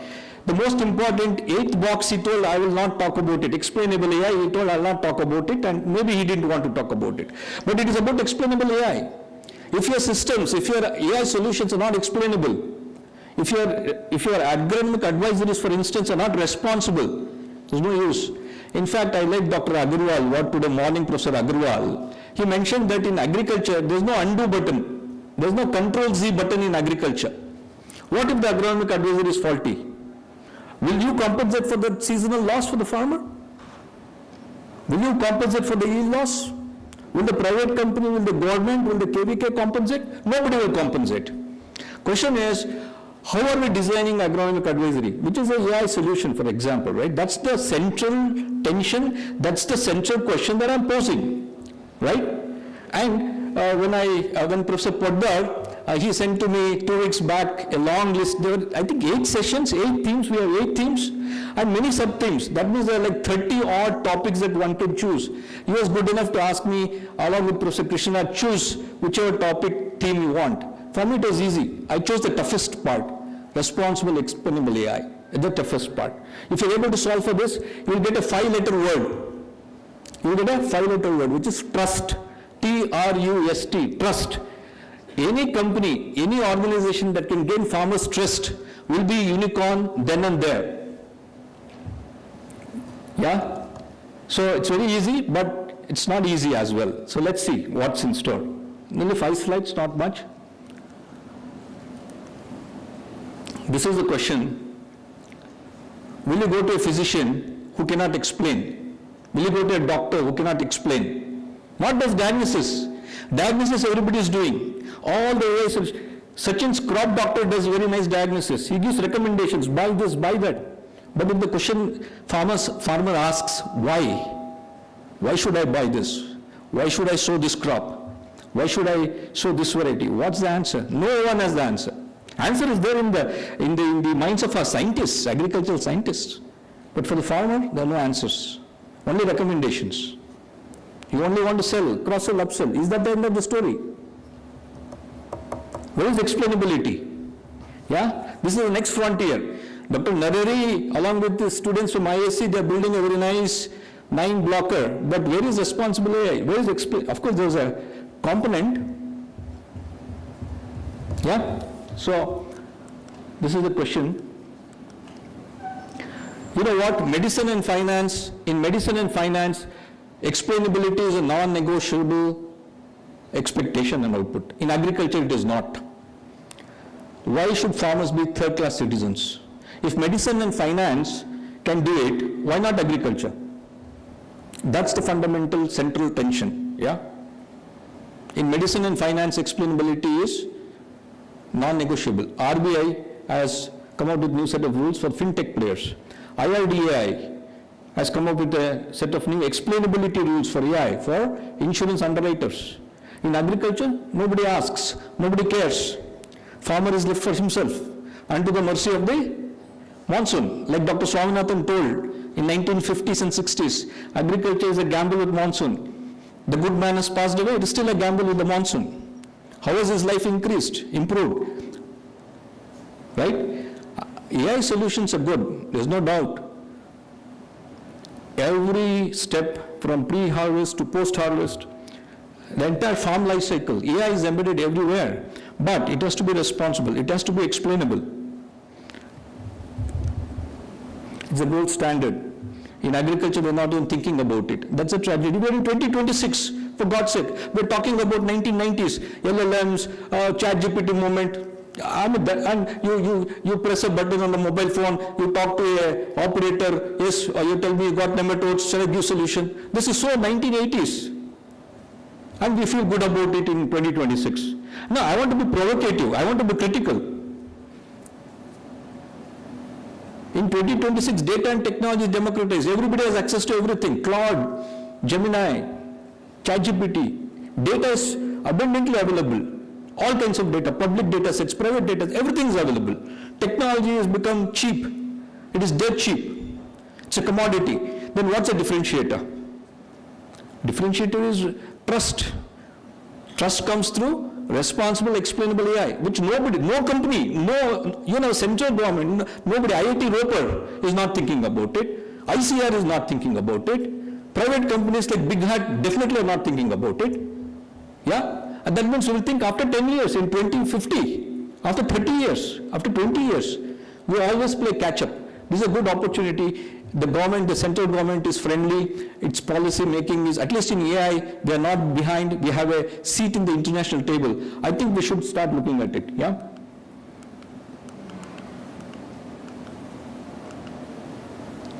Suppose there's an agronomic advisory and it goes rogue. Rogue means it doesn't do what it's supposed to do. Let's say the advisory, for whatever reason, there are factors which are controllable, uncontrollable. For whatever reasons, the agronomic advisory fails.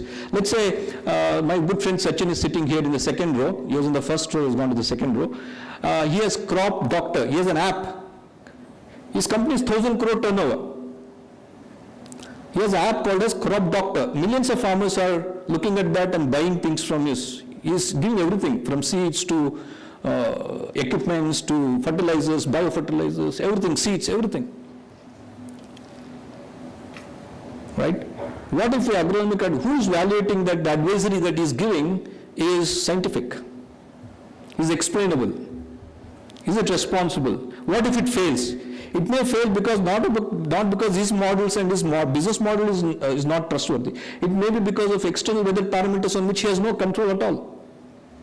Then who is responsible? Is the state responsible? Is the private company responsible? So that's the core issue. So in essence, if AI advisory fails, there is no redressal mechanism. I repeat, there is no redressal mechanism. It's like going to US embassy for a visa. If your visa is rejected, you cannot ask a question. You have to just step out of that building. You will be thrown out of the building. You cannot redress. It's like going to Supreme Court. There's no, beyond Supreme Court, there's nothing.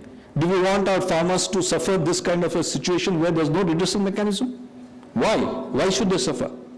In medicine, we don't suffer. In finance, there's no suffrage. In agriculture, there is suffrage. Because we are thinking so narrow-minded. We are not thinking broadly. We will catch up with explainable AI, responsible AI in 2030, 2050, when we have missed the bus again. Now everybody is fascinated with data, AI, data science. In fact, Dr. Agarwal he did a lot of research. He was DDG research, right, in ICR. He did a lot of research and he told that new roles are coming up. I was looking at all those roles. There's not one role on responsible, explainable AI. When you are re-architecting the job roles, when you are reimagining the roles, that means we're not thinking. Our thinking is just not there. I'm not, Dr. Agarwal's thought, he's a thought leader. I'm talking about the system. Right? Today there's Dr. Agarwal, there'll be somebody else tomorrow. Actually, there's already somebody is there in his place. I'm thinking, where is the design thinking principle? Where is the systems thinking? We are always 20 years back, 30 years back. In 2026, you cannot give that excuse again. India cannot be behind. We cannot let down our farmers. We have let down our farmers for hundreds of years. They don't trust us. They don't trust any government. They don't trust any company. Having said that, again, I'm being provocative and critical. There are a lot of good things that have happened. 100 good things have happened. I'm not going to talk about it. I've come here to talk about the one or two things that can improve further and make the life of farmers more sustainable, more equitable. Yeah? So asymmetry. This asymmetry is the central problem, right? And responsible explainable AI will help us with the asymmetry. So I'll go quickly. I don't want to take too much time. I know we're running short of time. We're running behind schedule very badly. And explainable AI in finance, medicine is easy. In agriculture, it is uniquely hard. It is tough. Agriculture itself is complex, and you superimpose explainable AI, responsible AI, it becomes uniquely hard. That's why Professor Narahari chose not to talk about the 8 box. I wish he was here. Well, he's not there. That's fine. There are 4 reasons why. I'm not going to read them out. It's multimodal. It is a lot of stakeholders, multiple users, not one user. Yeah? And there are edge conditions which Professor Mahadev Prasanna He's also disappeared. Yeah, from IIIT at Dharwad. Yeah, you need solutions to work in rural India. You have to work. It should be voice first. It should be native in 22 scheduled languages. It should be offline compatible with a feature phone, 2G. It should work that way. Poor network, low network, it should work there. Then that means you have built a edge case for the masses. Yeah. And finally, the fourth reason why it's very hard is high stake, low redress. Nobody cares. But you know what? For the farmer who has the 2 acres in Haveri district, right, and 2G phone, 1 season of crop failure means difference between life and death. It's high stakes for farmer. And 82% of our holders are small holders. And we're not designing AI solutions keeping them in the mind, right? So there's a design flaw. It's an engineering flaw. It's not a model flaw. It's not a data flaw. It's a design flaw. It's an asymmetry flaw that we have to address. Yeah.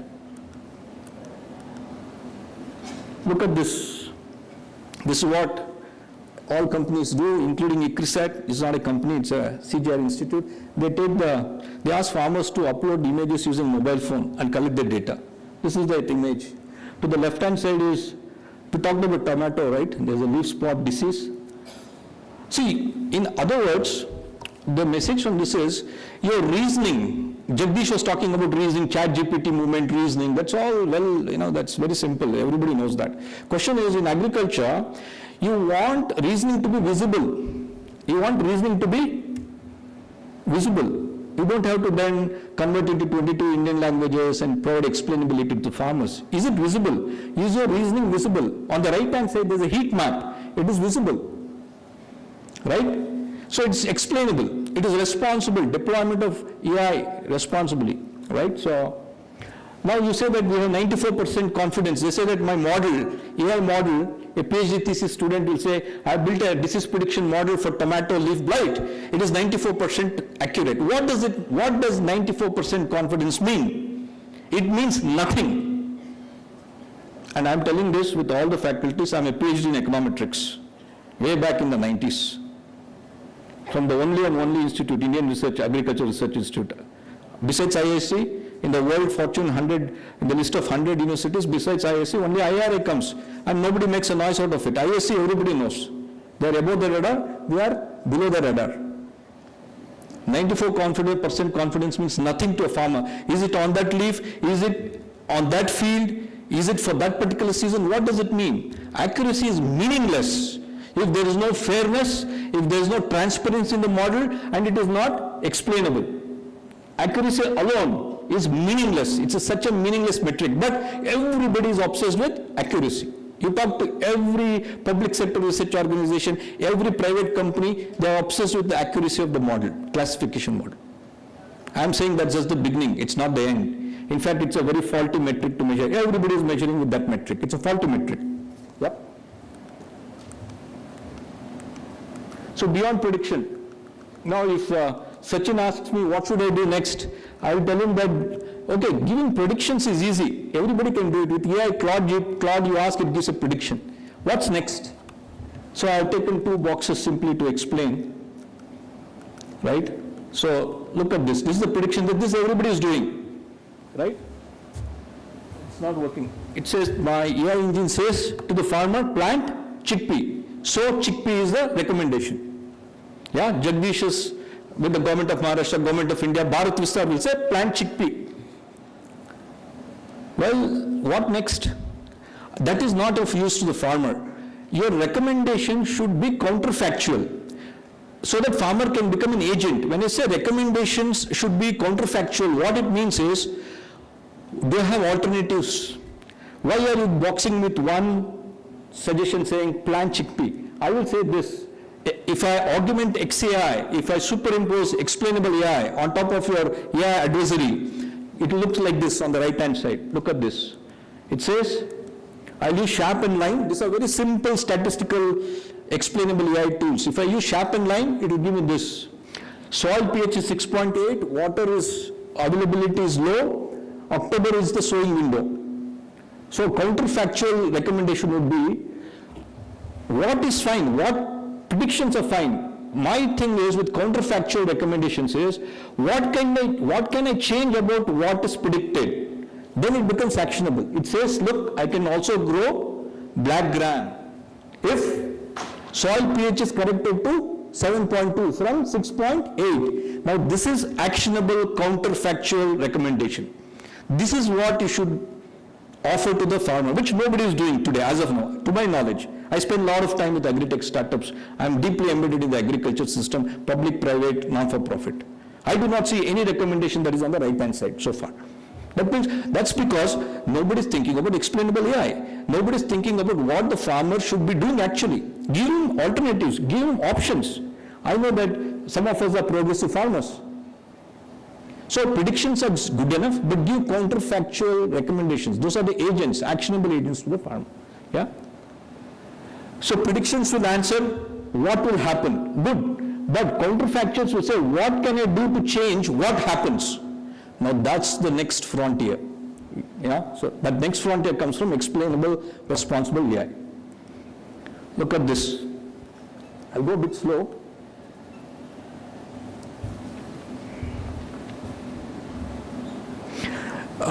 In responsible AI is a large discipline, right? It's very dynamic, fast-paced.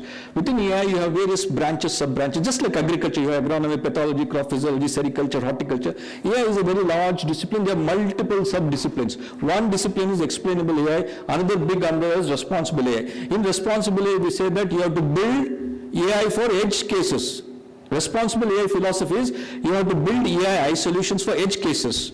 But what are the edge cases? 82% of your farmers who hold less than 2.5 hectares are your edge cases. Not the majority farms who have 50, 100 acres, no. But most of the AI solutions are not designed keeping in mind the small holder. So the lesson is, responsible AI tells you, design for the small holder. If you design for the small holder, it'll hold good, it's scale neutral. But today most of the AI modeling is done, it excludes drought farmers, small landowners in Vidarbha, hilly farmers in Sikkim, tribal farmers in Chhattisgarh. They are not part of our public sector agri databases. They are underrepresented in the training data set. So therefore, you are mitigating that bias. You are not considering by design smallholders in your database, right? So therefore, I think, and today in 2026, 22 scheduled languages is a no-brainer. Google Translate is free. It takes you seconds to convert English to Hindi, Hindi to Bengali, Bengali to Marathi, Marathi to Kannada. Few seconds. You may have a 500-page document or 5-page document or 5 sentences. It takes few seconds. That was not the case few years back. It's almost free. Why is then all the apps are not there in 22 standard scheduled languages? Today morning I was seeing Sachin was trying to show me that he has built something in cloud from English to Hindi. I thought, okay. Right? So the message is that this should be no longer optional, it's mandatory for any AI solution to be scaled if you want to get trust. 0. That's my worry. There are no systems, there is no mechanism. If an agronomic AI advisory fails, have we tested the model for explainability, for responsible adoption? We are not. We are not even considering them in the design of the solution. That's my worry, right? That's a central question. Yeah. So every design, every AI solution, every PhD thesis in AI or master's thesis should pass through this reality check. 82, 22 and 0. This should be a test. This should be a matrix. Yeah. I think last slide. There are 5 solutions also. I don't just want to be part of the problem. I have to be part of the solution. There are 5 solutions that I'm giving. 5 design principles. Yeah.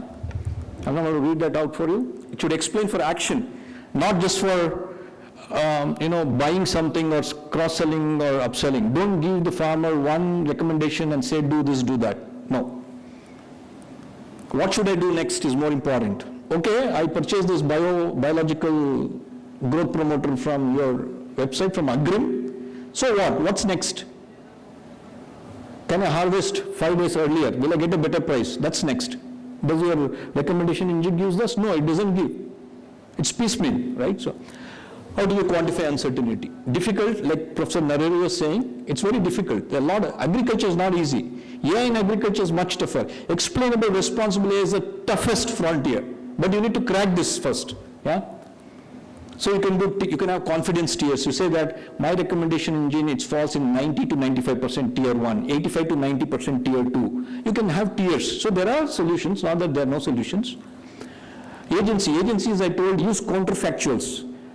Don't give one option, give 2-3 options saying that if you do this, what if? Give what if solutions to the farmer. If you cannot take up ragi in March, a Kolar farmer cannot sow ragi in the month of June, what's the next option? And why that option? If the farmer asks why, will your system respond? It will fail, it cannot respond. It just cannot take, it's not been trained. There's no data set to be trained. Don't give predictions, give alternatives. Log the decisions, meaning feedback loop.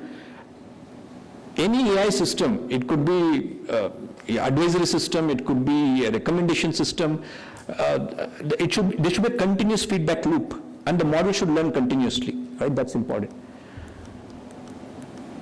And finally, this is the thing, design for the smallest farm, that farmer in Haveri with 5 acres of land, with mobile phone, feature phone 2G. If you design AI solution, explainable AI, respond, then you have cracked the code for the next million farmers. Yeah. I think I'm done. I'll close. I think this is the question. The right question to ask is not whether you can predict. That is so 1990s. Yeah? The right question is, can your AI system be challenged? Open your AI solution to be challenged. Challenged by the farmer. Yeah? So this kind of a system, which has responsible AI, explainable AI, embedded as a feature by design, right up front, will earn that 5 letters, which will make you a unicorn, then and there. One crop, one commodity, one problem you solve for one district, you are a unicorn, 10,000 crores. Trust, you can earn the farmer's trust. Farmers will not trust anybody. That's what Professor Nariri told, right? I removed the slide. He put 5 languages and he told, farmer says, you don't come and torture us. That was the message, right? In Telugu, English, Hindi and Tamil and whatever, right? So its accuracy is not the key criteria. So it should be transparent. It should be transparent enough to be questioned. It should be fair enough so that you can have counterfactuals. It should be human enough so that it is collaborative. This transparency, fairness and equity, which is all part of responsible AI. Accuracy is not the only metric for which everybody is obsessed today. Yeah? Fair to be audited, humble enough to say, I don't know. Build a system. If the farmer asks, say, I don't know, ChatGPT, suppose I ask, when the Iran-US war will end today, can you ask Claude what it will say? It will say, I don't know. I hope so. So let your AI system be humble enough to admit that, I don't know. Nobody knows the answer perfectly. Is it going to rain tomorrow morning at 9 o'clock? And Dr. Mahapatra is not here. I'm sure all his IMD supercomputers will not be able to predict. Because their window is 3 days. I was telling him, Google DeepMind has an open source model which will predict in the next 7 hours with 99.9% accuracy. But for that you need a Doppler radar in the University of Agriculture, at least in the Dharwad district. I think we have one. Bangalore has one, Dharwad has one. Bangalore. We need to have Doppler radars across all 757 districts. We have only 25 Doppler. It's not the mathematical model. It's the hardware, it is the mathematical model, it's the data, it is about predictions, it is many things have to come together. This is reality. It doesn't matter whether it's going to rain in the Dharwad districts with 99% accuracy. That is not of any. Will it rain in my farm, which is just 5 kilometers outside of this university? As a farmer, that is what matters to me, and that hyper-local prediction is not happening. SkyMed doesn't do it, IMD doesn't do it, nobody is doing it. We're all happy talking, making PPT saying 10,000 crore funds is there for digital, for deep tech. But reality on the ground, it's not explainable, it's not responsible. Therefore farmers don't trust. They say don't torture us, which is what Dr. Narari's key message was. Thank you so much. I think I'm on time. Thank you. Thank you, Dr. Ravi Shankar. Any questions?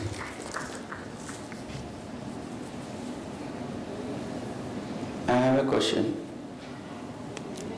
Yes, if sir. there is transparency, how does it fit into a business and enterprise?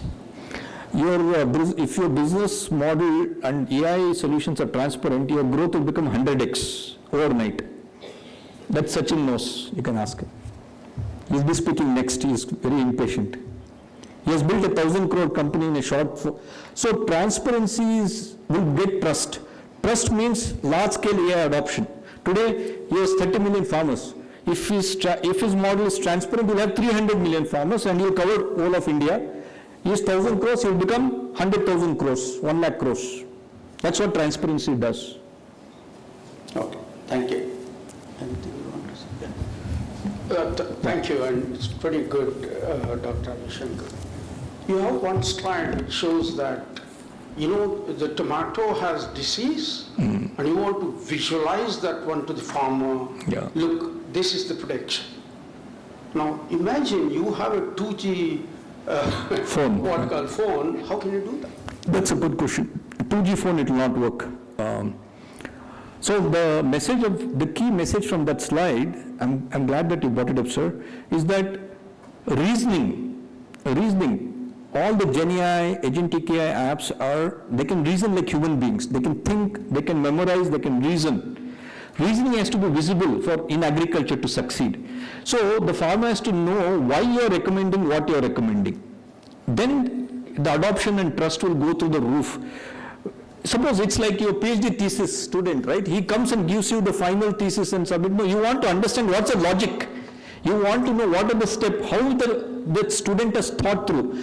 The answer itself is not important. What is important is the step-by-step reasoning, the logic. So you have to visualize the reasoning. Reasoning by itself is not enough. That is accuracy. Understanding what goes behind reasoning, if you can show it in a visual format, nothing like it. Wherever possible. Today, I think if the farmer doesn't have, let's say the old farmer has a 2G phone, his son, daughter, nephew, niece will have a smartphone today. Every family has a smartphone. But I think on a serious note, any reasoning, if it is backed by visual evidence, then trust and transparency will improve. That's the catch. Yeah, so just want to add, he rightly said, okay, so if we do the survey, every farmer's household, they are owning one smart device. Second, I can, being a big heartian, I can say, who is our customer? Our customer is who was in class 6th in 2020 during the COVID and was using the mobile. He is my customer in 2030.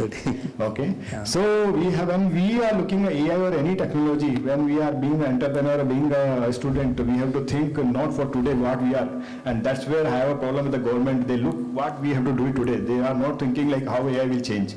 So I answered there is only gap in the rural area.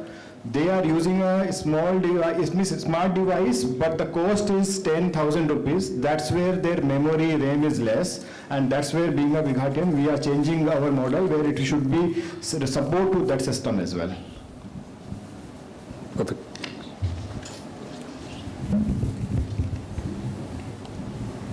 Okay. Shall we go to the next speaker? Yeah, so I request both chair and co-chair to present the memento as well as certificate of appreciation, please. Next person waiting.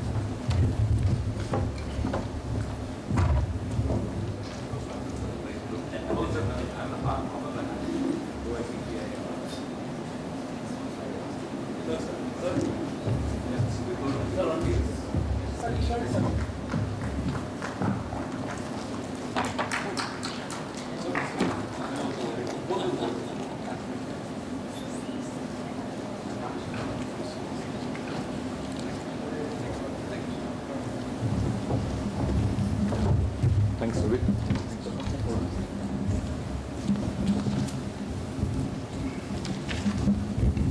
The next speaker is in a relay race, Mr. Sachin Nandwana. I don't need to ask him to cut short the time. He is in a hurry to go, so he'll make it short and sweet. Please, Mr. Sachin Nandwana, Director and Co-founder of Big Haat India, Bangalore.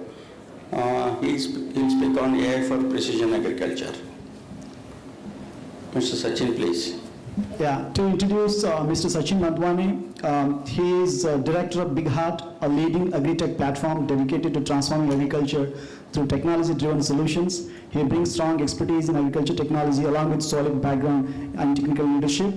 Prior to joining Big Heart, Mr. Sachin worked at Honeywell as a technical lead in the aerospace and defense sector. He led technical projects, contributed to the development of advanced solutions for aircraft and vehicle systems, and ensured effective project execution through strong technical management. Earlier to his career, Sachin served as a senior engineer at Bharat Electronics, where he was involved in the design and development of electronic communication systems. His experience includes system design, application engineering within the telecommunication industry. Sachin holds postgraduate diploma in embedded systems design from CDAC Hyderabad and bachelor's degree from Rajiv Gandhi Pradyogika Vishwavidyalaya Bhopal. Sir.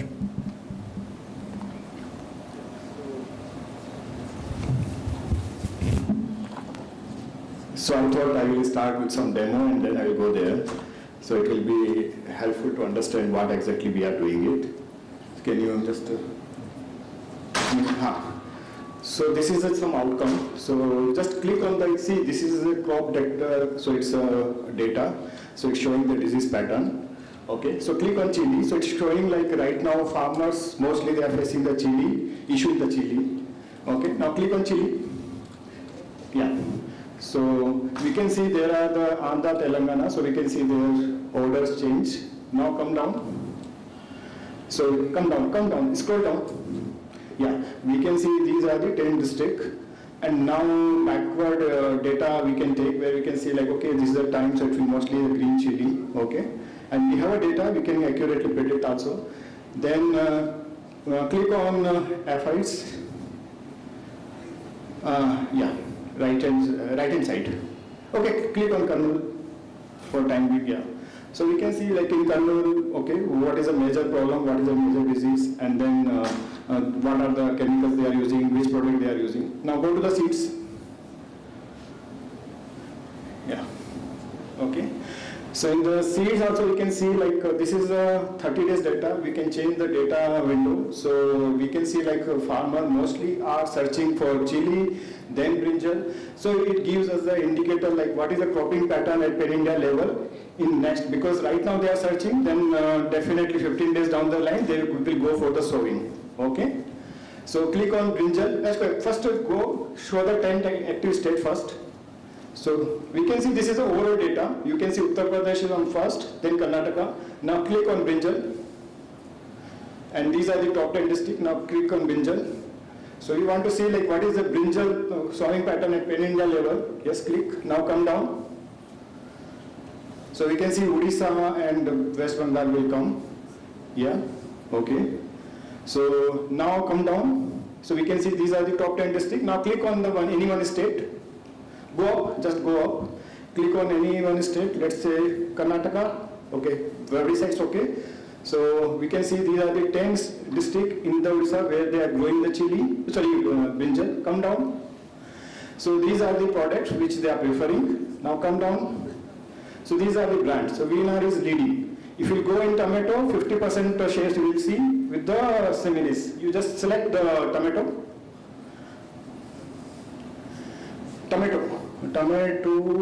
Click, come down, so we can see Syngenta is 51%, so it gives the indicator like which brand is dominating in which particular crop. Go to the overall. So just for the sake of time, I'm directly going on the down, go down. Now click on green. So this is a molecule, toxicity. Okay, we have 4 type of molecules, green, yellow, okay, red. So toxicity, green molecule. Now go up, and we can see some crop. Come down,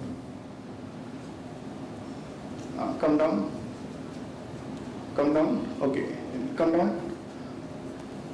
Okay, let's say bitter gourd. Click on bitter gourd. Okay. So we can see like, okay, where this bitter gourd from which we have to purchase. Okay, so now I will give you the business use case. Now you can change to the, first I wanted to show the data. And so before we start, I want to ask one question. We all are willing, whenever the governments are talking about, they are saying remove the middleman and so that farmers can get the better price. Is it a right statement? I believe yes. Yes, so we came from the tech background. We always thought what is the root cause analysis? So we did the root cause analysis. We reached on the conclusion that it's not middlemen, it's a supply chain. Farmers are not taking an informed decision. They are taking a decision based on the herd mentality or based on the market price. They are not taking an informed decision. So in 2014, when we were doing a market survey, we reached on the conclusion that how to build a data ecosystem. Okay, and I was calling it Bharat Data Agri Ecosystem. Okay, so for 2015, when there was a 2G in the rural, and we were talking about the data. Okay, so I came from the telecom background, and I realized that next 5 years we are not able to get the data. Okay, I was working on that at that time LT in 2004-05. So I know that it will take another 5 years. So we decided, okay, we will wait for some time, we will start from something else, so how to get the data. So we wanted okay, if we know the purchase pattern, seeds pattern, then we can better predict what is the sowing pattern in different part of India. Okay. So that's where we started thinking about the data, and I can say what is our long-term vision. The day farmer purchase seeds, we should be able to communicate, inform him that this is a price he will get after 3 months. And this is the direction we are going, okay? So now,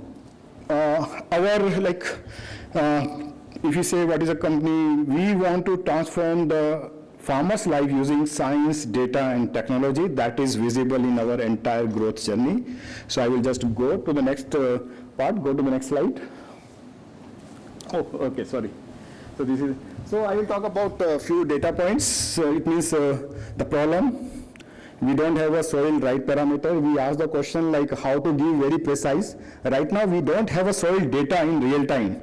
And that solution, can we get it right now? No. It will take 2030 because somewhere we have a plan how to integrate. It should be scalable. Right now this model, current model, whatever is available in the market, that is not scalable. Okay.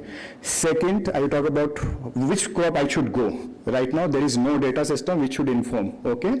So there are multiple things. I am not going on much detail. So Big Heart, we are collecting 10 GB data every day, more than 10 GB, okay? I will just brief about Big Heart so you can understand. I will give the direct analogy. We are a full stack player. We started as a seed player. Initial 3 years we sold only seeds, and now we are supplying seeds. When they are coming with the produce, we are selling it. We are working in the 3 commodities: outputs, post-produce side, spices, grain, and pulses. Okay, we are the largest food safe company. We are working with the more than 40,000 farmers. They are following the IPM practices, and they are following. We build a product called Big Trust. I will talk about this later, where we are giving a transparency to the buyer, any buyer, and that's where we are turning supply-driven market to the demand-driven market, and that's where we are able to give better price to the farmer. Okay. Then we are collecting a data, so there are different inputs, and 5% is coming from Bihar, 5% is coming from West Bengal, 5% is coming from Northeast, even half to 1% based on the season is coming from Jammu and Kashmir as well, even Andaman Nicobar, okay? So now I have a different channel, one is a crop doctor, it's a AI powered, so I can proudly say we release this model from India, and globally only 2 companies established this model. One is Big Heart. Okay. For farmers, crop doctor efficacy is 100%. So you ask the question. Okay. We are giving the advisory. So I will talk about what we are giving, how our doctor is working. Okay. So crop doctor is one, then crop advisory based on the data. We are making a personalization localization. So based on the weather condition, based on the soil type, based on the location, we are giving a very, and we are evolving in every 3 weeks. We are not saying that we are perfect, but we are evolving in every 3 weeks.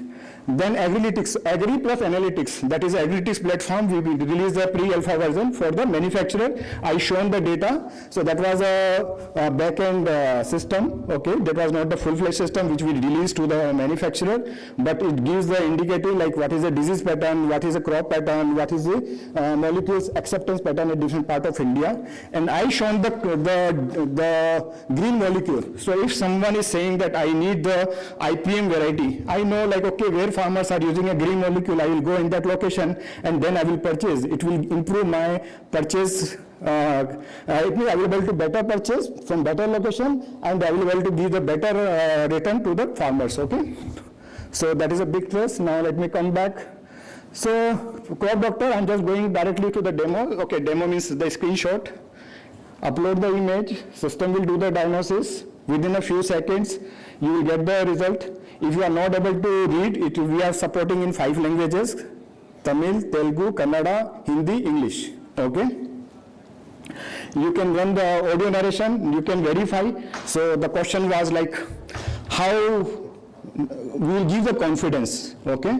So he is right now, he's going to the shopkeeper and he's asking the solution. We are saying you come here, upload the image, and the system will give you the solution. Then you can verify the symptoms. If the symptoms are verified, then you can go to the step 4, step 3 and step 4, and step 5 we are suggesting. If you want a chemical, you select the chemical. If you want an organic, you can select the organic product, okay?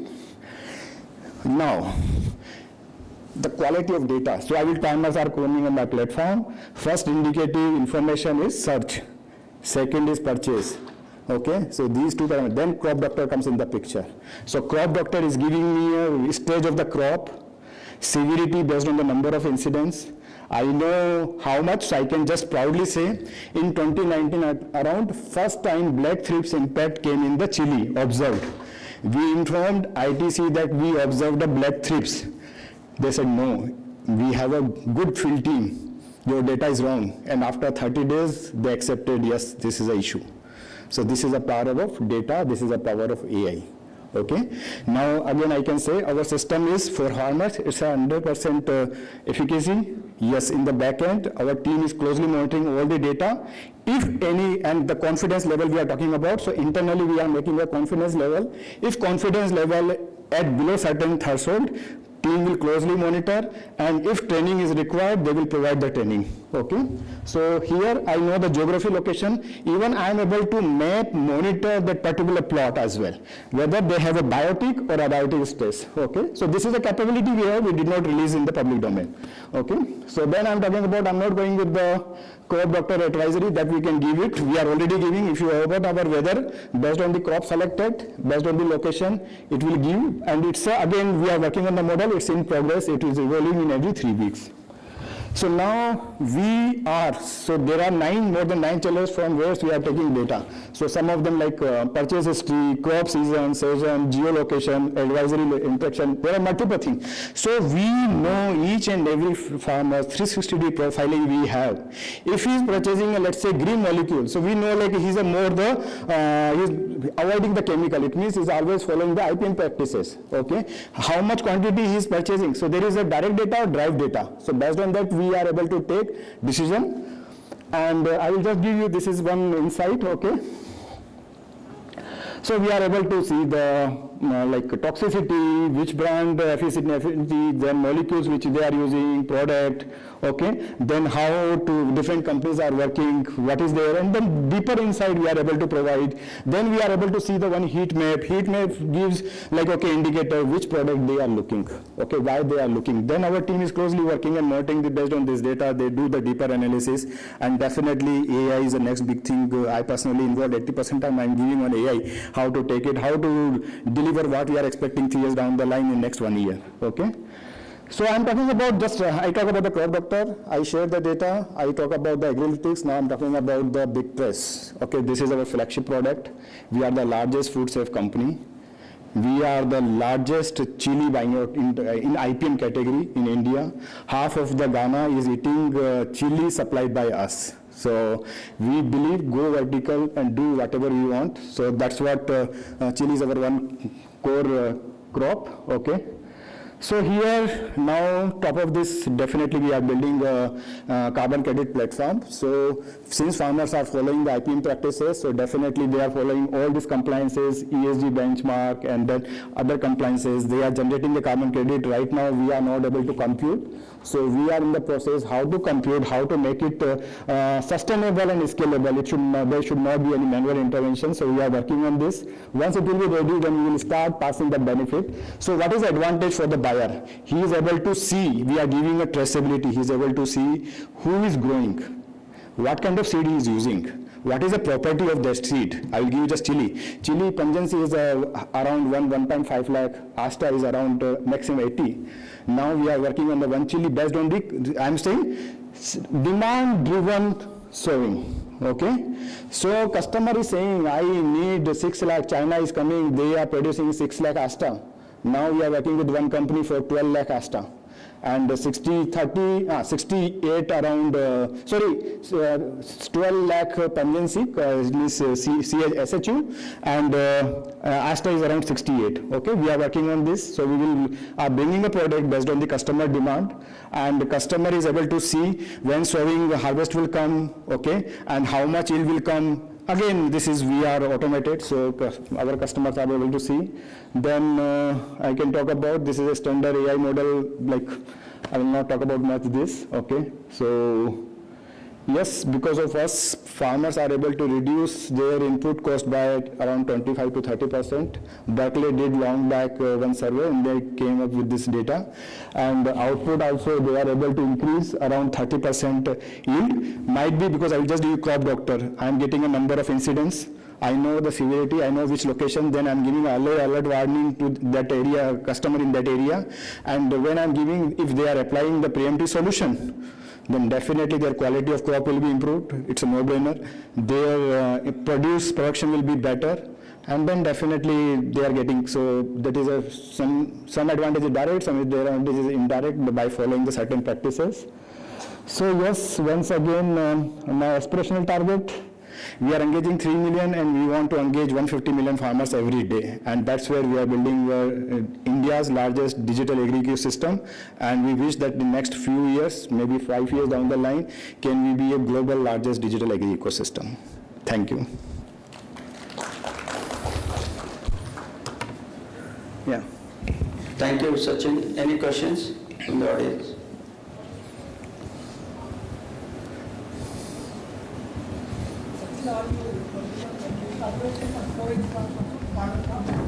Forage crop right now, if someone needs, it means our ecosystem as a part of ecosystem, but someone needs, then we have a back-end team. So what we talk about 2G. So I will tell you, we started in 2G time era, okay? So I always used to say, if we are not able to solve the problem, it means we are a part of the problem. So we need to farmer connect. So our team always talk about not the like Airtel kind of call center. Our team baat kar rahi hai, it's a lunch time, then you will say, okay, hota ita. So that's how we want to personally connect. Then when we are giving, okay, so I need just mobile number verified, PIN code is giving, okay, so he is giving the missed call. So that's where we verify the product and then we are dispatching. So even if he is not able to book it, we are able to supply. So your question is, right now as a part of a digital ecosystem, no, but if someone needs help, we have a backend team who are able to communicate in any language, so they can reach out to my call center. This is free of cost. All my technology is free to the farmer. So they can come, they can call, and they can provide the advisory. Do you engage with only farmers or farmer producer organization? We engage both. So we have a two different team, because farmer FPO we have to give a different kind of support. Yeah. So their value proposition, what we are giving, we use all our technology free of cost, and especially what they are doing it when they are taking the input to negotiate the price. They are purchasing in bulk, and then they are losing the inventory. So we are saying you purchase one product, even one bottle you purchase will give you a bulk price. Okay, because we want that relationship should become closer, and then we should able to create value in the farmer's life, because objective is same. So our separate team we have, and we give the different, so there we have a different engagement mechanism. Do you also provide credit facilities to FPOs? We are working, okay, so I missed here, so we are releasing, one is a Kisan Mudra, okay, so we did pilot with HDFC, but information is required. I will give you one classic example like maize. Maize in Karnataka is around 130 to 150 days crop, in Bihar it's around 180 days crop, in Punjab it's a 90 to 100 days crop. And if you are giving a credit line to 3 guys, it means you have to give a 3 different offering. And now second, even retailer, okay, so we are looking at retailer with a different lens, farmers with a different lens. We have to see both with the same lens. The reason is retailer will not able to pay until he is getting the money from the farmer. And that's where we are working. We identified the 5 different stakeholders and we are building a different product for different guys. So we are working with the fintech partner and I believe it will take another 1 or 2 years to establish. How do you link FPOs to the market buyers? Yeah, so there also we are working. Like IPM is our one flagship product. There they can work. Okay, we are targeting to reach out to the 1 million farmers in next 3 years. So if we have to reach, without FPO we can't grow. So definitely we believe in collaboration. We are a 250 members team. We don't have any field on ground. So we are digital. So we believe in the collaboration. Without collaboration, we could like in 2021 we were at 17 crore. Now we are more than 1,000 crore. So this is possible because of the collaboration. So we believe work together, grow together. Okay. Thank you. Yeah. Okay. Thank you, sir. Again, I request.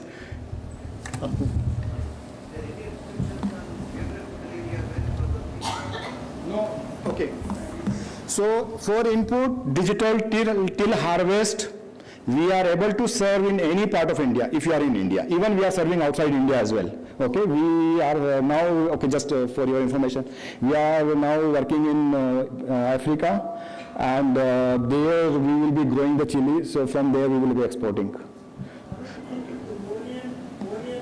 Yeah, so our, input till harvest we are able to support any crop. But post harvest we are working only on 3 commodities, spices, grain and pulses. So we had a discussion, every crop is a $1 billion opportunity, that's what we are also feeling. So that's where we focused mostly on spices, in spices also chili, now we are increasing our crop base. But our spices, grain and pulses. Thank you. Yeah. Sorry, can you just, I think you can. Sir, whether you are giving your advisories based on the static information or dynamic? See, again, depend. If you are using my crop doctor, what kind of advice are you looking? If you are using my crop doctor, then it's your data you are providing based on the data I am giving, okay? And if you are not, crop doctor is not there, then I will give a preemptive advisory because I know that in your area, some problem is there, then I will say go and verify the symptoms. So again, what I will what I will say, you download Big Hearted, you will see, okay, one more point I would like to highlight. Right now, Roundup is banned in multiple states. Okay, there is no solution. If you go on my platform and let's assume you are from Punjab, we will advise you alternate molecules. This is the power of tech. So we'll say this is a molecule, this you should use it. Sorry? Okay, so any chemical which is banned in a certain geography. Now you are looking at alternate molecule. Right now, no one is giving the alternate molecule. We are giving. Even we are giving there is a same molecule, okay, which we have in branded and non-branded also. We are giving, okay, this is a branded this is the X price which you are searching. But if you want to save the price, same molecule is available in the lesser price. And we are taking the honors of guarantee. It means guarantee of the quality. It's a product quality guarantee. And that's what I can say in 11 years, touch wood. So far, no one complained because of us, they lost something. So I think we are from the agree. Even the seeds you are selling, you get the complaint about the germination, but we are very cautious about the quality. Do you have alternate for Roundup pesticide? I think this is glyphosate, but there is another product I am not able to recall right now. If you will go, then I have to, okay. Right. So these are the 2 major features. So right now, okay, another point I want to highlight here. So now we are coming up with a different section. So crop, purchase by crop, purchase by the problem, okay. So we are coming up with we are thinking like a farmer. And then based on that, we are building, we are changing the entire our UI and UX.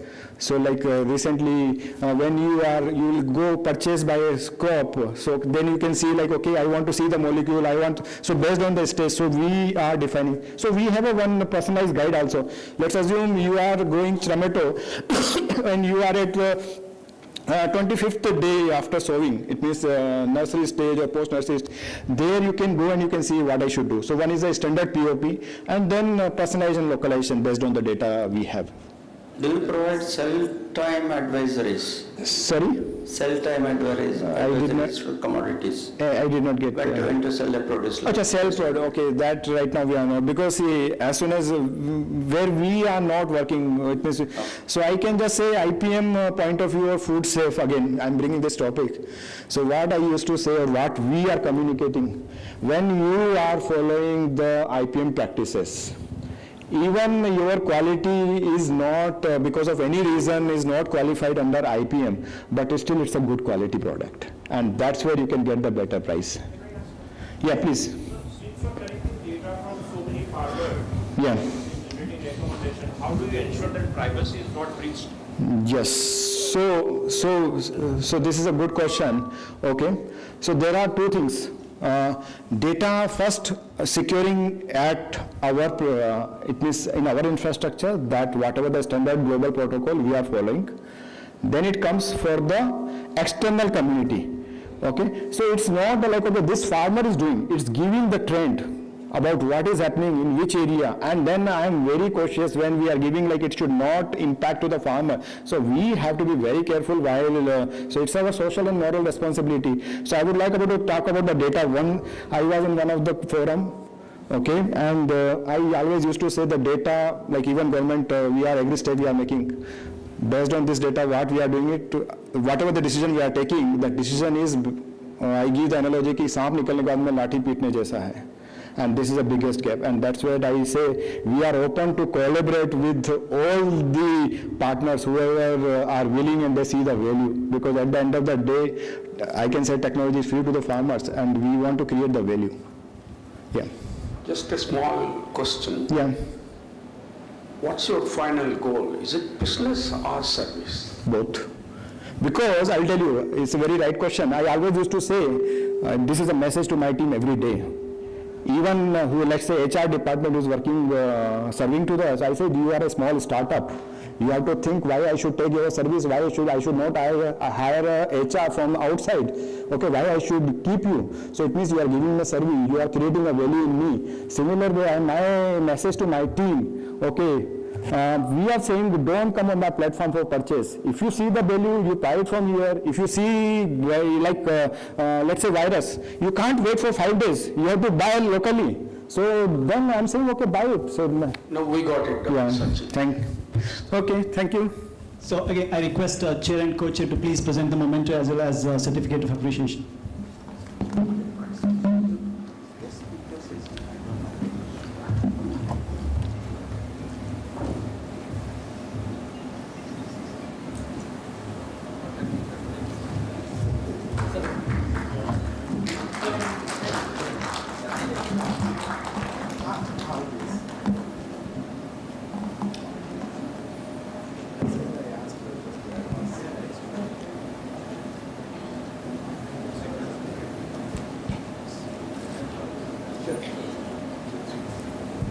So we have the short break, 10 minutes. We have another 4 speakers to go. Please come back within 10 minutes, please.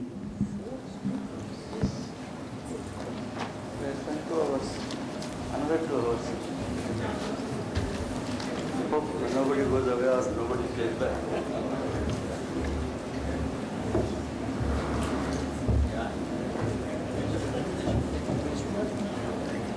Can I suggest? Yeah, tomorrow they are not hard.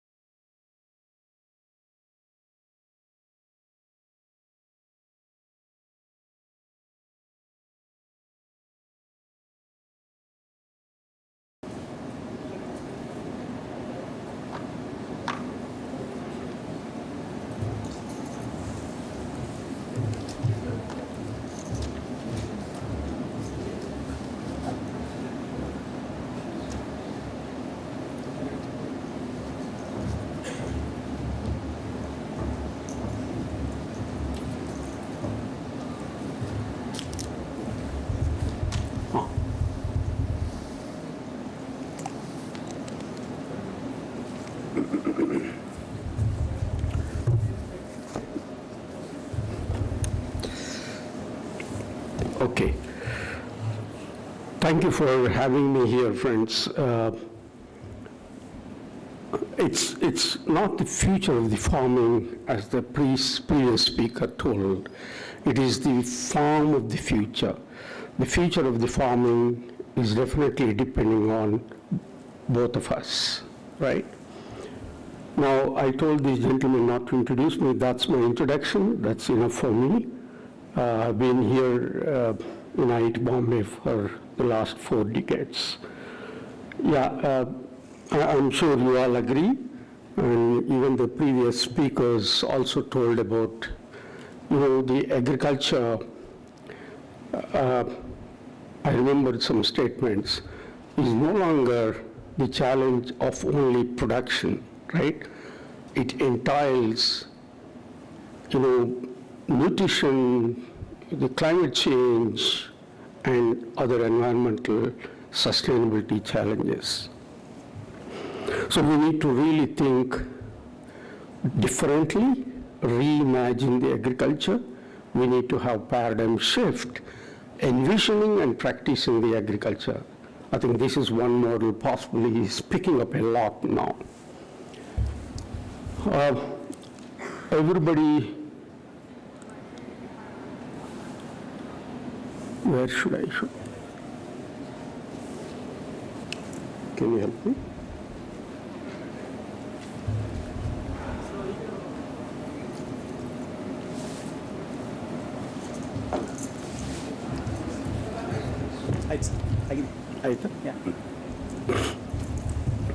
Everybody talked about AI. I don't need to mention much about that. And definitely it's no longer a choice. It's definitely a strategic, what to call, imperative to enhance productivity, the resilience, the climate change aspects and things like that. And in a way, I would say that it is also even the global competitiveness, right? So that's where we stand as far as this AI is concerned. So that is one thing. Of course, as I said, we need to be very responsible. We can't just take it as a black box. We need to logically think which one should help, or what is the science and technology behind taking those AI models. I'm sure you agree, the kind of resolutions we have is definitely in terms of spatial, temporal, or even spectrally, you have fantastic systems here and wonderful platforms, suborbital platforms are there. There is definitely sky and earth is shrinking. You have ground sensors, as somebody talked about, edge analytics. You have edge devices, which gives you the real-time solutions now. So that gap is reducing, and you have AI infused and the other technologies, the IoT people talk about. And when you want to have an intelligent system, obviously the AI should be augmented. So AI infused AI IoT will have more future if you see the top right-hand side graph here. So definitely you can think of having a continuum of treetop to the ground. So that land, water, and food continuum is really helping these these technologies to understand. I'm sure despite all the talks, we still have this problem of these 3 E's, which are interdependable, no doubt about that. And for example, you take one of the eco problems that we have is the climate change. And it is affecting the agri-food. It's releasing greenhouse gases, and we are having extreme events here. For example, you take, as somebody talked in the morning, within few years, you're going to have 1.5 degrees. So that's going to create, some extreme events, releases greenhouse gases. There are two things we can think of it. Either we can mitigate, which is very costly. You need to have the infrastructure. The other one is only adopting it. Adopt technologies with ecological principles, not just for the sake of taking those technologies for fascinating reasons. We need to really logically think and use those technologies to solve the issues. That's a very fast-growing, rapidly emerging system, friends. It's from conventional intensive agriculture, which is being practiced everywhere, more efficient, smart, and resilient agriculture system, which is holistic, inclusive, and systems approach. That's the form of the future. Yes, if you see this second statement, it is solving the challenges through integrated, technology-enabled, climate-resilient, and farmer-centric agri-system. Reasons why FOA is critical to take care of those three challenges we have. Apart from that, we're trying to make the farmer more innovative, empowered, inclusive. So those are the things that is happening now. Plus other, digital advantages you have. Every step here will definitely help in FOF strengthening. Yes, when you talk about the sustainable agriculture, we do talk about the precision agriculture, no doubt about that. We all know it is encapsulated with different R's. We would like to add 2 R's here, the right genetics or right tools and technologies, so that the systems will be automated, intelligent, resilient, and sustainable. My mantra here is, I'm not saying conventional methods are wrong. The real intelligence, I think somebody talked about that, farmer-based. The real intelligence comes from the farmers. You can augment with your artificial intelligence. My point here is conventional methods of analytics and sensing lead to low innovations. If you can keep the physics or science or the process also into the system, then you can have more innovations. That's my point here. So for me, it's just not all about machine learning, not all about IoT, sensors and things like that. Definitely the process, the science is more important than anything else. So that, I know people talk about proactive, I think Dr. Prasanna talked about it, predictive management-driven sustainable agri-system. Yeah, as I said, this is both science and technology. As you can see it here, you can have a systems approach where you can think of from treetop to the ground. So people should be involved or on board, and you have multi-sensors, the systems which are very technology oriented. It's together science and digital innovations, ecologically sound principles, and inclusive development with a strong external translation research that we have to do it. That's more important, friends. So we need to think logically, we need to bring more and good systems, keeping the farmer on board. So, and I'm saying green to eco-friendly and digital revolution, that's the one which we are going now. Or I would say real intelligence to artificial intelligence, right? When we talk about the task, some of the tasks with some case studies that we have carried out, I'll just run through. Mr. Chairman, please stop me whenever. Conventional farming and future of the farm of the future. Take, for example, field monitoring, the kind of systems that we have it. The earlier one was subject to low frequency, whereas these systems are automatic, object to high frequency and high accuracy. So one study we have, I think, if I remember, I have already told in my last talk, but I'll just give you the gist of that, where we stand now. We have established the critical zone observatory containing all the sensors and other systems, plus the round one, which I'm mentioning it here, is the remote energy meters that not only gives the hydraulic parameters, but also the water table dynamics. The reason why I'm explicitly telling about this is we have taken this system or developed this model in a groundwater agri ecosystem. So groundwater is a major issue and disease was another issue. So that's the reason why we have developed a model called groundwater irrigation and disease sensing system. We have developed an IoT-based platform, very high-end.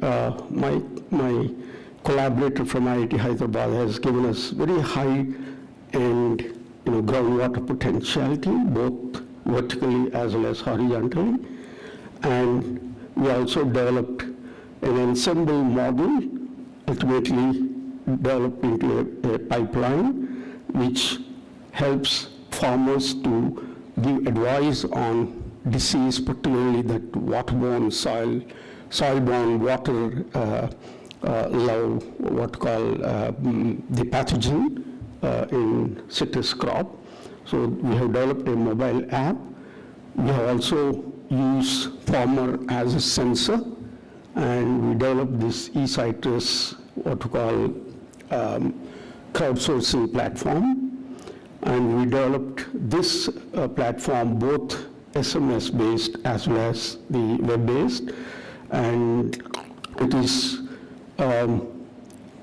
this mining gives you what is the statistics and who asked what and what is the lat-long values of a person who has registered, from where it is coming, and we also will be knowing exactly where the density of that particular disease is available and all.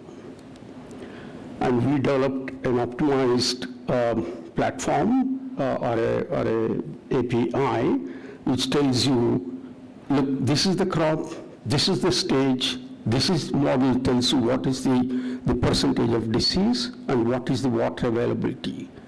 So based on that, it gives you optimally how much water to be added, so that two things are taken care. One is the water resource, the other thing is the disease that can be controlled. The second thing is the decision making. Definitely it is better than the conventional methods by AI.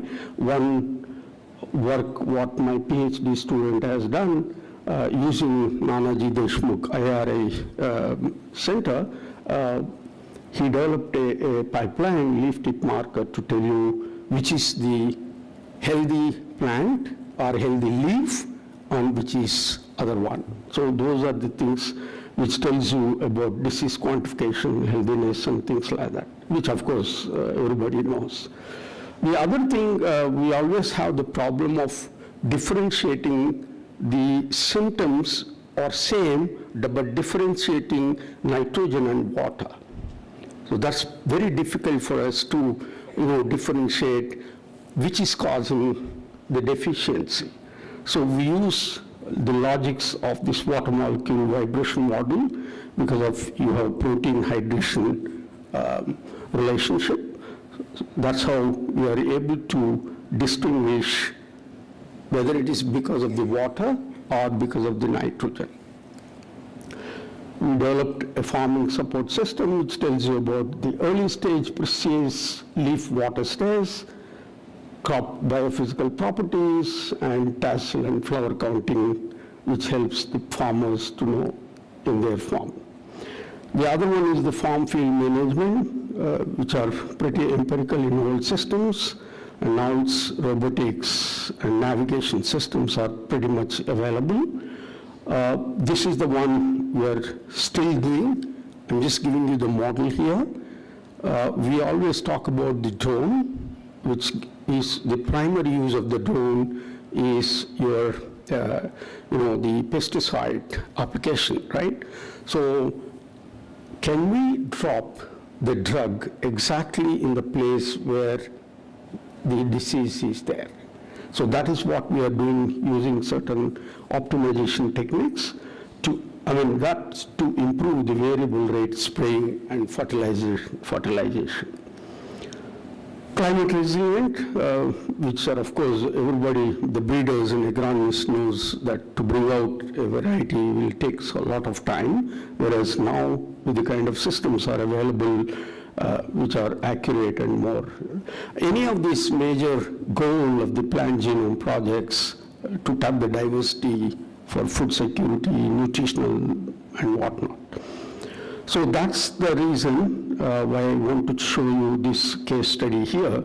So we also did some work on plant phenomics aspects. So everybody knows that phenotyping is based on the genotype and the environment and the kind of the use of AI models, including the deep learning models in the phenotyping is really increasing a lot. My point is traditional phenotyping, measuring all the traits for a large population is tedious, whereas the systems which are available now is really helping to reduce or escalate that. So one of the solutions is the high throughput, which you can do it from from plant level to the cell level. I'm just giving you from traditional phenotyping to the phenomics plus machine learning. You have automated data analytics, huge data you get, and comprehensive assessment of various, typically genetics call lines, so you can do comprehensive assessment. Yes, we worked with ICRSAT as well as IRI at control conditions as well as in the field. Field phenomics is very difficult, friends, but that's where the challenge is. Our discussions with the farmer is to develop a variety that is a drought-resistant or a water-resistant variety. So that's what our aim was. And our thing here is a low early vigor plants uses better water. That's the concept we have it.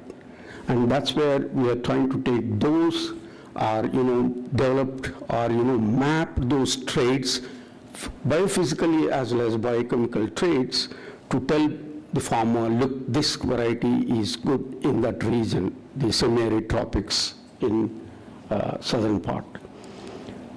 I'm not going into the details again here. So we developed certain pipelines to tell about spatio-temporally where such and such traits are, biophysical traits are there, and on the basis of biochemical traits, we're perfectly telling, look, this variety, based on those traits, is the one which you can adopt there in that region.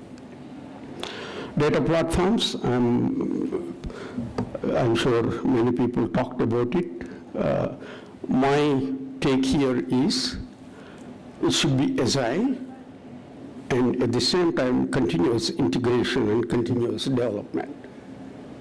So it should be an ensemble one. So for example, you have to plan the process, design the workflow, or even the control flow, develop the application, test the application using some validation data and deploy it in some unseen data, and review it every now and then so that that feedback loop is there. Launch it, scale it up, again you review and then see whether the plan is working well or not. So this system is an automated steps in each process here. So each step in Agile, from planning to whatever it is, should be accompanied with this pipeline. Through this, each step is developed, tested, reviewed, and staged. That's what the agility is there. So if you can ensemble these two, then you can have this approach this. Again, open science, people talk about that, for inclusiveness and equity and things like that. There are some challenges, let's leave it on. And our government is really encouraging. People talked about DPIs, and we also developed one open field server or open Twitter with collaboration with Japanese scientists. And we also developed this open science or GitHub-based, what we call the pipelines with data as well as the solutions here. That's what I'm saying, friends.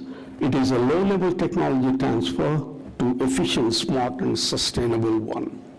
And that's the minimum innovations where the market is already there, whereas here you have disruptive innovations and you have a business vision. A few farm-level innovations I would like to mention here. I think somebody talked about AML dashboards, where the people who are novice should use that responsibly. It is not just use anything you want it. So these algorithms should be open for adoption, for example, IBM-based. The other one, the kind of systems we have can we think of heterogeneity at a very micro scale? I'm sure you all agree the microorganisms plays a big role in soil. So can we identify them? Or can we identify the scale at which the cell level disease things that can be identified? So it's a hyper level, farm level heterogeneity. We do have, I don't have currently, I'm not working in this, but we have gone up to plant level identification and plant level stress identification. Yes, I think I will not talk. That's the one. I think we need to really think seriously about this one. It should be bottom up, not top down. So we call a native AI or AI native agriculture, right? The other one is the open AIs, and we need to have some community level efforts to demonstrate, to have that confidence of showing it to the people so that they can adopt it. Yeah, I think this is one very niche area, friends. People really should seriously think about this. Ensure that digital technologies do not aggravate social and economic inequalities, which is already there. I don't have, with my colleague from Ahmedabad University, Professor Chowdhury, we do have a couple of books.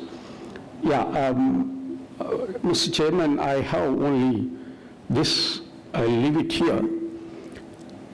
We have a saying, polluters pay. Is it the system which is going now, or pay and pollute? I think that's what seriously we need to think about that.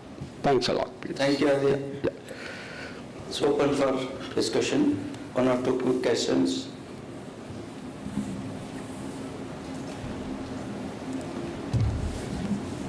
Okay, if there are no questions, I request Chair as well as the organizers, Arvind Kumar sir, please present the memento as well as certificate of appreciation.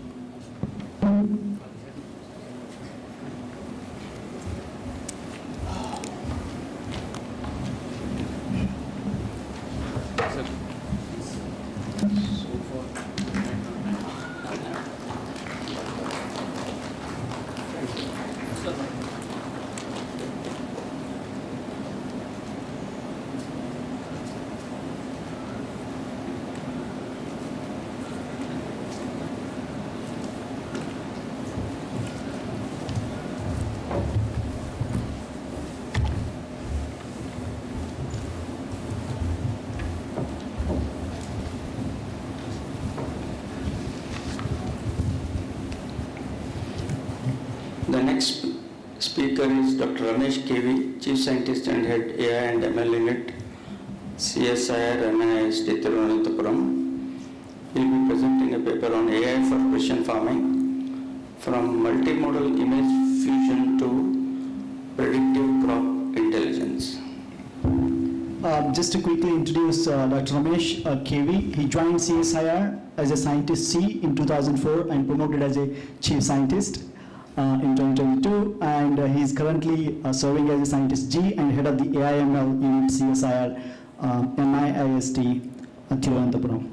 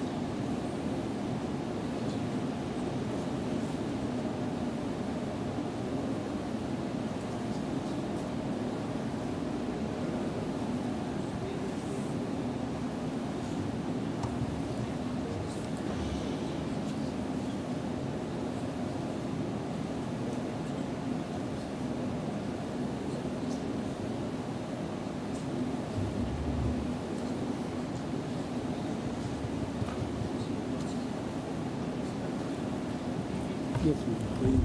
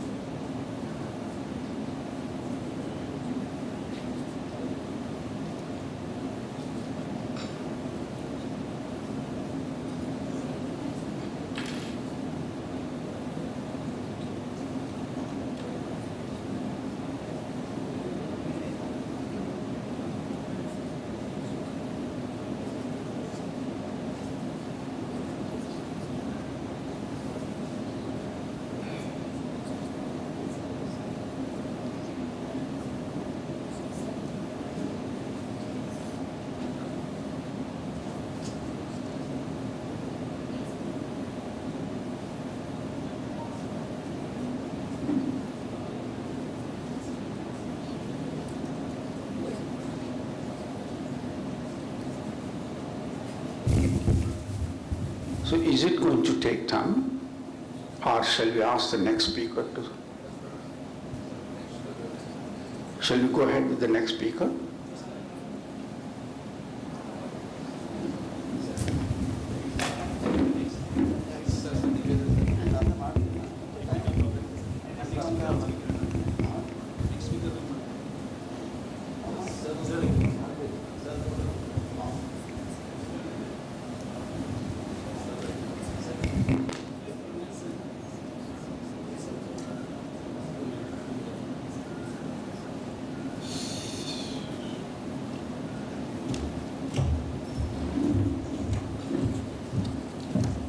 Good evening to everyone. So I have to run through a little bit quickly, that will be fine. Because I taken a topic typically all multimodal data, because all are talking from morning onwards different type of data. But how we will use it for predictive because that is a thing field level. The goal is to provide crop-specific solutions in the form of intervention strategies implementable at farm field level. A small-scale farmer, he cannot use something cannot be implementable at his own field. It's now useless. Typically, we have. Before going into that, I will quickly go through the constraints. Typically, how it's happening. So India has 1,700 plus startups, and is it growing? The amount of investment into the agriculture? No. Startup. Why it is happening so? So if you can see around up to 2021, it was just going down, then total investment in the startups are coming down. Why it is happening so? Typically, all the startups mainly deal with the technology first, then go to the farmer. So they don't come from the bottom to top. So you can see that, you see, for example, you can take hyperspectral, we can go multi to hyper, all the spectral things we have gone, they develop all the pipeline, everything. Finally, a farmer can take a hyperspectral image? It's not possible. Then drone, I put village, every image can be taken by a drone flying? It's impossible. Then AI dashboard, into high-speed internet, we have very high resolution image. Can a village level farmer can access? No. So farmer can buy solutions which can be implementable at his farm, whether it is a off acre or maybe because we have gone through, because Dharwad and Hubli region, because we have worked quite a bit here. So we have gone through the farmers. Typically, takeaway will be agriculture sort of failed, not a lot of opportunities available in India. But due to mismatch between technology, farmer needs, economics, infrastructure and execution. That are the things. Focus on farmer, value and trust you gain from them. Build sustainable unit economics. Then partner, localize and solve real problems. So I have gone through, because we are doing for some other work, so then I thought we will take a different type of cropping systems here. So one is irrigated plains with the cereals. So you can see water use intensive, and their climate risk exposure is 20-40%. Their overall score will be medium. When you go rain-fed systems, their risk factor, stress index is very high. Drought, you can see drought plays a huge role in destroying. Cotton, you can take cotton, and horticulture crop also very high stress index. And plantation, because we are doing tea, coffee, even rubber because I am from Trivandrum, because we have to work on the local cropping season plantations. So we work on that.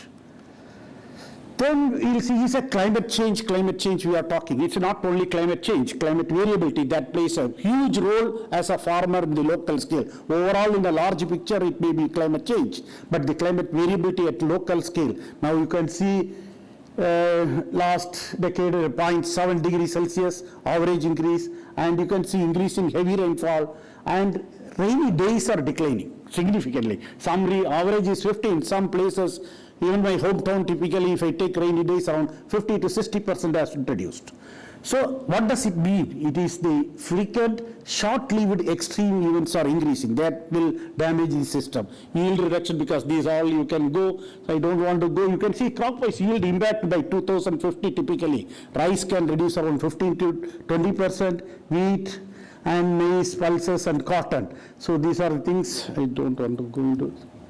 So is the small-scale farmer problem is uniform across India? No. And it is crop specific, because even season-wise also it is crop specific and region specific and stage specific, which stage of the crop you are going to address. So I don't want to go into. So this is the conceptual diagram, because last speaker he was talking about the system dynamics approach. So we are working typically based on that, integrate with the deep learning and image analytics, incorporate it. You can see any agricultural system in a farm field. Typically it will very high network, correct? It's a very interactive system. It's not a standalone system of the plant. Soil or environment or the ecosystem surrounding. So what we adopt is typically the modeling platform around each component. Some of them I mentioned here. So we put together, then try to simulate. Can we make it a useful product out of that? Scientifically, can we able to predict the plant growth or phenology of that? So this is more explicitly can put. So our integrated system dynamical modeling platform for sustainable farm management. Where we start from is because we have done couple of experiments. This full thing we have done Almora of Uttarakhand and in the Kashmir Valley. We have done for traditional knowledge. We do go and collect, discuss with the local farmers and collect how they handle the critical situation. Past history, because especially old age people, if you go and discuss with them, you will get a lot of knowledge wealth. That then field experiments. The way they farm it, what are the practices, we isolate some part of their farm itself, mark it, and we suggest, can you change this.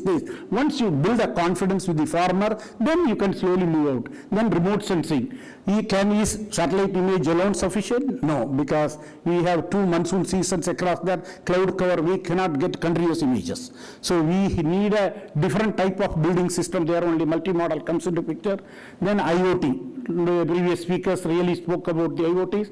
Then participatory rural appraisal. So typically we have go to the village level, Pradhan or somebody, we sit with them, we give a questionnaire and discuss with them. Then what are the prominent issues they face? You pick up that, then try to address that issues. Then system dynamical modeling, data analytics and image fusion. To then integrate everything with integrated system dynamical model that uses knowledge and database utilities. These are the typical things. We have done it. Then why precision farming needs AI now? That's another big question, because we have science, physics-based things but it is in a very good shape. But traditional farming decisions are often made field averages. So we have one experience in the Koppal district, one farmer, he has 2 acres of land. It was a slightly slanty. So he gets a soil sample in one part of the field and takes a decision. So that was really wrong. When it is their slope was there last and there is a nutrient rich and it is becoming a unviable condition. So then we have done a soil optics, that instrument that soil you can map it, you build in a tractor and run over the whole field, you can map it. Once you map, you can see which are the places, which are the soil physical as well as nutrient profile varies, then how much required, then we can take a decisions. But crop systems are inherently heterogeneous, temporally dynamic, climate sensitive and biologically non-linear. So how we can go about it? These are the sensing. So we started with the first, because what I told is satellite imagery, that was the Sentinel or Landsat, that's the image we started.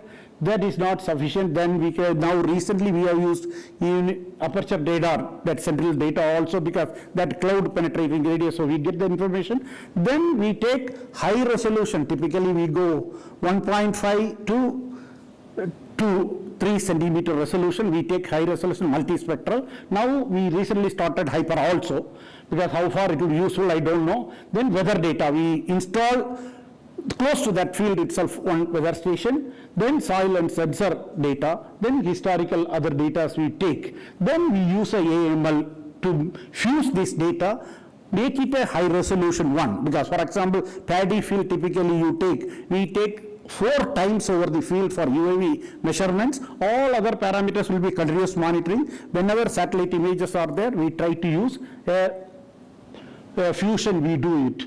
Then we take the intelligence based on that.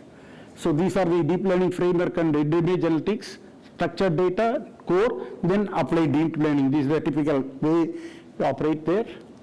So you can see then, as I mentioned, system dynamics. So that has to come into, because it continues the feedback, because now different AI techniques, reinforcement learning and everything came, because we started almost 10 years back also. Now we are trying to mix with system dynamics. Can we use reinforced learning also? You can see these are the information we collect. Then we start with the we understand the current crop and field conditions, that is a system perception. Then we go to predict, then optimization, then it is a continuous feedback. Is it enough? So monitor, learn, adapt and act and evaluate. Is it sufficient? May not be, because agriculture field alone won't stand as it is. It's not a standalone system of a farm system.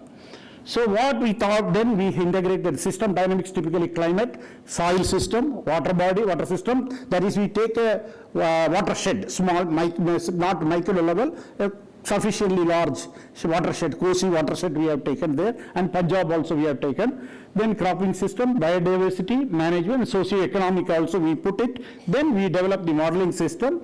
Then we integrate. We can able to close to these things. Then when we integrate all the components and there we unlock for near to closely we can able to the system phenology of the crops also, system thinking, smart data and better decision for the sustainable future. So this is the application we have done in the Almora district, funded by National Mission on Himalayan Studies. They want to find in Almora district population was shrinking in the rural area, because they have quite a bit of agricultural practice can be done. Can we make it economically viable for a farmer? Then what we have done is we have conducted all, you can see 1961, only around 35% of people don't have job. But you can see there 52, the non-workers are 18, there it is 52% when we did that survey in that area. So that much people, because it is other socio-economic factors also there. Then we have integrated all the model, system dynamics. Then we can able to suggest some of the solutions to the district administration, what are the job opportunities you can add it so that they can get a better solution. Then currently what we are working in the typical multi-layer measurement system also. Above the canopy we take the atmospheric variables, plant layer, leaf area and all the parameters, root zone, then soil layer. We have divided into that. Then we have multi-scale sensing technology also. Precision farming require understanding of entire ecosystem, soil to sky, from roots to leaves, across space and time. As we are aware of the most of the disease origin in the plant system, not above the leaf. It is the below the leaf is the major source. So how you can really, so we are now biomes also, we are trying the biology, some other biological activities with the other, because I am not expert in that. So we have roped our other units. So microbiology unit also. So now we are trying to how the spores are coming on, initiating the disease level. If we can come, that can be better opportunities there.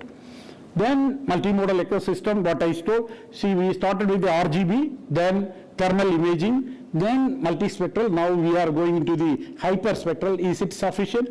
Now single layer, one single spectral layer, red or anything, you cannot see everything. So multimodal imaging reveals the full story of your crops.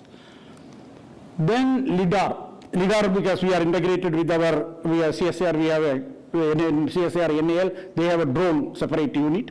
So they are good because we can experiment all the things in a drone settings and everything. So we can able to, we are trying to get data, LIDAR also, then do fusion. Initial results are very encouraging. So unified robust insights can be got. One field, many perspectives, complete understanding, smart decisions, they can help us. So this is the thing, for example, I want to show, we have taken an image at US Dharwad in the initial when I started. I am not a core agriculture guy, I am computational mathematics, I am from there. Then when we came to US Dharwad, this is our first imaging with UA 1.87 centimeter. Then maize field, all the place we have taken. So we can't able to, unfortunately, we can't able to carry forward in a long duration there. Then we have developed the crop stress identification typically, that is because small utilities we have to develop. So you have the images, then vegetation index, crop stress mapping, so these are the pipeline. So how UAV to the crop health management. Then image fusion, because different type of data we use, this is the architecture to the pipeline we use to get the fusion data. Multimodal image transform heterogeneous data into unified intelligence for the precision. So this is the real world example. For example, wheat yield in Punjab, we are as part of smart agriculture program of CSIR. We just wanted 8 institute joined together. We had a project last April only. This has completed. We can successfully predict because next phase we will be taking to the field. So deep learning for the soil smart, I don't want to go into because then pesticide usage, how we have to reduce to, because most of the pesticide, because whatever we have, Punjab is the most loading pesticide on the soil itself. First farmer was refusing to, when we told them, then finally we told your identity because personal information will be this thing for study purpose. When it was an alarming level, soil as well as associated water body systems. So data availability, we cannot say India don't have data typically. but only thing, accessibility from different places. I won't go into all the details, I will tell universities itself. All the masters and bachelor students, they conduct field experiments for their project. If you can digitally, systematically archive, and a quality control with a proper stringent quality control methodology. So all the agriculture university alone can we have quite a bit of volume of data. We try to access from their PhD thesis through using BERT, the BERT data, so they can from digital research papers, they can pull the data. It is very tough, but if universities join together, you can make a very big pool of observed field data can be there, including agronomy. So the data, put it. So future directions, how it will go is typically physics informed neural networks, because the black box typically morning a lot of discussions is it there. So you can use physics informed, that is the thing now it's going on. Then graph, because your field is not a perfect network, you cannot make it, because it will be it may not perfect square or rectangle, it may not be. So graph neural network for field topology if we can implement. So this we are typically using, in our institute we are using chemical composition and predicting the properties of new alloys prediction. So we are trying to implement. Finally, agricultural foundation models can be built on the really good data.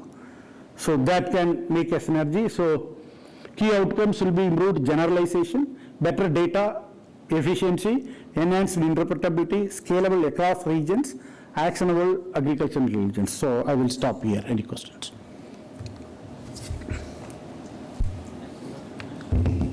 Thank you, Dr. Ramesh. Any questions, please?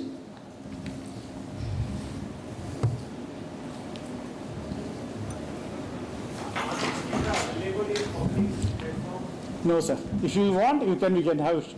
That is it. So it's a huge volume of data. It will be almost like 10 to 15 terabytes of data. I request Chair and Co-Chair to please present the memento and certificate of appreciation.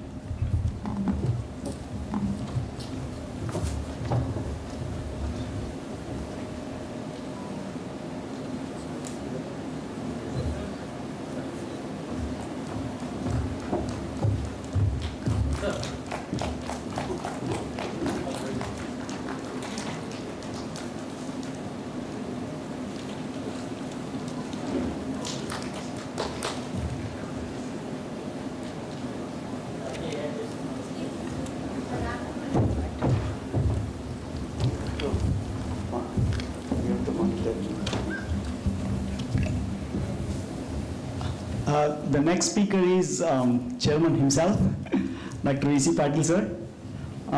Sir is a distinguished academician and agriculture expert, and he is a founder president of the Indian INSEAD, and he worked as a visiting scientist at the University of Oxford, UK, and he served as a chair professor of precision agriculture research at the College of Food and Agriculture Sciences, King Saud University, Riyadh, Saudi Arabia.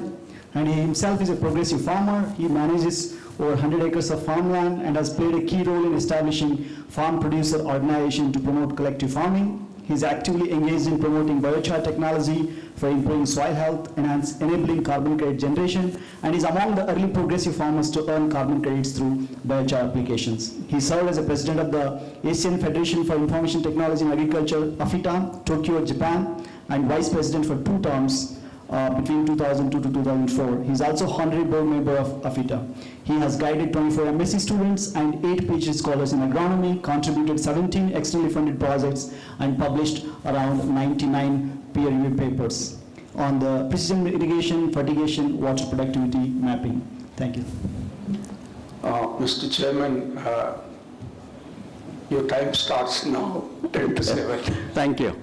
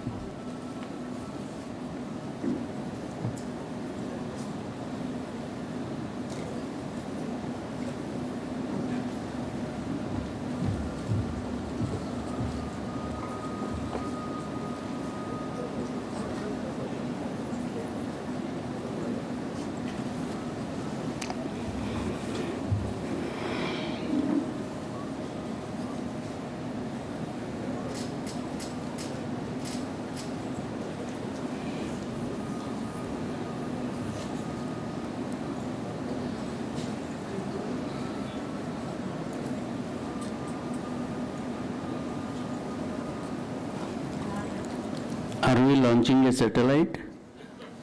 Looks like.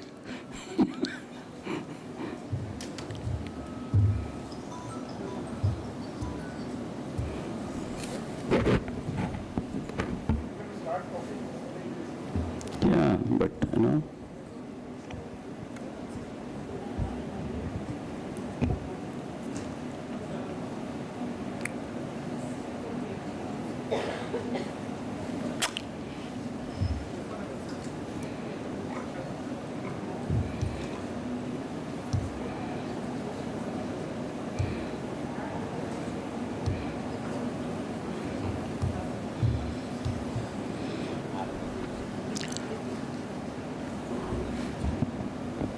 I think we'll start. I don't think I need slides now.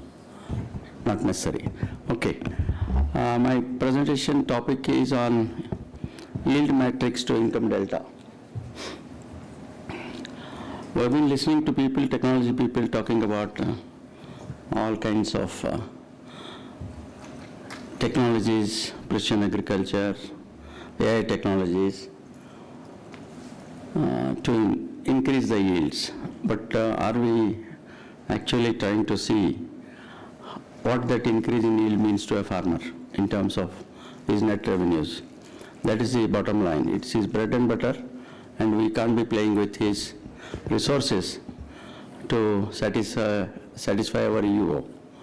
We are literally doing that. We are trying to satisfy our ego by giving him a technology which he doesn't need, at a cost which he cannot afford to, and at maybe he does not need any of the technologies that we have to offer him. All that we have been talking about since morning, sensors, identification, selling inputs.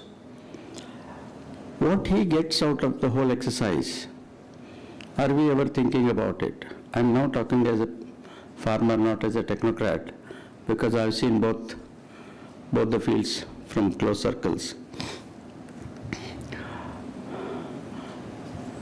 These are the kinds of tools available in Indian agriculture. Most of these companies, crop advisory, yield estimation, market intelligence, post-harvest and quality and delivery platforms. So these are, I think we have heard big RP person talking. Cropping is one of the biggest companies operating in India, doing crop advisory services. Dehat, Fasal is a government sponsored project. Plantix. See, most of us, we have been working on prediction of diseases, insects, giving solutions to insects and pests in multiple crops. I feel that we are trying to reinvent the wheel, because Plantix is deployed by Government of India, and Plantix is universal.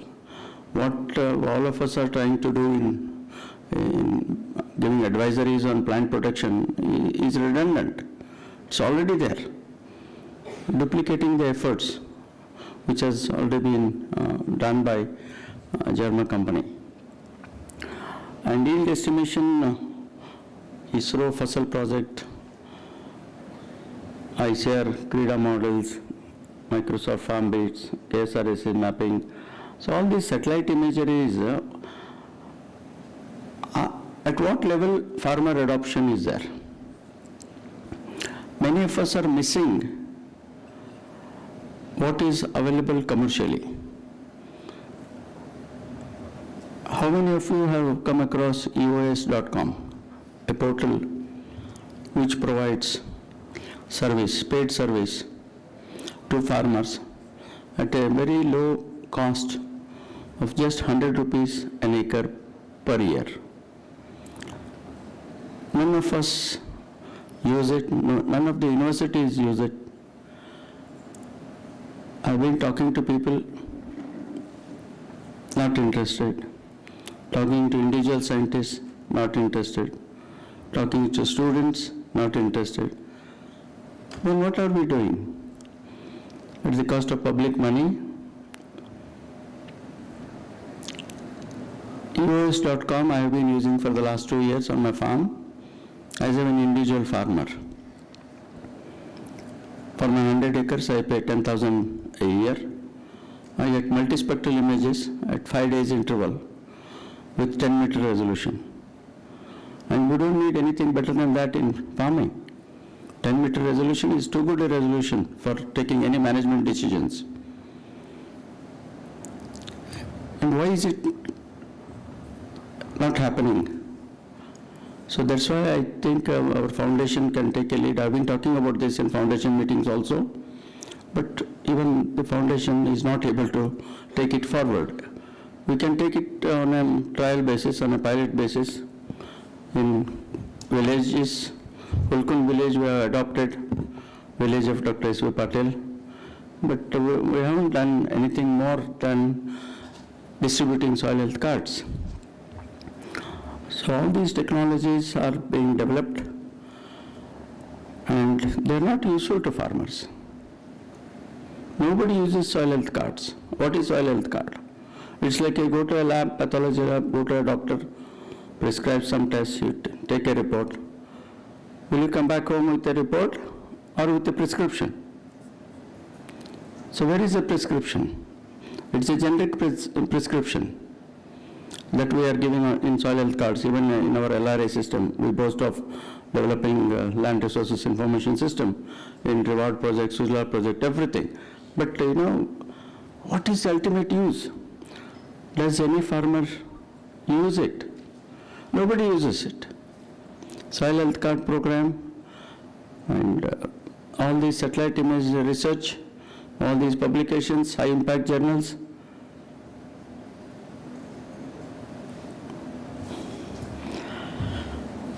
Market intelligence. What is the level of prediction? What is the status of futures market in India? Commodity prices. Not more than a week. Not in all crops. Government intervention is there. Government bans futures trading in commodities. Doesn't ban futures trading in any company shares. Why is that? We know the 52-week high and low prices of the share prices for all the companies in the world. And we don't allow a farmer to have his 52-week high and low price known to him. That is the problem.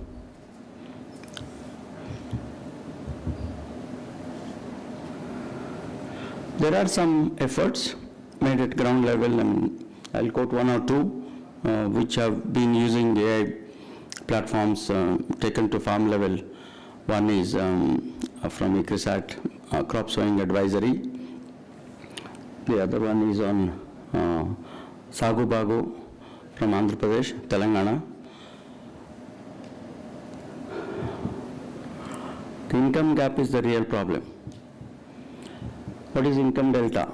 How much yield increase we can make, a farmer can get out of all the technologies that we offer to him, and at what cost?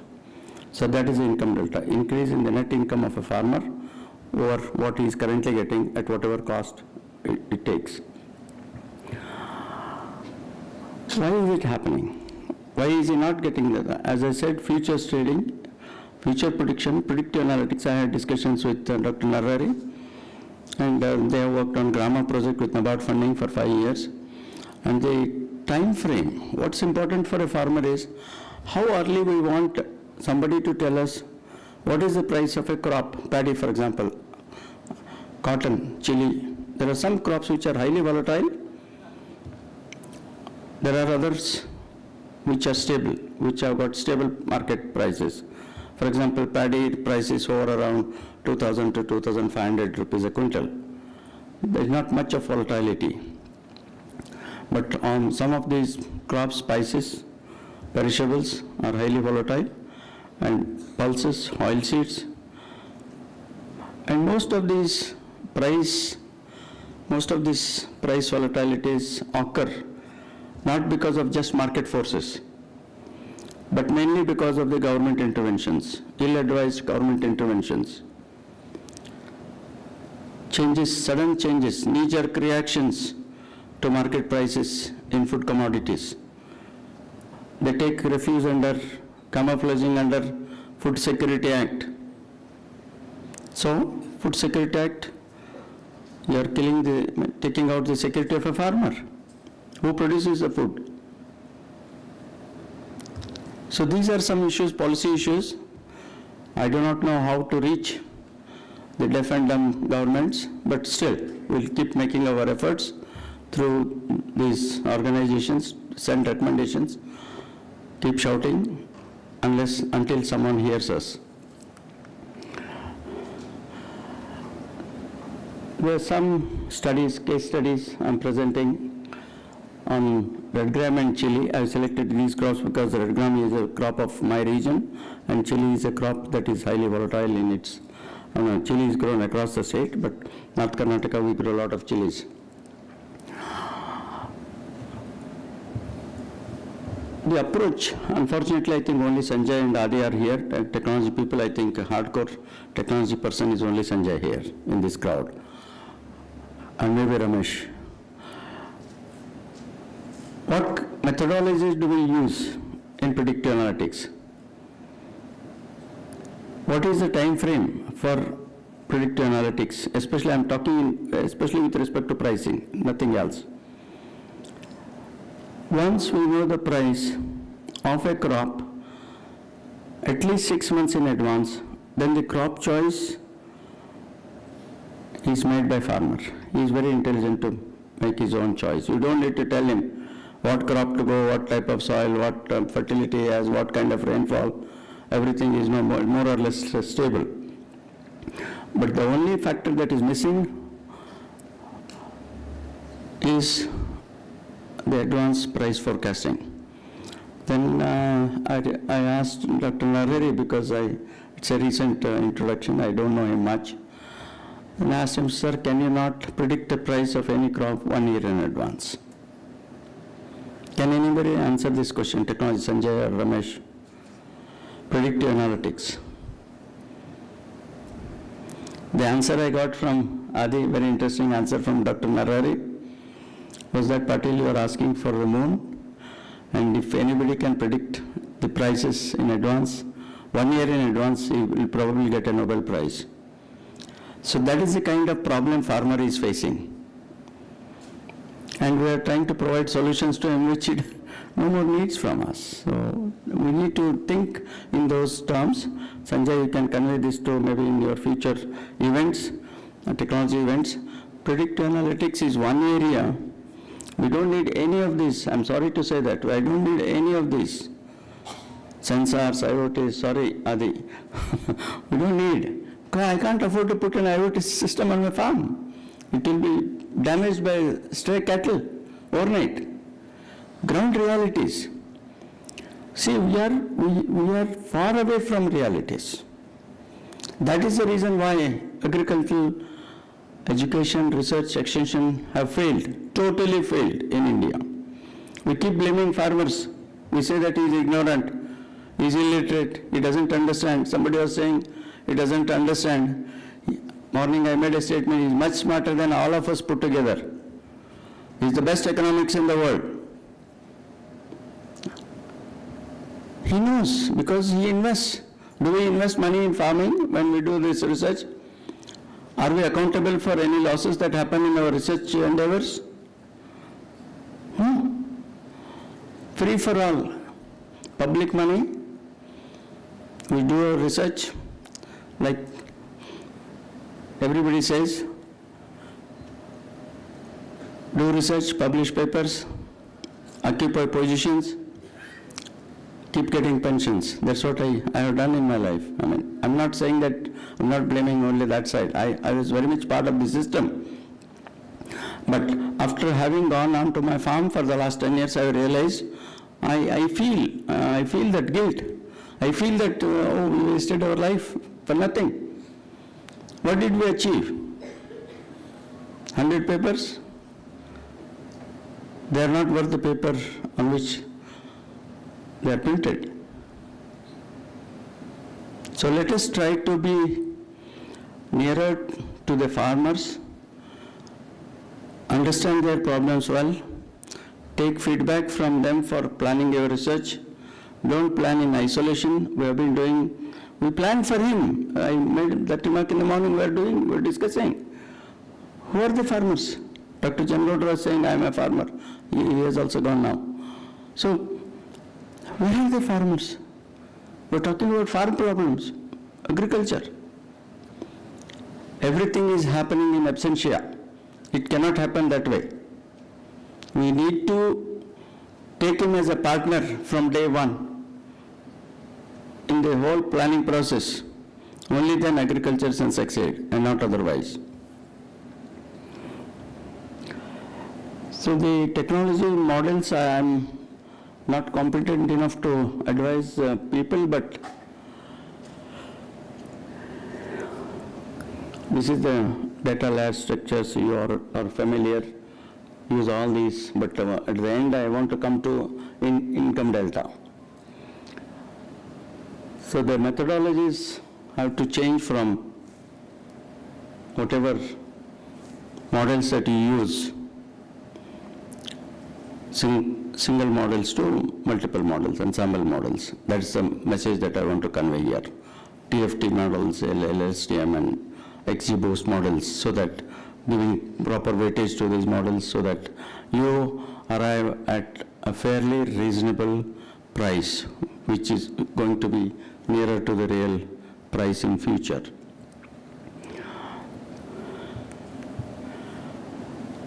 So price forecasting would help in increasing yields, and this was tested in 6 markets across 2 crops at different timings. So as you want predictions for, let's say, 1 month to 2 months, 2 months to 3 months, the error goes on increasing.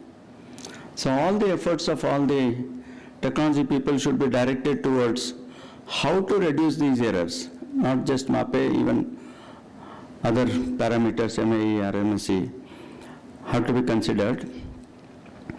And to do that, it requires huge data.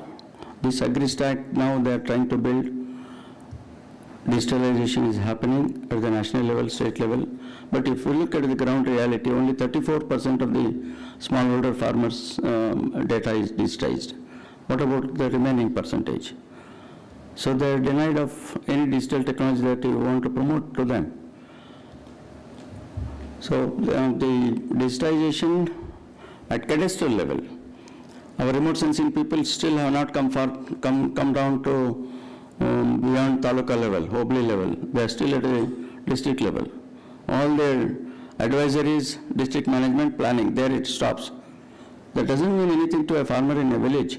Unless we go to a cadastral level, individual farm field level, nothing can work. So income delta simulation studies have indicated that about income could be increased by 24% in Red Gram and 27% in Chile. Using the technologies, these figures could be increased depending on the quality of the predictions. And there are lots of possibilities. I just mentioned a couple of models, but there are plenty of models you can play with and develop the one that is suited to different crop and different region. Pre-season crop choice model, some work was done in ICRISAT, and it was done by Vani and his team long back in 2015-17 publications. But what happens is all these projects that we handle in project mode, they end after the project ends. Commercialization of the technologies is the greatest weakness of NAR system, because commercialization was seen something as a criminal act in the public sector. That's the reason why we were not able to commercialize technologies except releasing hybrids, varieties. In genotypes, yes, we have done, yes, but how about other technologies? We are not focused on that. Especially natural resource management technologies are not commercialized.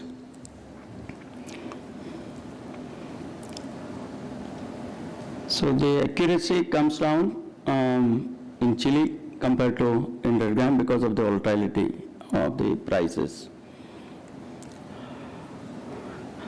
This is one large-scale project implemented in Telangana, in Khammam district. So AI-derived advisories have really helped on a large scale. They are scaling it up from 7,000 to I think they are now going for 500,000 farmers. So these are some projects. I think that's the only project that has gone to the field level at that scale, creating an impact on a crop like chilies. So we should take lessons from those such projects and try to see how best we can do something to chili farmers of the state and maybe onion and tomato farmers across the state and country. This is crop choice advisory, ICRISAT and Digital Green. They are implementing, and Digital Green is doing a good work. It's a Microsoft-based company, MIT funded. Again, the farm video advisory. It's one good part of Digital Green efforts. Digital Green was started somewhere around 2008 or 10 by Rikin Gandhi. And in fact, I requested him to come, but at a short notice, he wasn't able to come. And they are doing a good work. We are talking of 22 languages and all. He has a different extension model, good model, that he started 15 years back.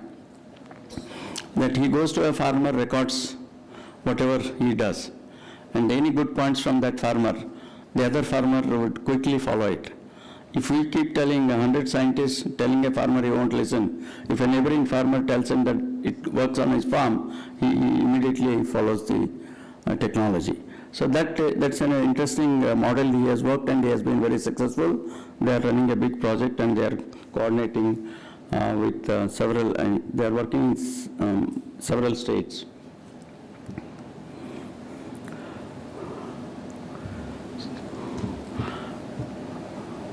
Okay. AgriStack, see, they are trying to develop a digital database of farmers and all these government efforts. See what happens, they come too late. By the time Government of India comes with AgriStack, AI would have become a stale technology. Very slow in movement, especially with AI, I don't know. By the time AgriStack comes, I don't know whether the AI technology will move faster than we can actually use it. So I think Dr. Agarwal has given policy recommendations. I'm not competent enough to give that.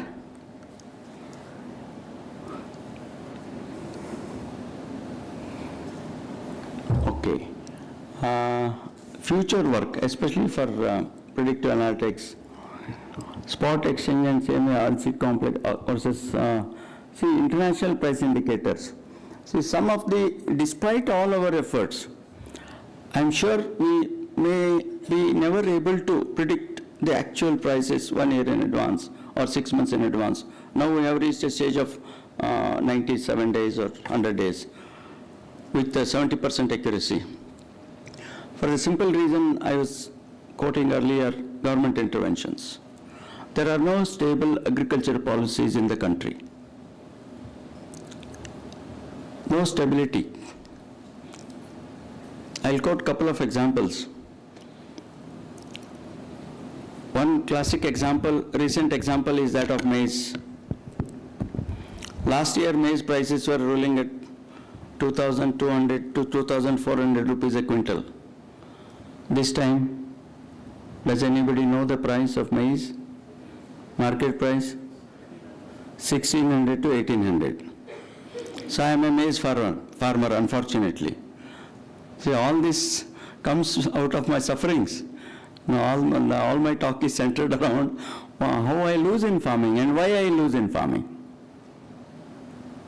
My net return was reduced by 5 to 6 lakhs for no fault of mine. Because of one simple decision made by Government of India in September, after I had sown my kharif crop, that they put a cap on use of maize for ethanol, 20% cap. Previous year, there was no cap. So the prices were rolling high, industry needed. This time they said, no, you can't use more than 20% maize for ethanol. Then they never bought, and we were not able to sell at higher prices. You know the reason? The simple reason was the government of India wanted to liquidate the excess rice stock in FCI godowns. This is on public record. I mean, it's not my saying. Whatever I'm saying, it's all documented evidence is there for all this. So who will solve this problem? Why these kinds of... So now what will happen? Maize farmers have lost across the country, not like me, lot of maize area increased because of price. If the prices increase, that crop area would naturally increase. Chili prices, it's happening, volatility, cycle, it's a cycle, like 52-week low and high. So this year it is high, so next year everybody goes in for that. Next year there will be dip. In normal cases, in abnormal cases, in government interventions, policy changes, knee-jerk reactions, it will be disastrous. So the stable policies, who should tell the government? Agarwal sir, can you help me? We don't see anything in the right direction. What is, sorry to say this, I'm too small a man to comment on ICR. What is ICR doing? What all our universities are doing? Have you ever made any effort to put our points of view to the government? I know for sure that governments won't listen to us. That's a famous example of this IFCO nano area. Despite the high-level committee headed by a former DG, government said, no, we'll promote nano area and nano DP. But at least we should make efforts. And I think being in service, it is difficult for people to speak. Is that the reason? I don't know. It's very difficult. So if that is so, because these institutions which are not in authority or which cannot make any difference to the system, nobody listens to them. These NGOs, Indian societies, Insight, who will listen to Insight? Adinarayan sir? Nobody will listen. You want me to stop? Yes, there is one more speaker. These are my observations, and I don't think I have anything more to present except some data on the whole focus is on closing the income gap. Yeah. So the floor is open. Two quick questions in case if somebody wants. I oppose problems, I am not given solutions, so it means that I am part of the problem, but I take it with a pinch of salt. I have no options, alternatives. If no questions are there for Patil, I have a couple of questions. You know, good insights, being an academician as well as practicing farmer to the scientific community here. Accessibility and affordability are the ones when you talk about the farmer. If you want to have, see that your systems are acceptable and affordable, I understand. But there are two trade-offs here. One is that affordability versus excellence. If you want excellence, obviously the affordability will be, these two are inversely proportional, number one. And when we talk about the farmer's income, yes, we need to take care of the farmer's economics, no doubt about that. But the question is sustainability. Can we go on telling the farmer, look, you take this crop, that crop, but are we taking care of the sustainability for long run? That's my question. Okay. Sustainability is around the good management practices or good agricultural practices or regenerative agriculture. They are all sustainable. We have changed the cropping systems. Traditional farming systems are all sustainable. How do we make these sustainable farming systems profitable? They are profitable on their own. Why farmers are ending up in losses? My experience says that we are using too much of inputs, which are expensive, and prices of commodities are not in proportion, they are not increasing proportionately. For example, urea or maybe DAP started from 1,000 rupees, now it is 1,500 rupees. But prices of commodities are stable, they never increase.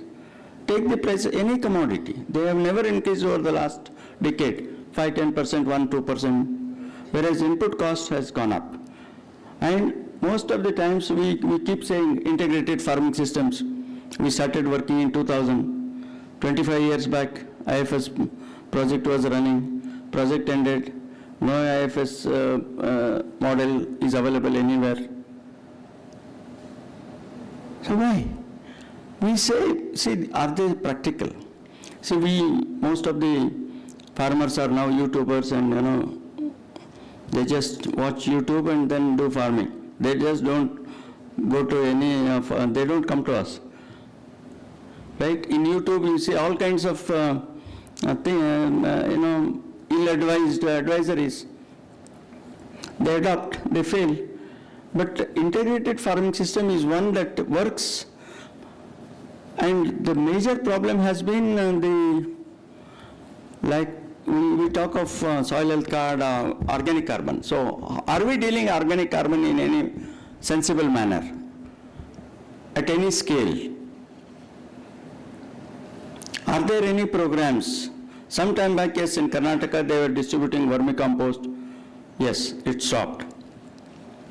There are no animals in villages. More tractors than animals. Mechanized farming, chemical farming, irrigated farming, increase in pests and diseases, increase in cost of production, stagnant prices, lower prices. So it is not sustainable. I don't know whether I am able to answer your question. Sustainability, we have moved far away from sustainability. Now the same farmers to whom we had advised to use fertilizers to increase yields, we are advising them not to use fertilizers. How would they take us? They would not take us on our face value. They say you are all cheats. 10 years back, 15 years back, 20 years back, you asked us to use fertilizers. Now you are coming back and asking us to use cow dung manure, which they were doing anyway. So what did we do in the last 30, 40, 50 years?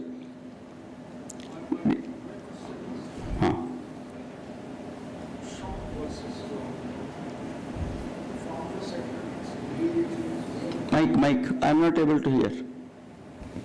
Is the farmer getting immediately the economics or in a long run, like what happened in the Green Revolution?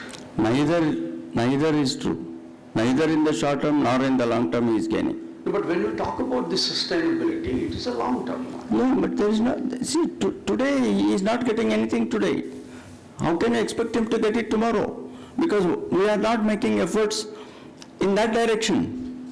There are some efforts. I am not saying all this is not working. It is working. That's how we are still surviving. But that survival may not be too far, too long. Farm crisis is really big. Anybody who lives in a village, anybody who owns a land, he he knows nobody wants to do farming. I got fed up in just 10 years. My children do not want to do farming. So, what will happen to the land base? What will happen to, forget sustainability, sir. What will happen to food security? One drought, these next 2 years would be very critical to India. Food won't be available. We have energy problem. We want to divert food crops, all the land for energy crops, sugarcane, and maize now for ethanol. So we may have to reverse our policies if there is a drought this year and next year. We might again come back and say, don't use maize for ethanol, don't use rice for ethanol. The stage may come. So these are, the climate hazards are playing big role, and somebody was talking about chana and crop. Climate variability is so dangerous. 1 week's change in temperature, day and night diurnal variation would affect the yield of many crops to a very great extent. Wheat, chana, especially rabi crops. Very sensitive. Professor Patil continuously talks. Yes, no, I will not talk. Okay. So any other? You asked a question, otherwise I was through. We can always discuss, yeah. My God. And one last word. If we can show on our university campuses any model that is sustainable, then farmers will adopt. Sustainable and profitable. Have we shown any model on our university farms anywhere? Any university in the state, I don't have much experience across the country. At least in our state, our farms are shabby. We are all agronomists, most of our agronomy friends are here.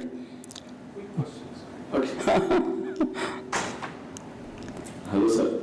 Sir, I have a great respect to the experience both in academics, research, even practicing farmers. But in spite of this, definitely these are all, we are in the whole lecture, sir. We will be asking so many challenging questions, sir. But if farmer is doing livestock-based and tree-based, coupled with valuation-based agriculture, definitely will be sustainable, sir. And more particularly in command areas, sir, take for example in your own area. Everywhere, I agree with you. I said IFS, IFS agroforestry, fine. Yes, we have been working on agroforestry since 75. Yes, sir. Let me complete, sir. So particularly in Hunisvi and Naranpur command area, in UKP, even along with some other areas, the people are going continuously monocropping. Since from last couple of years, you can take the database 20 years, 25 years. In spite of they are aware of the getting more yield or going to the monocropping, that particular crop enterprise is not remunerated, gradually decreasing the yield because of depletion of nutrients, and immunity in the plant is decreasing. As a result, cost of pests and diseases correspondingly increases. In spite of that, we are advising simple technique of DSRs, drill sown rice. We have been propagating this particular technology since from 2014. In spite of that, the people are not doing. It seems the paddy and sugarcane, these two are the ecosystem, they have made it. These are all, of course, you only told in the classes, in the UG courses, and these are identified now as a most, this one, those are all lazy man's crops, sir. These two particularly, even maize also, sir. Particularly in this type of situation, sir, farmers, he don't want to involve in his regular activities. 1 point. The work culture, comparing with previous last 20 years and comparing with now, it is tremendously decreases. That's what they are not going for livestock-based agriculture. They are not bothering about the plant requires 17 elements. They are not bothering. Solutions, Marathi, we are looking at solutions. He is asking solutions. Yes, I raise my hands. Yes, I am not able to give solutions. If anybody can give a solution, that is a solution. Yes, but demonstrable solution wherever we advise. Yes. You advise, but I don't do it because I get regular income from paddy. A sugarcane farmer gets more money in sugarcane. So why would he change? He won't. No, sir. Now yield is decreasing. No, sir. Previously in Tungabhadra area, they used to grow around 40 bag per acre of 70 kg each.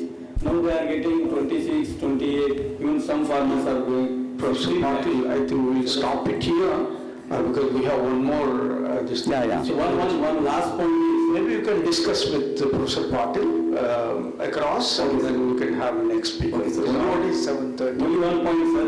Sir, recently we have conducted one research across all command areas, sir, where we have identified the farmers who have undergone the training from our Valmi, and we have assessed how much technology is understood and adopted, where that particular analysis has given me very good encouraging results.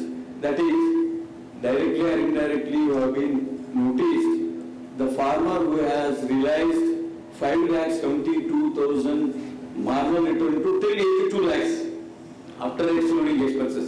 We have identified this particular analysis covering 150 farmers across the states. It seems it all depends on the technology involvement and all these three principles: livestock based, tree based, and valuation based. If they are doing this, definitely it will be profitable. You have been noticed, observed, and you have been to field for ground truthing also. Then when you shortly you are publishing one book, big book, it is around 280 pages. It will be available in the website in a couple of days. So in any system you have pros and cons. I think we need to remember. No, 150 farmers success against 18 million farmers, that answers.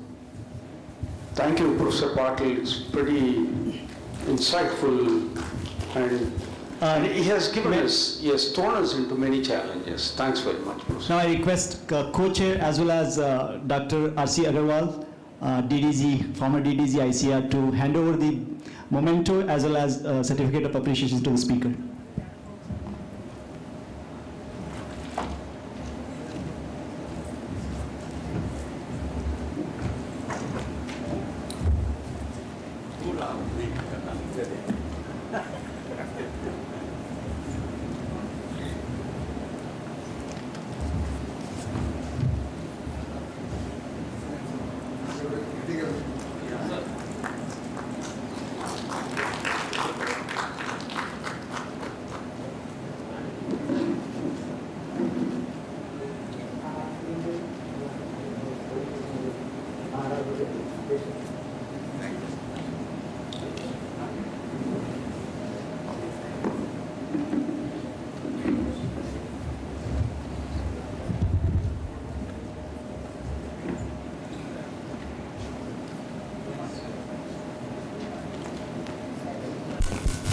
Is Dr. Sunil from IIIT Dharwad around?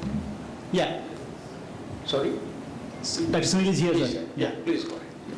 So just to introduce quickly, Dr. Sunil, he's an assistant professor at the Indian Institute of Information Technology, Dharwad. He did his bachelor's in computer science and engineering from KVG College of Engineering, Belagavi, and master's from Bangalore University, and PhD from Suratkal, NIT Suratkal. And his PhD work was on the plant disease detection using deep learning based approaches. He's currently serving as an assistant professor at IIIT with strong passion for teaching and research in machine learning, deep learning, and artificial intelligence.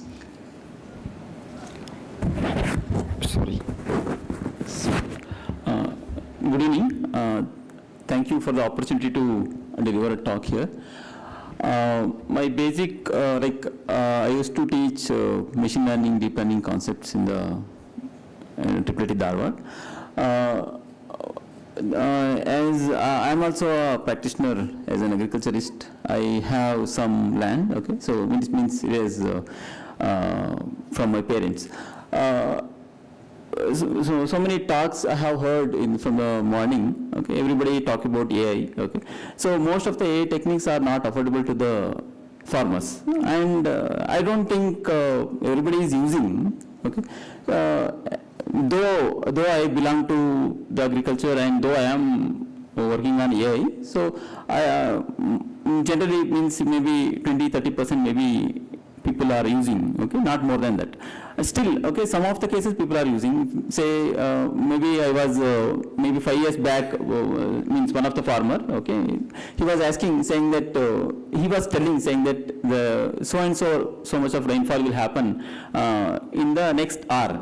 in so-and-so place, he said. I said that it's not possible to say that particular 5 years back it was not, such technology was not there, saying that in my village itself, he was telling the specific place, my village means, we may say that the means Indian IMD used to say that only specific places, okay. Now, I think we are able to see that in our mobile, we can able to see that weather forecasting will happen. Say, it will say that whether it's sunny day or cloudy day or whether it will drizzle in another 30 minutes or 40 minutes, something we used to get. Okay, such details are maybe available for all the people, but not specific to the agriculture. Say, whatever the agriculture we are practicing, so I don't think much advancement is there. Means people are doing the research, but it is not impactful to the farmers. Okay, so that is one thing. And because it is in India we have only means 80% people are having what is that having maybe 1 hectare or 2 hectares of land. Okay, so it is not possible to buy. Okay, I have seen some of the equipments are presented outside. Okay, there is some of their cost is very high. So how can the person is having 2 acres of land or 1 hectare of land, he is able to afford that particular equipment, and he is going to place in his farm, and he is able to get a revenue out of it. Whatever the things whatever the insights it is being given by the AI system or whatever the systems are available, okay, so though he purchased it and he is going to implement in his land, but he won't get that revenue, means he can't get anything from that.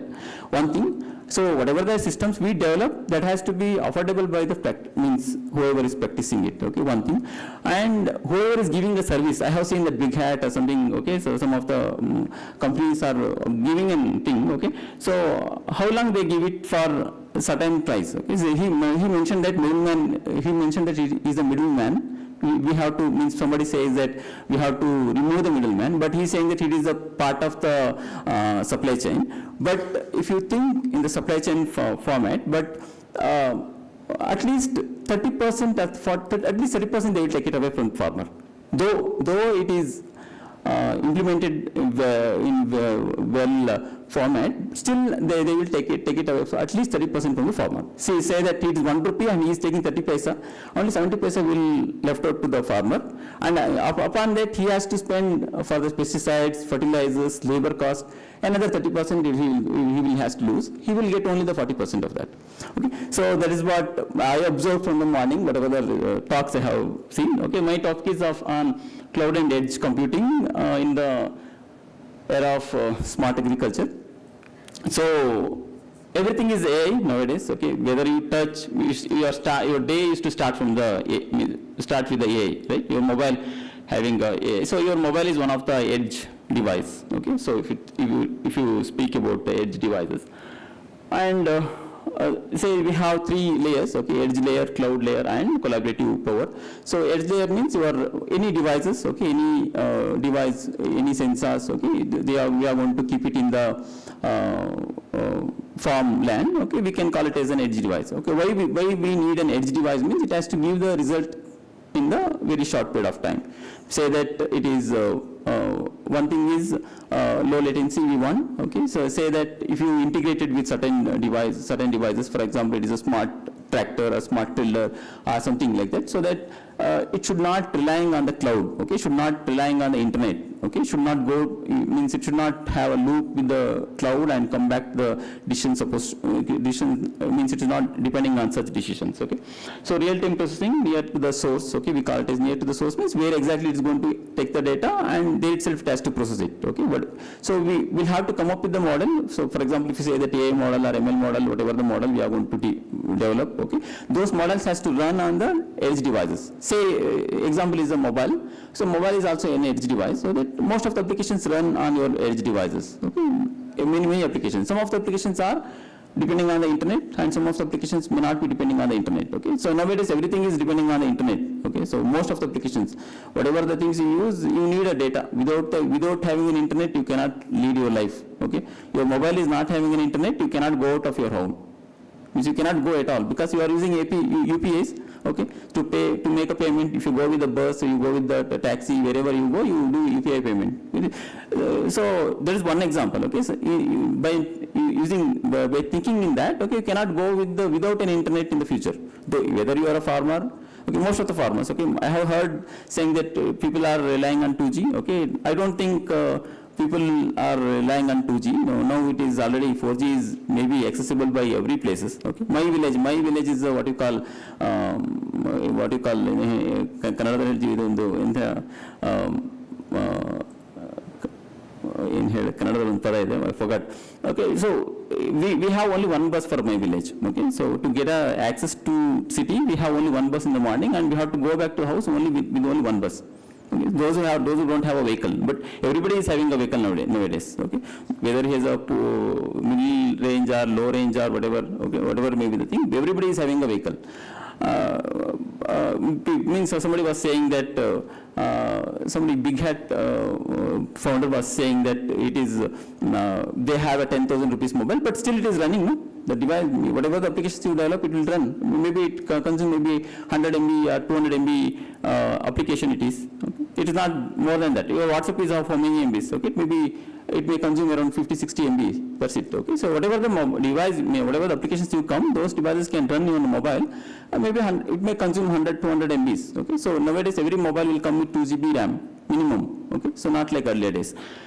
So next one is cloud layer. So cloud layer means you will have to run on the cloud. Whatever the applications you develop, that will be running on the cloud, and you are going to send the data to the cloud. Cloud will respond to you and some based on the time. I have given already said that internet is not that difficult part to get access, but anyhow some of the places it may not be accessible. So somebody was saying that 2G era you may not get a feature phone. People are using a feature phone. I don't think people are now only the people only the farmers are above 50 or above 60, maybe they are using the feature phones. Okay, the farmers which are of my age, I am 40. Okay, 40-45 people are using smartphones. Okay, some are using iPhones. Okay, so I don't whether you believe it or not. Okay, people are, though they have less income, they purchase a iPhone and they use. Most of the farmers I have seen. It is not a problem, but what I am saying is somebody was saying that what you say, it is not accessible. Okay? So our environment, surroundings made it adjust to that. Okay? So for example, because of the internet is available, it means it is not freely available, but made it compulsion to use. Okay? And collaborative power, like you can make use of the hybrid things. Okay, combines low latency edge responses. It is connecting to the internet and with elastic cloud scalability. Okay, so you can make use of the fog and cloud together. And why we need, okay, the crisis in modern agriculture, climate and scarcity. So I'm taking here and there, okay, but think both sides. So we know that environmental stress means we don't know when the drought will happen. Okay, sir was telling that it will in the next 2 years something. Okay, it will be a problem. But the moment you say that you are going to deploy your IoT devices in your farm and something went wrong with the climate, so what you will do? Okay, means like in Kerala something has happened, no? So landslide has happened, something like that. It is too much of raining has happened. So your IoT device, everything will get collapsed. Okay, you will lose your equipment, you will lose your investment, as well as lose your income as well. Okay, that is also there is a one side of thing. Okay, so the second one is labor shortage. Labor shortage is there, means labor shortage. Why? Because everybody is moving to the industry. Say that whether it is 10,000 rupees, his income is also fine per month, but they want it to be in Bengaluru. So one of the example is people don't give their daughter to somebody is a farmer. Okay. So that is also the one problem, right? And people don't want to work in the village, most of the people. Okay, they wanted to go to the city, whether they get it 10,000 or 15,000 rupees is also fine for them, they will go. So that is also one of the problem, so that you will not get any labors. Okay, labor cost is very high nowadays, but still, okay, so though they are staying in village, they can earn at least 40 to 50,000 rupees. Okay, so they will work for, means laborers can earn, okay, at least 40,000 rupees per month in a village. If not in this particular area, it is possible in our area, I have observed. And food demand, okay, it means as the sir said that, okay, food scarcity will happen because, so day by day it is decreasing, okay, so somebody is growing paddy, somebody is growing maize or wheat or whatever, it is day by day it is decreasing, okay, that is one of the reason, and the population is also increasing, okay, so drastically it is increasing, it is not like, means in terms of X it is increasing. The need is like we have to go with intelligent systems. And life cycle of the smart farming is like where means everybody, most of the people have talked about it. Okay, data collection, the data means sensors will be there, they collect the data, and you are going to data processing will happen, and actuations, okay, intelligent actions will be taken based on whatever the things is, means whatever the logic you have been given to that, and outcome will be what kind of outcome you are looking for. Whether you wanted to go for efficiency, you want to look for, whether you wanted to improve the yield, okay, means mainly looking for the improving the yield, and you will want to know to the better quality of your plant. Okay, so sensing the data, so whatever will be the sensing data, it may be IoT sensors or it may be any other sensors. Okay, whether you are using a robots. Okay, so for example, robotic track, whether you are using a smart tractor, means AI-enabled tractor or a tiller, or you are making use of, means nowadays that maybe in the future maybe robots may come. Okay, and that's one thing. Okay, so data processing is supposed to happen in the edge devices only. Okay, that's what the concept will come to if you talk about things. Okay, so you should not relying on the internet and should not relying on the cloud. Okay, the application should not run on the cloud and it should not depending on the loop. Okay, so edge to cloud, it means generally you have to look for the data supposed to process in the edge device itself. Okay, whether it is, means assume that you are going to look for a plant disease detection, say that you are capturing a picture, means the particular application is supposed to run offline, okay, rather online. Okay? Most of the applications run on online only. Okay, that has to run offline without internet, and it has to give you the result. Okay, that's one example. Okay, if you say that if your tractor, okay, or robot is running, okay, should not relying on internet to give you the certain things. Okay, so I have heard that if you take Karnataka is one thing, and the whatever the fertilizers you wanted to put, okay, it is different from somebody is growing in a Punjab or Haryana or somewhere. Okay, so things are not same, right? You are not going to give the same fertilizer, or you are not going to use same nutritions. Okay, yes, it is not unique, right? It is, I mean, sorry, it is not same for all. Okay, so it should be unique for certain places. Okay, so that it should not be relying on the cloud. It should be hyper local, okay, so for the things. And intelligent actions you are going to take based on whatever the data, once the data is being fed to the certain model, and outcome will be depending on what outcome you are looking for. Okay, so it depending on what it is, what kind of applications you are. And the important role of IoT in modern agriculture is precision sensing. I hope these all things are being covered: crop monitoring, smart irrigation, livestock tech, and data. Means the challenges is like data overload. Means most of the means you may see lakhs of IoT devices are there. All the devices are connected to the internet, right? So that the data will be loaded. Okay, so there is a reason the big data has come and people are making use of the cloud rather the traditional computing things. Okay. And strategic role of cloud computing is the capabilities of cloud computing is centralized storage, so that you are going to whatever means most of the things you are going to put it onto the cloud. Okay, the massive data lakes for historical form records, most of the things like whatever the data we have, it is going to generate, it will be pushed onto the server or a cloud, and it is running on the things. Okay, big data analytics, identifying yield trends, means whatever the yield has happened for the last couple of years. Okay, means it may be for 10 years or 15 years, depending on the crop rotation. People are using, one time they may go with the wheat, or in second time they go with the maize or something, whatever the crop they rotated it. And ML model, you are going to training on the model, and then you are going to make it as a global monitoring rather than hyper local.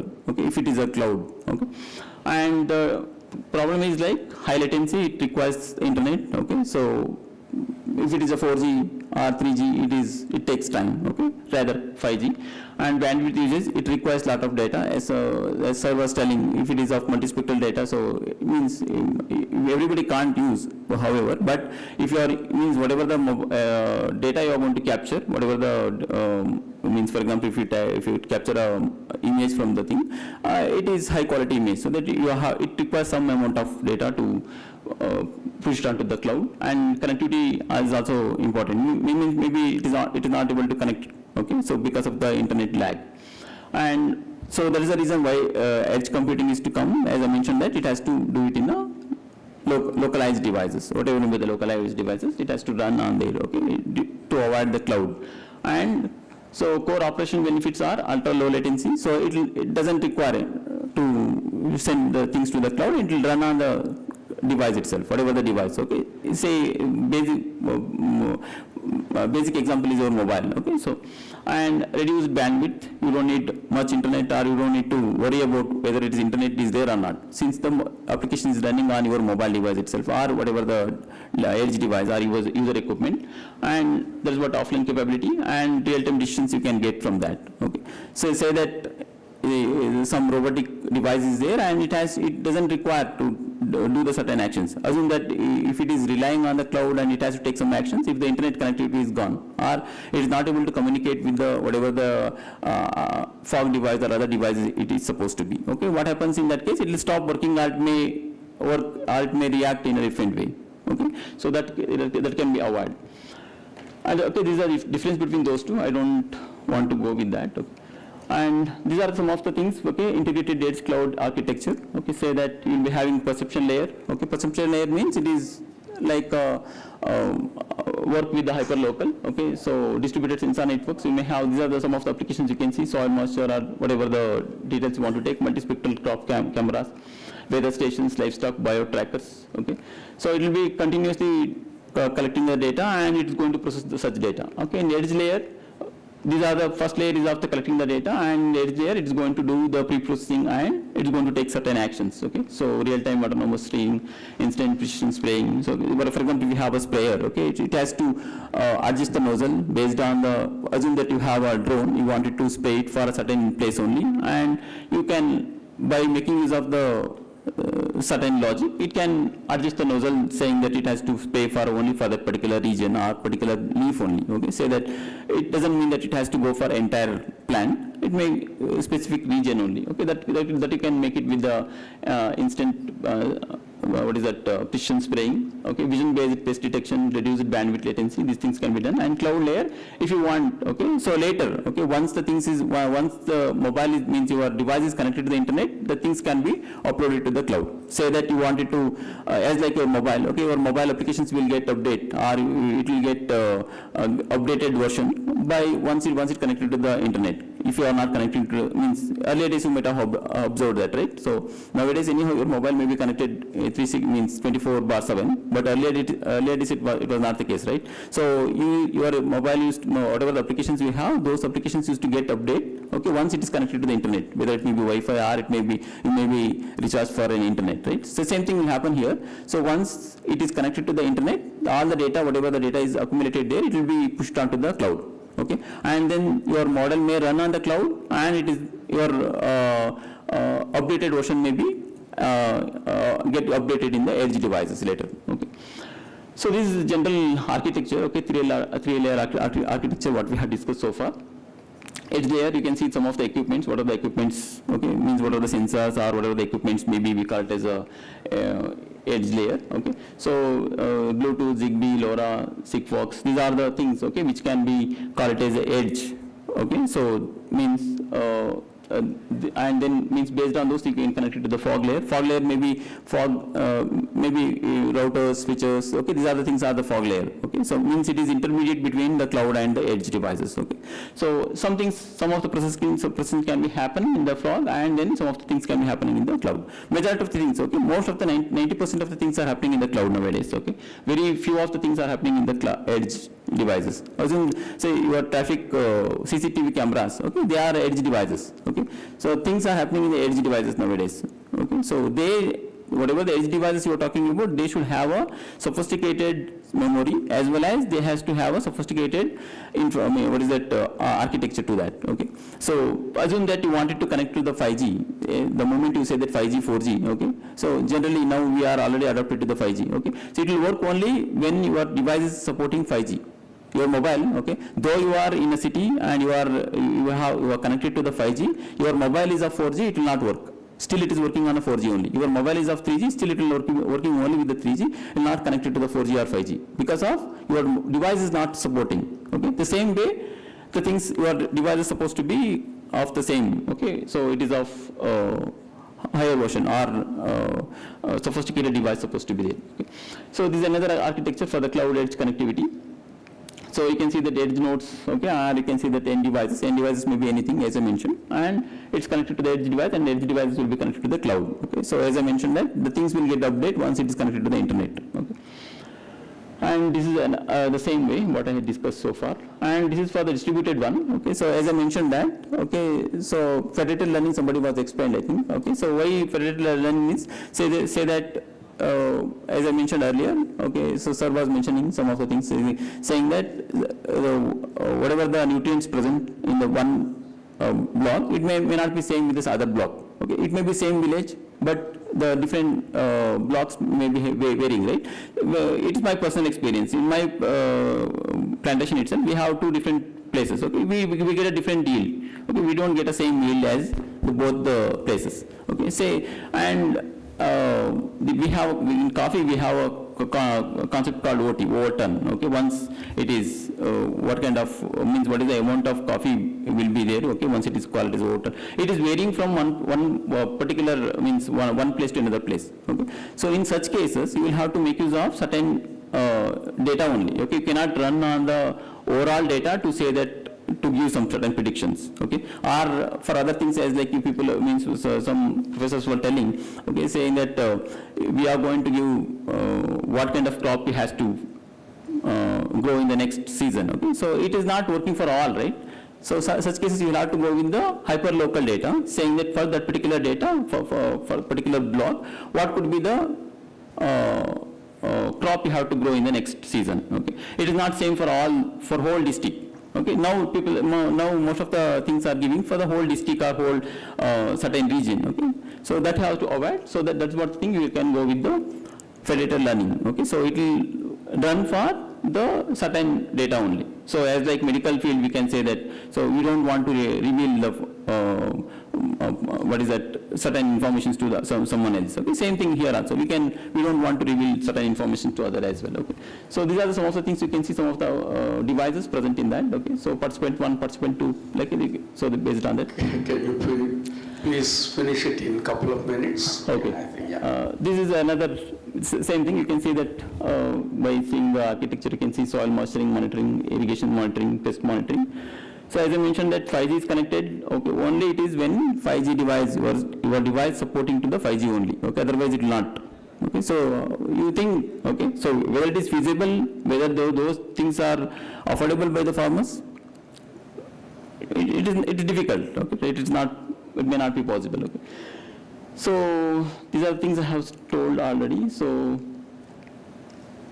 there are several slides I don't want to say. Some of the things you can see. Use cases you can see, so 3 use cases I'm going to take. Crop disease detection, so that you wanted to do real-time leaf image classification with respect to the disease present with that disease or whatever the nutrition deficiency present in that. Okay, so certain ML models if you try, so those models supposed to be run on the offline as well. Okay, that you have to make sure.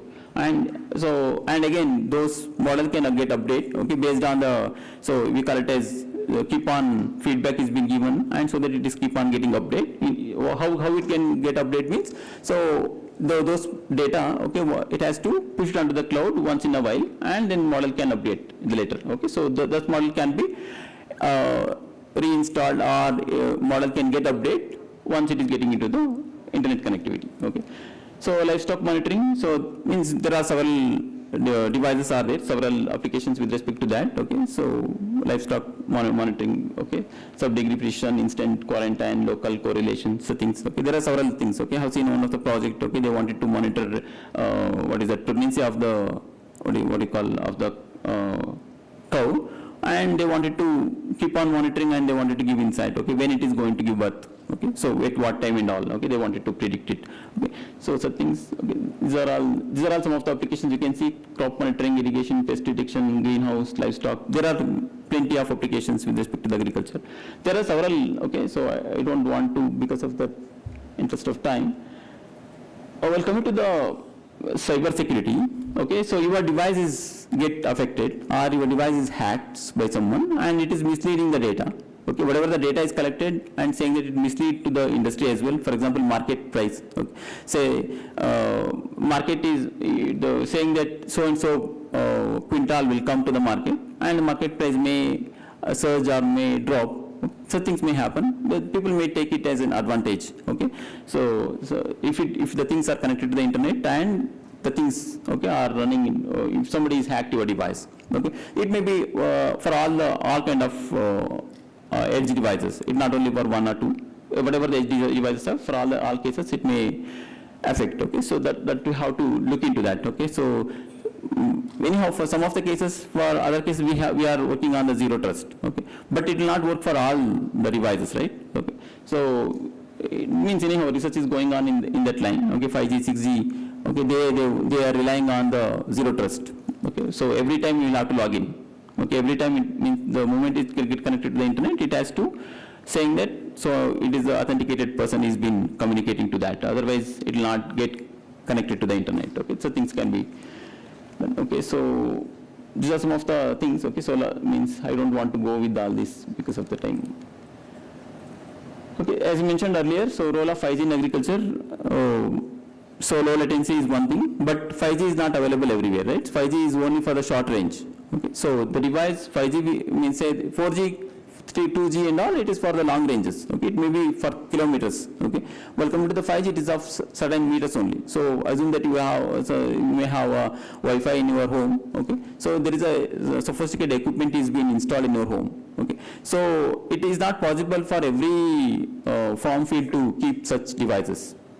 Okay, so to give you the 5G services, okay, it will work on the 4G generally. Okay, so that's one thing. So that will give you the low latency, but in India we don't have such facility. Okay, so it is difficult. Means it will take long time to get everybody to get a 5G. Anyway, 4G is available. Okay, so cloud, as I told, all these things. Okay, so okay.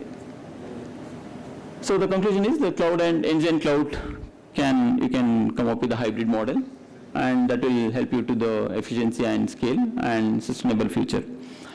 I skipped some of the things. Okay, thank you for giving me the opportunity. I thank Podar sir to inviting me, and as well as I thank for the chair and co-chair of the conference. Yeah.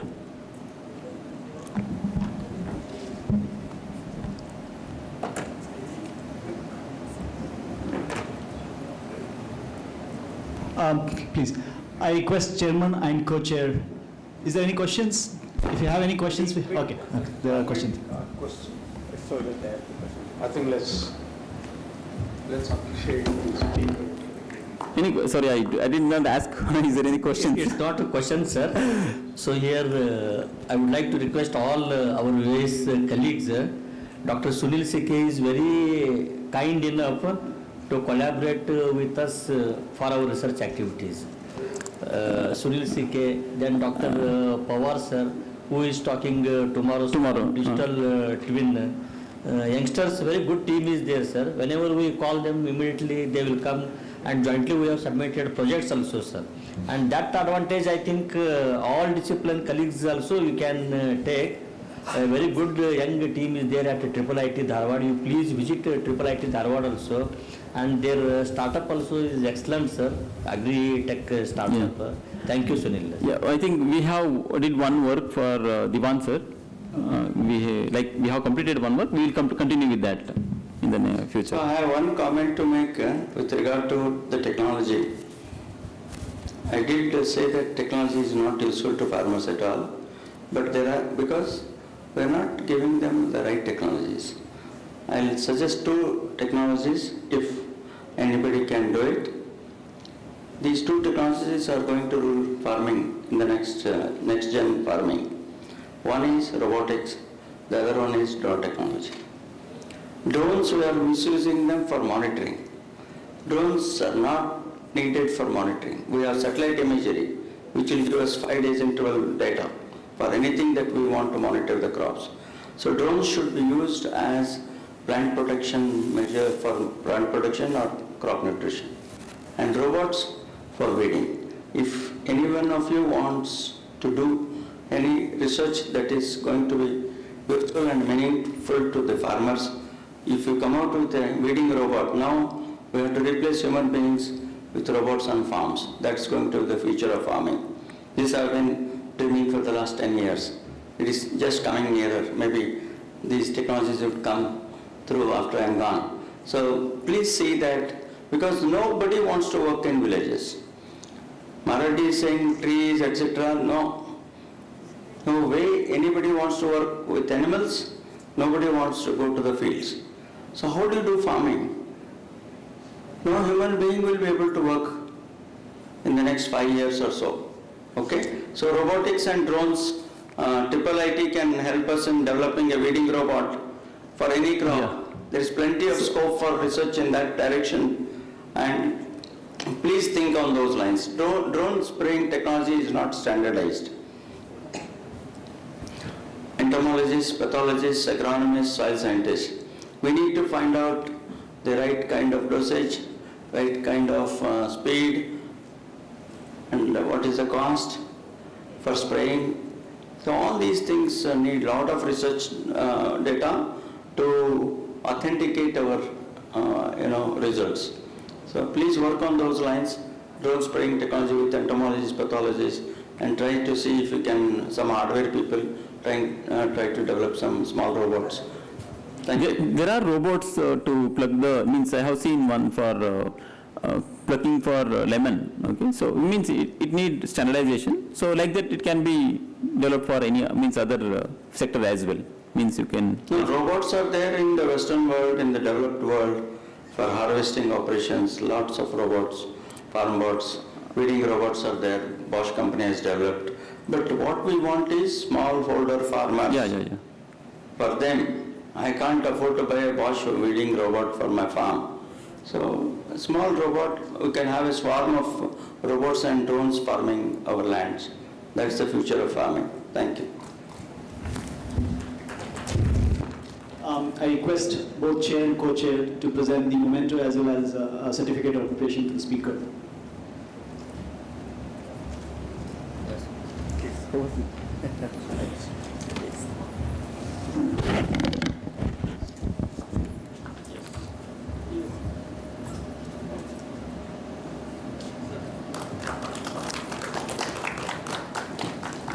SP Pat. Selfie.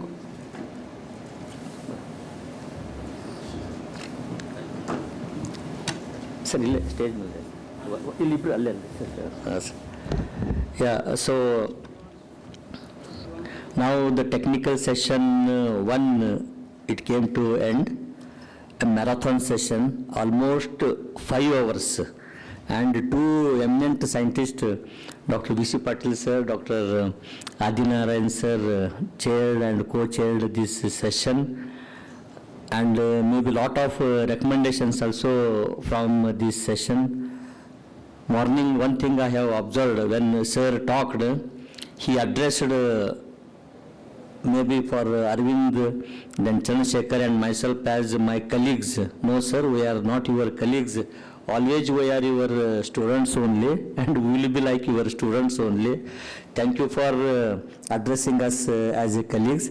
And once again, I thank on behalf of organizing committee, chairing this marathon session, chairing and co-chairing. And also I thank rapporteurs also, for them also a very hectic job of noting down and making the presentation, Dr. S.B. Patil and also Dr. S.R. Salkinkoppa. Thank you once again. I request all the program committee members, organizing secretaries to have one photograph with chairman, co-chairman and rapporteurs. Please, quick, fast.